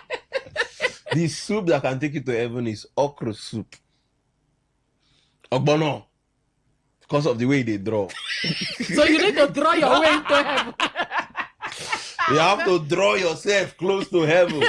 You see black, then rice and this thing is a yam and oil. Palm oil rice. Palm oil rice. They eat palm oil rice. Where? Now I said that people they eat fried rice don't get heaven. Oh, you bought people where they chop burger. Where to go happen to them? No, that one now. You say you both heaven different now. We have our own heaven. I use different. Yeah, they go different. Brainwashing. You go different. Oh, you bought people when no nothing be ogbono and okra and gusi. Where to go happen to them? Meanwhile, I don't bring the Bible for you. You don't go sabi the Bible past them. When they carry the respect to ourselves. They carry the respect to ourselves. So not every person they come out and come talk. So you know. So that's why I say you sleep with a widow. You have the spirit of her husband will be pursuing you. Boy, no.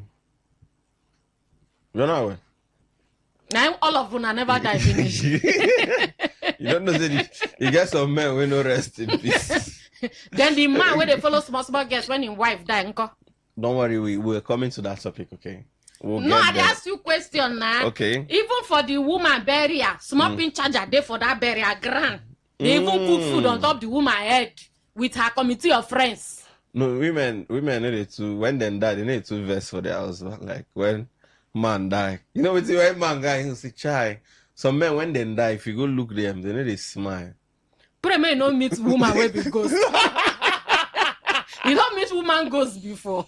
God, I beg. See, woman mind the day when she dey alive. How much more when she don't be spirit? If woman won't deal with you, empty just pray. Say make you no enter woman bad book. Okay. Pray.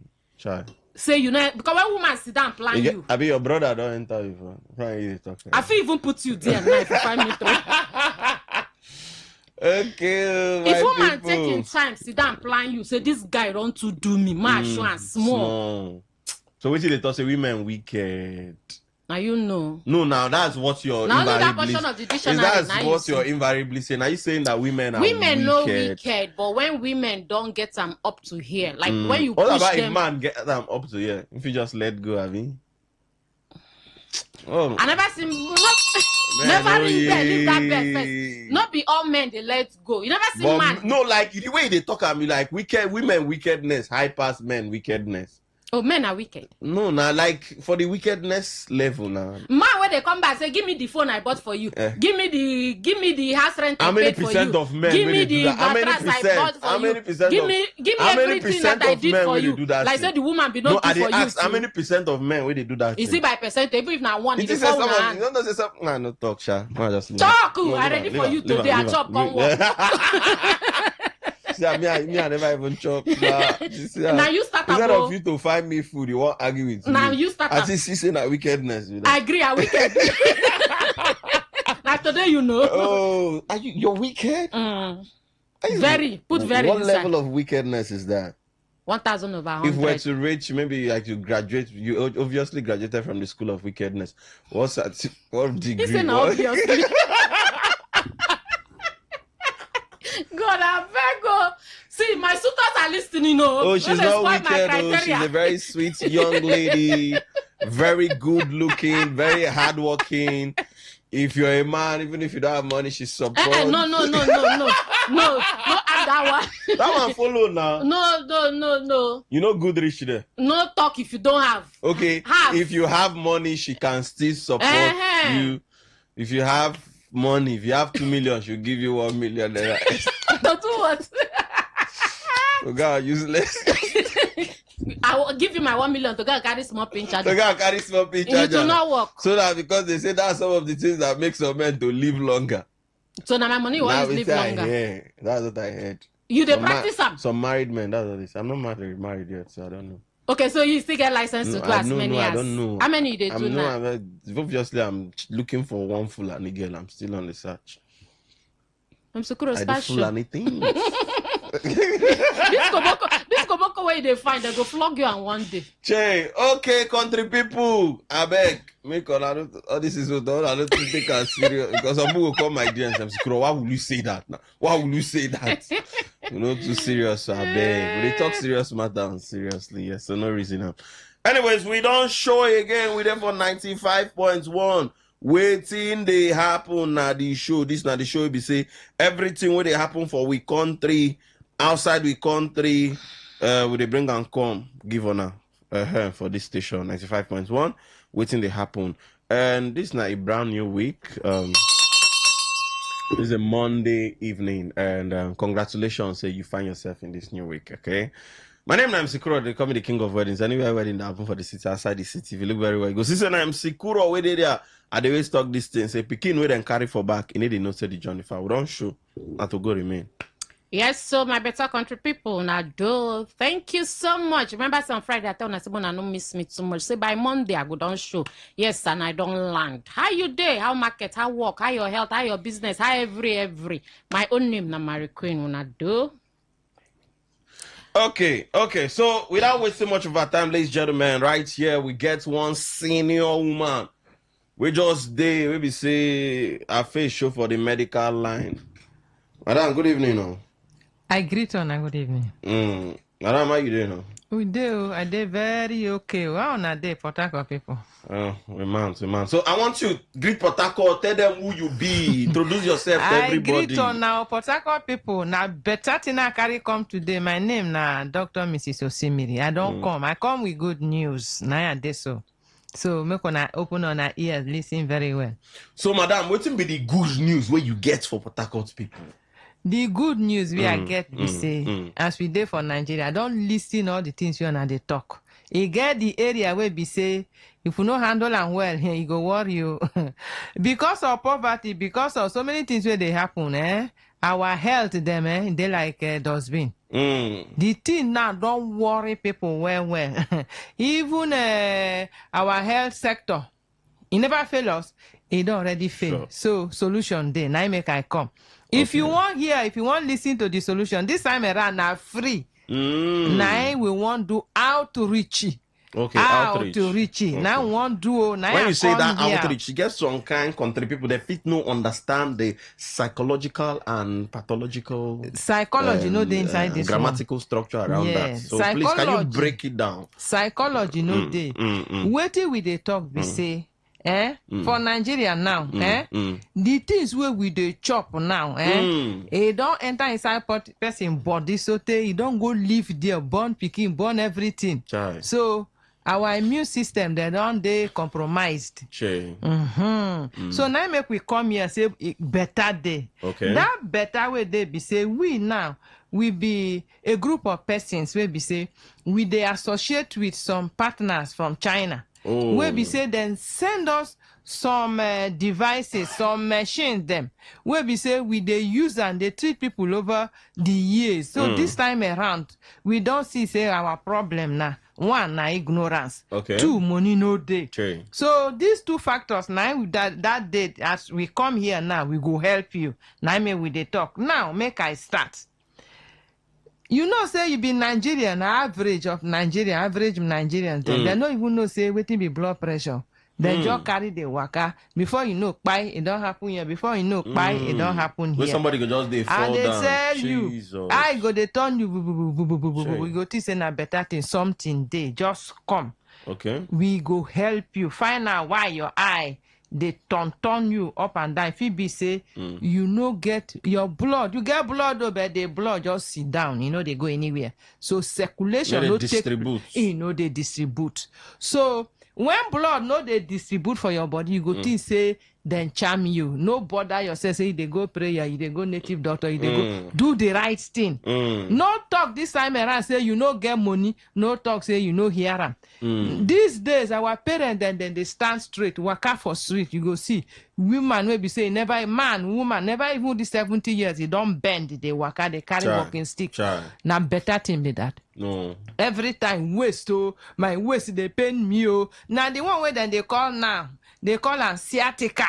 That one now, where when you see woman or man he bend like that thing don't get problem, and that thing to reverse that thing, not be today. So the good news be say if you don't they suffer those kind of any kind of pain, you get new device where don't land. Just arrange yourself for this program. We go start from tomorrow. If you be man, your prostate they cry every day. They feel urinate well. Small time urine don't come out. Now complain with that. That complain. If you land you tomorrow where you no go even understand. Oh yeah, no waste time.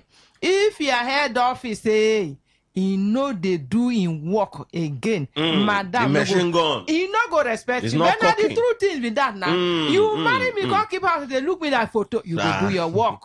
So that excuses, every night excuses, stop them.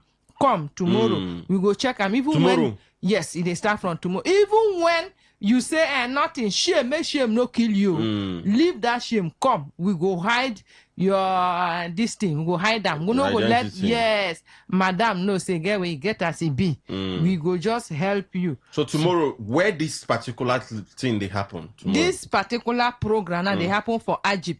So many people don't they benefit. So many people don't they benefit. Even I know they rest, but now we don't enlarge our coast. We don't bring in more people where we say we go help to handle some of these cases. So now make we see come. Make it not be say now only few people they benefit from this good news where don't come around. So make I tell on now. Waiting on I go benefit. Tell your friends so nobody will be say inside your family 1 or 2% no they bend urine. You want urinate, urine no go come out, man. Maybe say these days are the one that even some boys them below 30 years because of waiting then they take. You go surprise when then you go check their body, you go say, oh boy, waiting they happen. Then go say now those things we are they take now. Come, we go reverse them. Because the high level of infertility don't too high. So make you find your level. Come tomorrow for Egypt. Now 3 days, so these 3 days now free. We go launch this our new machine. This machine, I know how much they charge for people to use this machine to assess them. But that day, the first people will go come, like maybe 10 them, we fit make them, make they enter that machine free. And that one are one of the benefits. So we go run full body check free.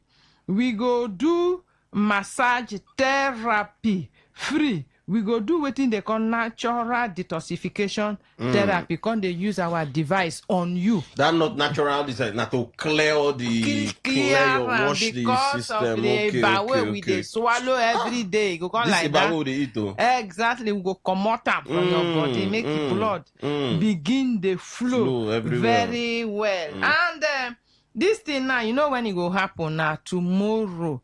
Now 3 days now it go happen that tomorrow. You'll be husband and wife, and I don't stay.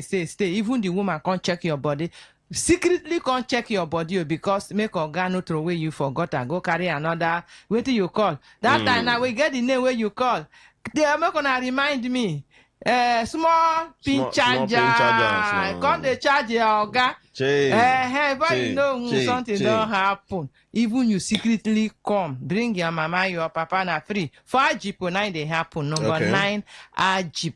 It they happen from tomorrow. Tomorrow na 28th to 30th.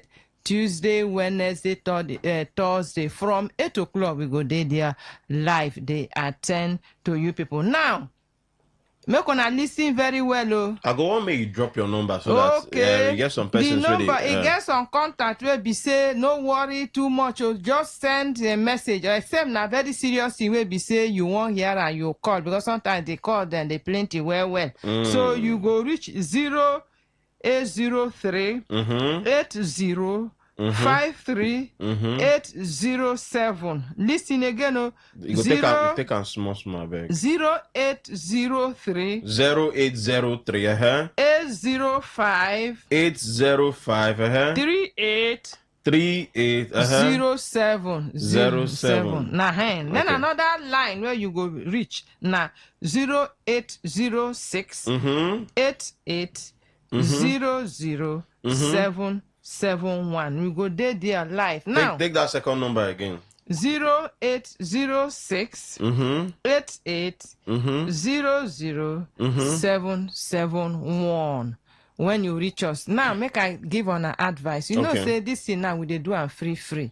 Oh, now listen, we they do and free. Like on no go collect 1 naira. We no go collect, but make I tell on now. Waiting, we get waiting go happen. Assuming now you can't come. When you can't come and you get as your case be, it go require you to acquire or buy maybe 1 or 2 products where we say you go support waiting we go do, because especially for cases where we say you don't dey there when we don't do you this free massage, you can't check your body finish. We go also expect you say make you buy 1 or 2 in case your case require that, but not be everybody now where the case go require that.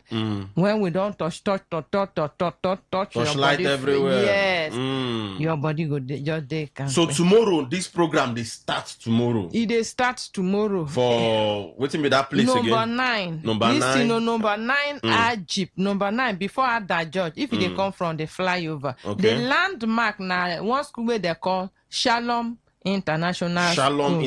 Yes, with a share fence. Also, now they do African man time. No. Now 8 o'clock. 8 o'clock. Yes, it is share fence with the school. The place they share fence with the school. When you come, just find your come early. Even when we say we they start 8 o'clock, sometimes 7 before 7 people already registration done they go on. Okay. So I want me to call your number for country people again. The number where we say I won't call again now 0803 80 53807. Somebody just a chat me say you fast with that number. Say me take a small. 0803 805 3807. Okay. Another one now 0806 88 00771. Now, the advice will be say I go give on and be say make you take what Oyibo people call proactive step to support your heart and circulation, because it get as Nigeria been and no just keep yourself like that. No wait till everything done. I they tell you go spend more time, you go spend more money. So thank you very much, our Doke, for that beautiful one. Tomorrow, all road leads to number 9. Jeep. Before that, George. Thank you very much. We still there here. We get better bunga story for now.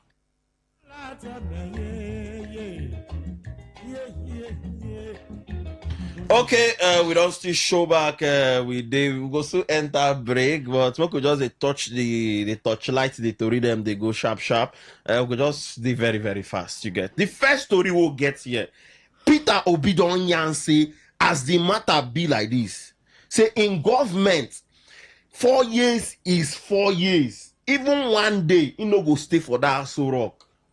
If he enter now, immediately reach that 4 years, wait, already the ending of that 4 years a day. Even if he get pencil for inside Aso Rock, he will not return to pick it. He say politicians need to, because it look like say people now don't they feel like go help and buy the pencil first. Oh, let me enter market. I'm vibrating. I don't know why. Please, don't go anywhere because I'm vibrating. Don't go anywhere. I get the update for you. Bet Naija truly Naija. It don't enter, life it don't better. Casino like no other with the Bet Naija.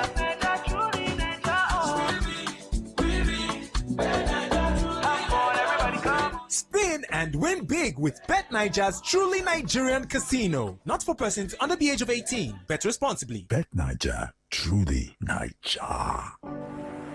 Life. The key to having a great one is in the doing. It's in the getting up every day to begin again and again and again, even when things don't go as planned. But you can't stop now, because every step you take counts, even the fun ones when you have the right companion. Because doing gets easier with the FCMB mobile app that is built to do a life with you. The living, the moments, the everyday wins, handled. As for the banking part, that is just the icing on the cake. Do today with the FCMB mobile app, built to do a life with you. And banking too. Download the FCMB mobile app today to open an account in 8 simple steps, make instant transfers, pay bills, and enjoy seamless banking. FCMB, my bank and I. Port Harcourt, are you ready? Today, 95.1 FM, the voice of the people. This is Today 95.1 FM, Port Harcourt, voice of the people. Okay, country people, we don't show back, we don't get time. My name is Sikura, I here with. My name is Mary Queen. Okay, so Mary Queen, Peter Obi I don't tell you, Peter Obi say that 4 years, now 4 years, he will not add a day, even a single day, he no go Adam. You believe what Peter Obi they talk? Okay, I've been wait for the question. You believe him? No, I won't actually believe. Okay, so he was speaking passionately. Peter Obi don't to talk about this, thing, 4 years, 4 years, no be new thing. And don't say even as the presenter, if you want me in sign, he go sign him. To give assurance in 4 years. So yeah, if he say one do 4 years, every interview when go there, they ask the same question. Every interview when go. So if he say na 4 years, we'll give him the benefit of doubt now. Because if you listen to that interview, he say, not be saying, promising go change everything overnight. But say if he puts the templates, you get what you they call templates. That's true. When he don't put the templates, if the next person come following templates, good and fine, say Nigeria go achieve waiting in the fight for. But you know Nigeria, the new president if he come, do like say no even see that the way you do, cause starting on afresh. So him now they give us assurance say him go do 4 years, but him believe say with the template where him go set, say the next person if him follow the template, say they go achieve the Nigeria where all of them work. Say you don't even need to be president to see Nigeria working. Say in only fight when they fight now, say make Nigeria work. Okay. So that 4 years as president, you just want set up example, say see as when I go do more. Then the next person fit take up from there. 4 years is okay. After all, local government chairman not be 2 years. They know they work for their local government. Do they work? No? Governors not be 4 years. They know they work for their states. So benefit of that for 4 years is not bad. So on they listen to us, well, on go open the phone line on our call, tell us whether on a believer. Muku enter the second story like I thought we no just get time at all. The second story, Pastor David Ibiomie don't come at Konyan. That was yesterday. In talk say. They talk about the whole law where they say the one ban pastors where they preach inside vehicles. Into say that particular law na very stupid law. In use the word say na stupid law. So, but how you see this matter? Because when that particular law come, I can't they look like people can't they criticize, most especially the Christians. Can't they talk? Can't they look like say we no get waiting that they call freedom of religion, freedom of worship. But I see that particular story. Okay, so when that news break, yes, emphasis on that preaching. If you feel say the one ban preachers from preaching for public vehicle, they call it public for a reason, right? So not only Christians they there in a mixed congregation or mixed people, Muslims they there, Christians they there. Just like maybe when they travel from Port Harcourt to Abuja, you know go expect that only Christians they inside the bus. But at the same time too. The freedom of worship.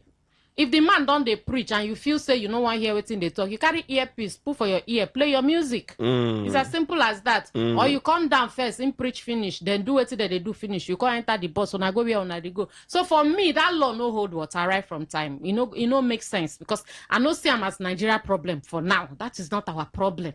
That is not our problem at all. Say they ban preaching, just like Ibiomie talk. The Muslims they get this 5 o'clock cry where they always cry. I don't know why. You don't live close to mosques. Is that a cry? That's a prayer now. Okay, but prayer, but it be like alarm. Okay, you know, okay, they alert their members say they don't break. I'm saying Allah Akbar. Now they talk. Something like that. Call them again. I think Allah Akbar. And I be that they tell you now, but when they talk, be say that thing they so loud. Now the loudness me they talk about, don't be waiting they talk or anything. Now the loudness I they refer to. That thing they so loud to a point where be say anywhere where you dey around that vicinity, you go no say time for morning prayer. Don't reach. Time don't reach. Okay. You understand? Okay. So if the Muslims get that kind of loudspeaker where they cry that far, you know, so that's preaching for buses no supposed that to be 5 minutes for bus or 10 minutes. You know, they even reach 10 minutes because most times now when the bus don't full, they want to take off. So that 5 minutes don't supposed to be our problem. Then they say it they distract drivers. I don't see anyhow they distract because they know they follow them reach the last bus stop. Okay, now make I even give example.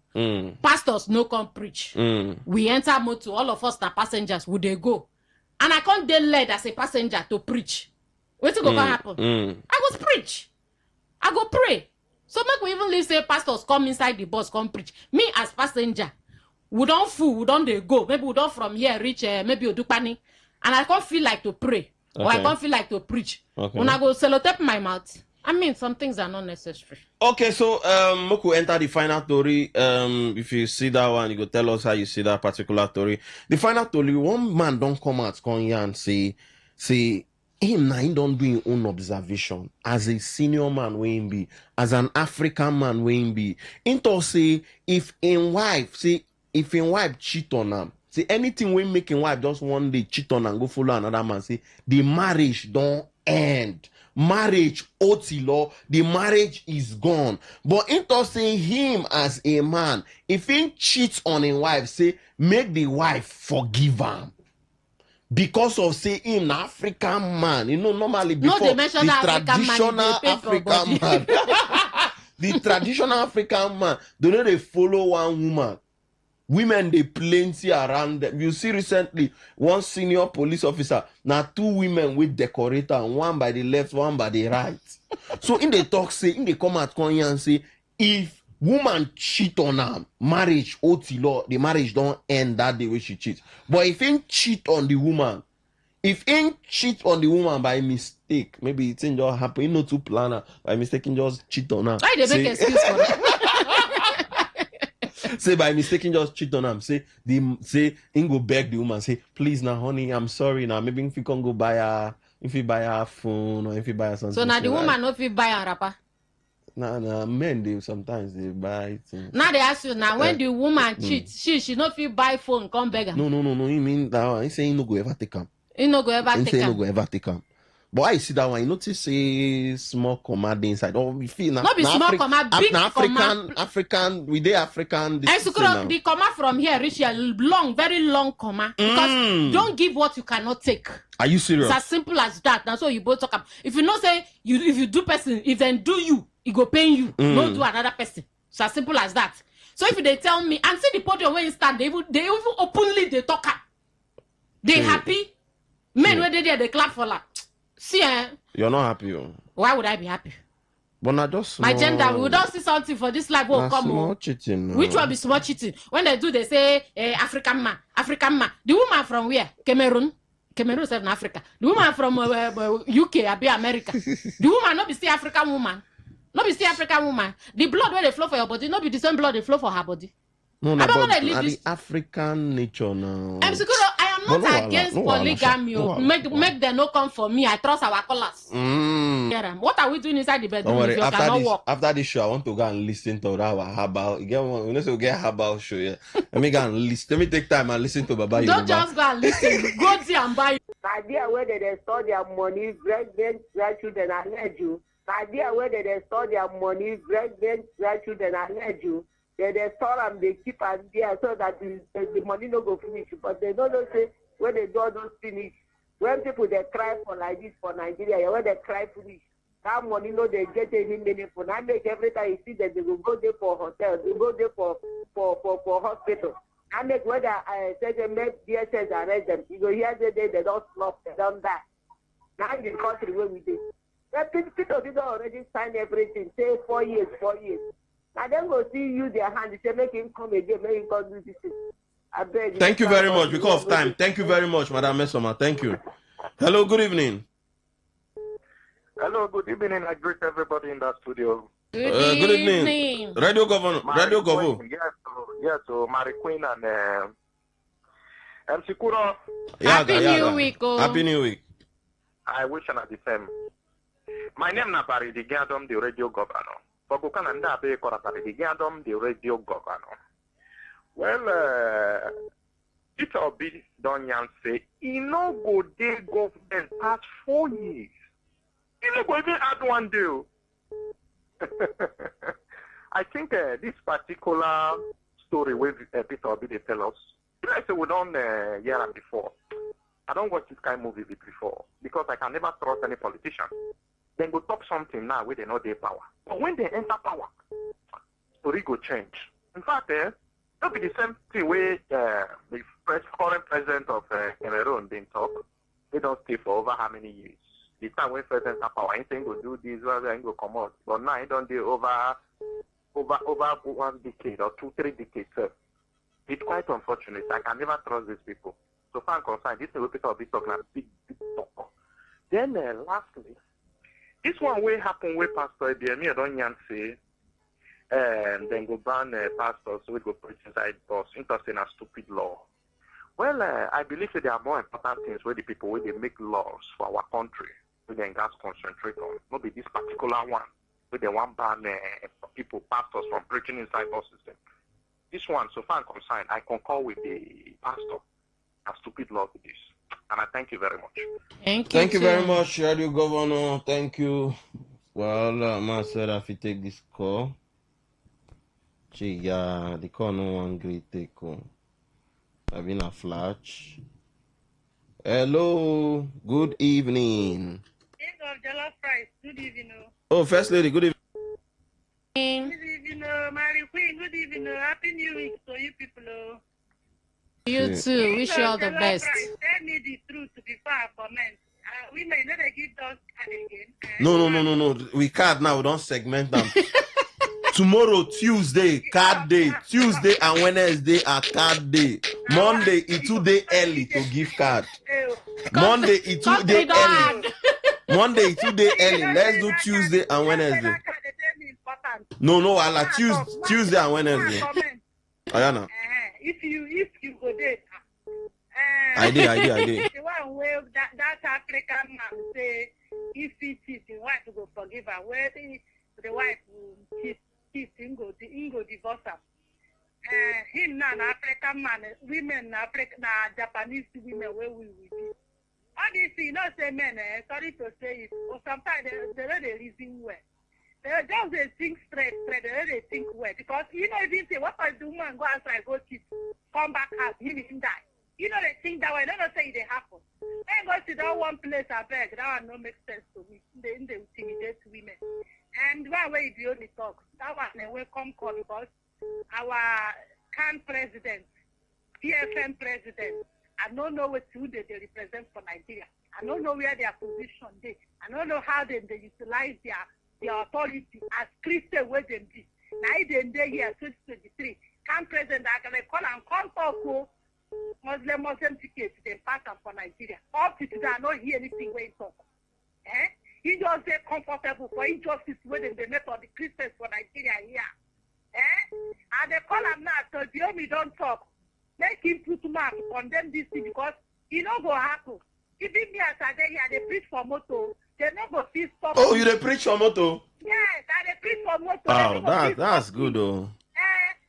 That's where about the talk for me. You don't know we are in there. You don't know we are in there. That never complain what there's anybody they distract. Even driver then they happy when people they pray, they preach inside motor, then they flow well. So make him leave that thing where then they talk about the making just go to one place.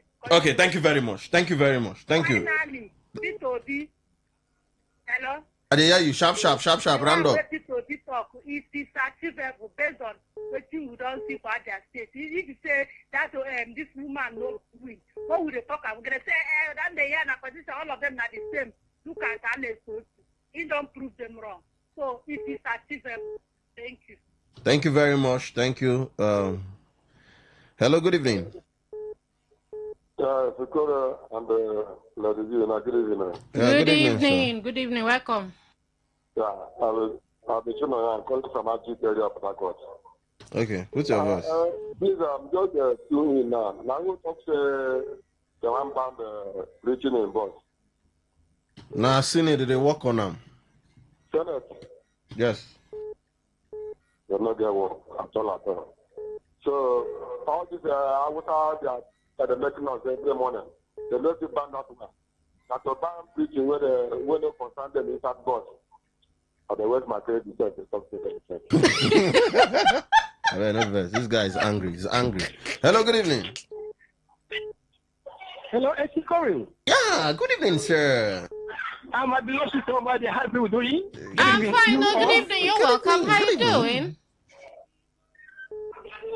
For me, government is a healthy and a delicious and a beautiful development.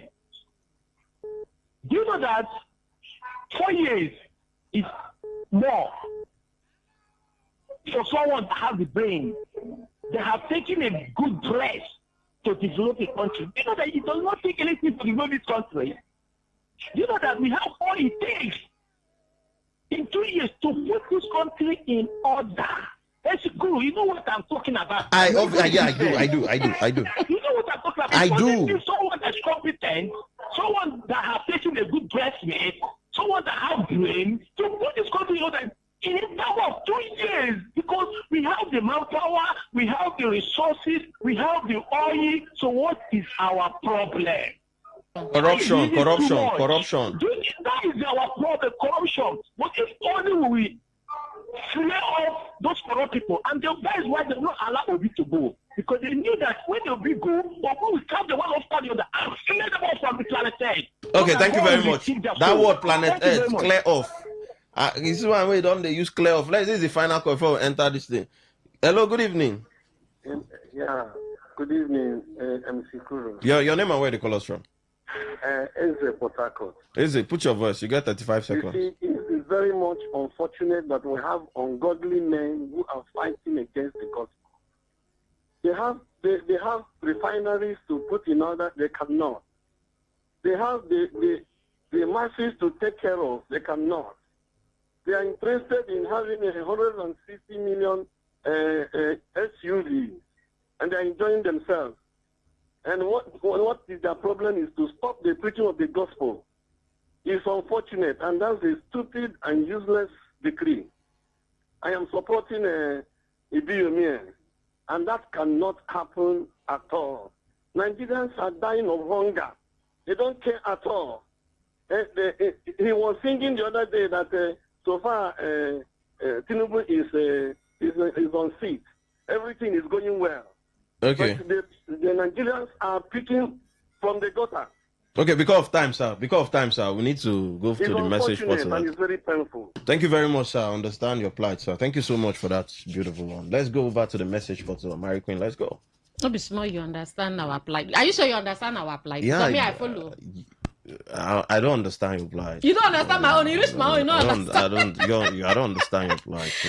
All right, my darling people, back when enter messages sharply. Good evening, I'm Sikura and Mary Queen. Experts from Ebere Omuma Peter B tell President Tinubu to retire and go home. Yeah, we hear him, but we'll not take the news. We hear him. Good evening, Good evening, Sikuro. Have you seen the level of which people are promoting adultery as if it has become a normal thing? Is people saying all these nonsense things are Christians? So, you know, tell us your name. Is it saying like people that are saying these things, are they Christians? No, some of them might not be. Some of them are just African worshippers. No? But I go shock you saying are Christians. Now you talk and pass.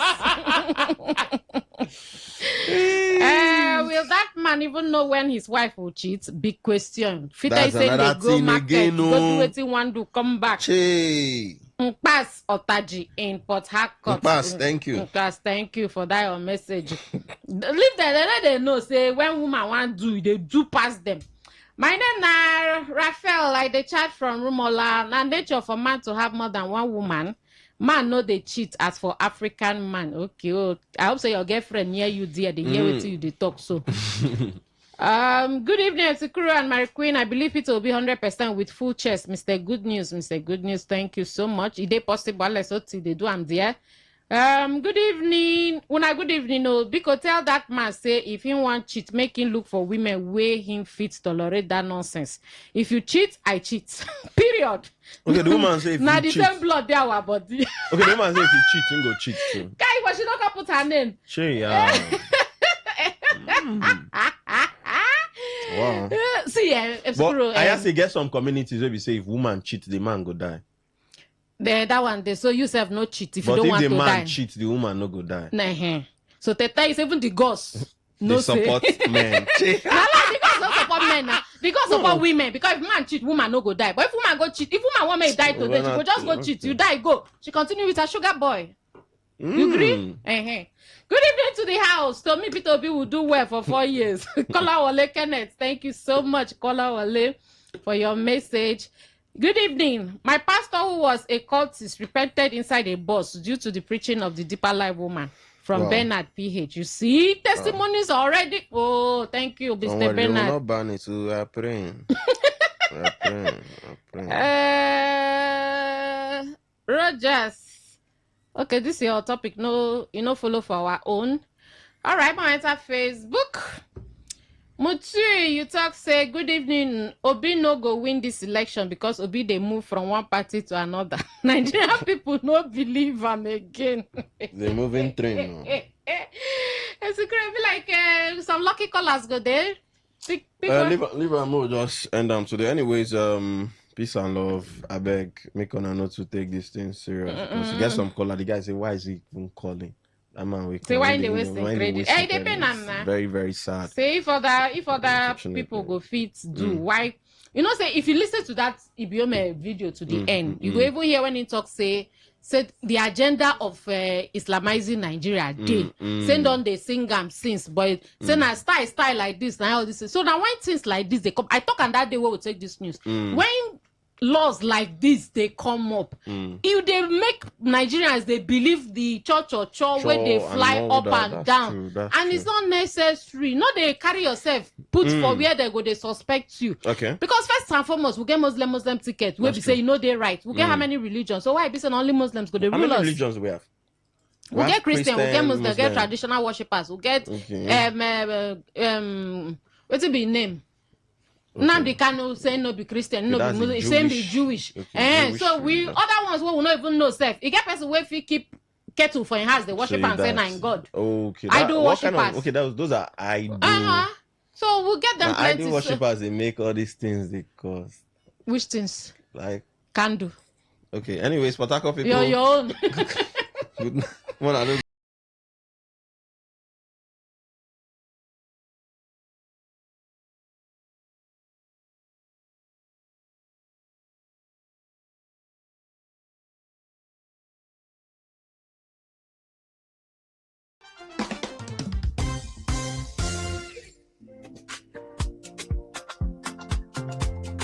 In real estate, it's not just about buying land or houses. It's about buying rights. At Odibola Properties Limited, we don't just sell land or houses. We deliver verified properties with the right roots of title. Because the strength of every property is the root of title, not noise, not unverified claims. Built on integrity, backed by proven track record. Odibola Properties, your investment is safe with us. Visit us today at Nyawale Inserim Layout, Tombia Extension, GRA Phase 2 Port Harcourt, or visit our website www.odibolaproperties.com or call 081-551-67904 or 070-655-69887. Odibola Properties. Our word is our bond.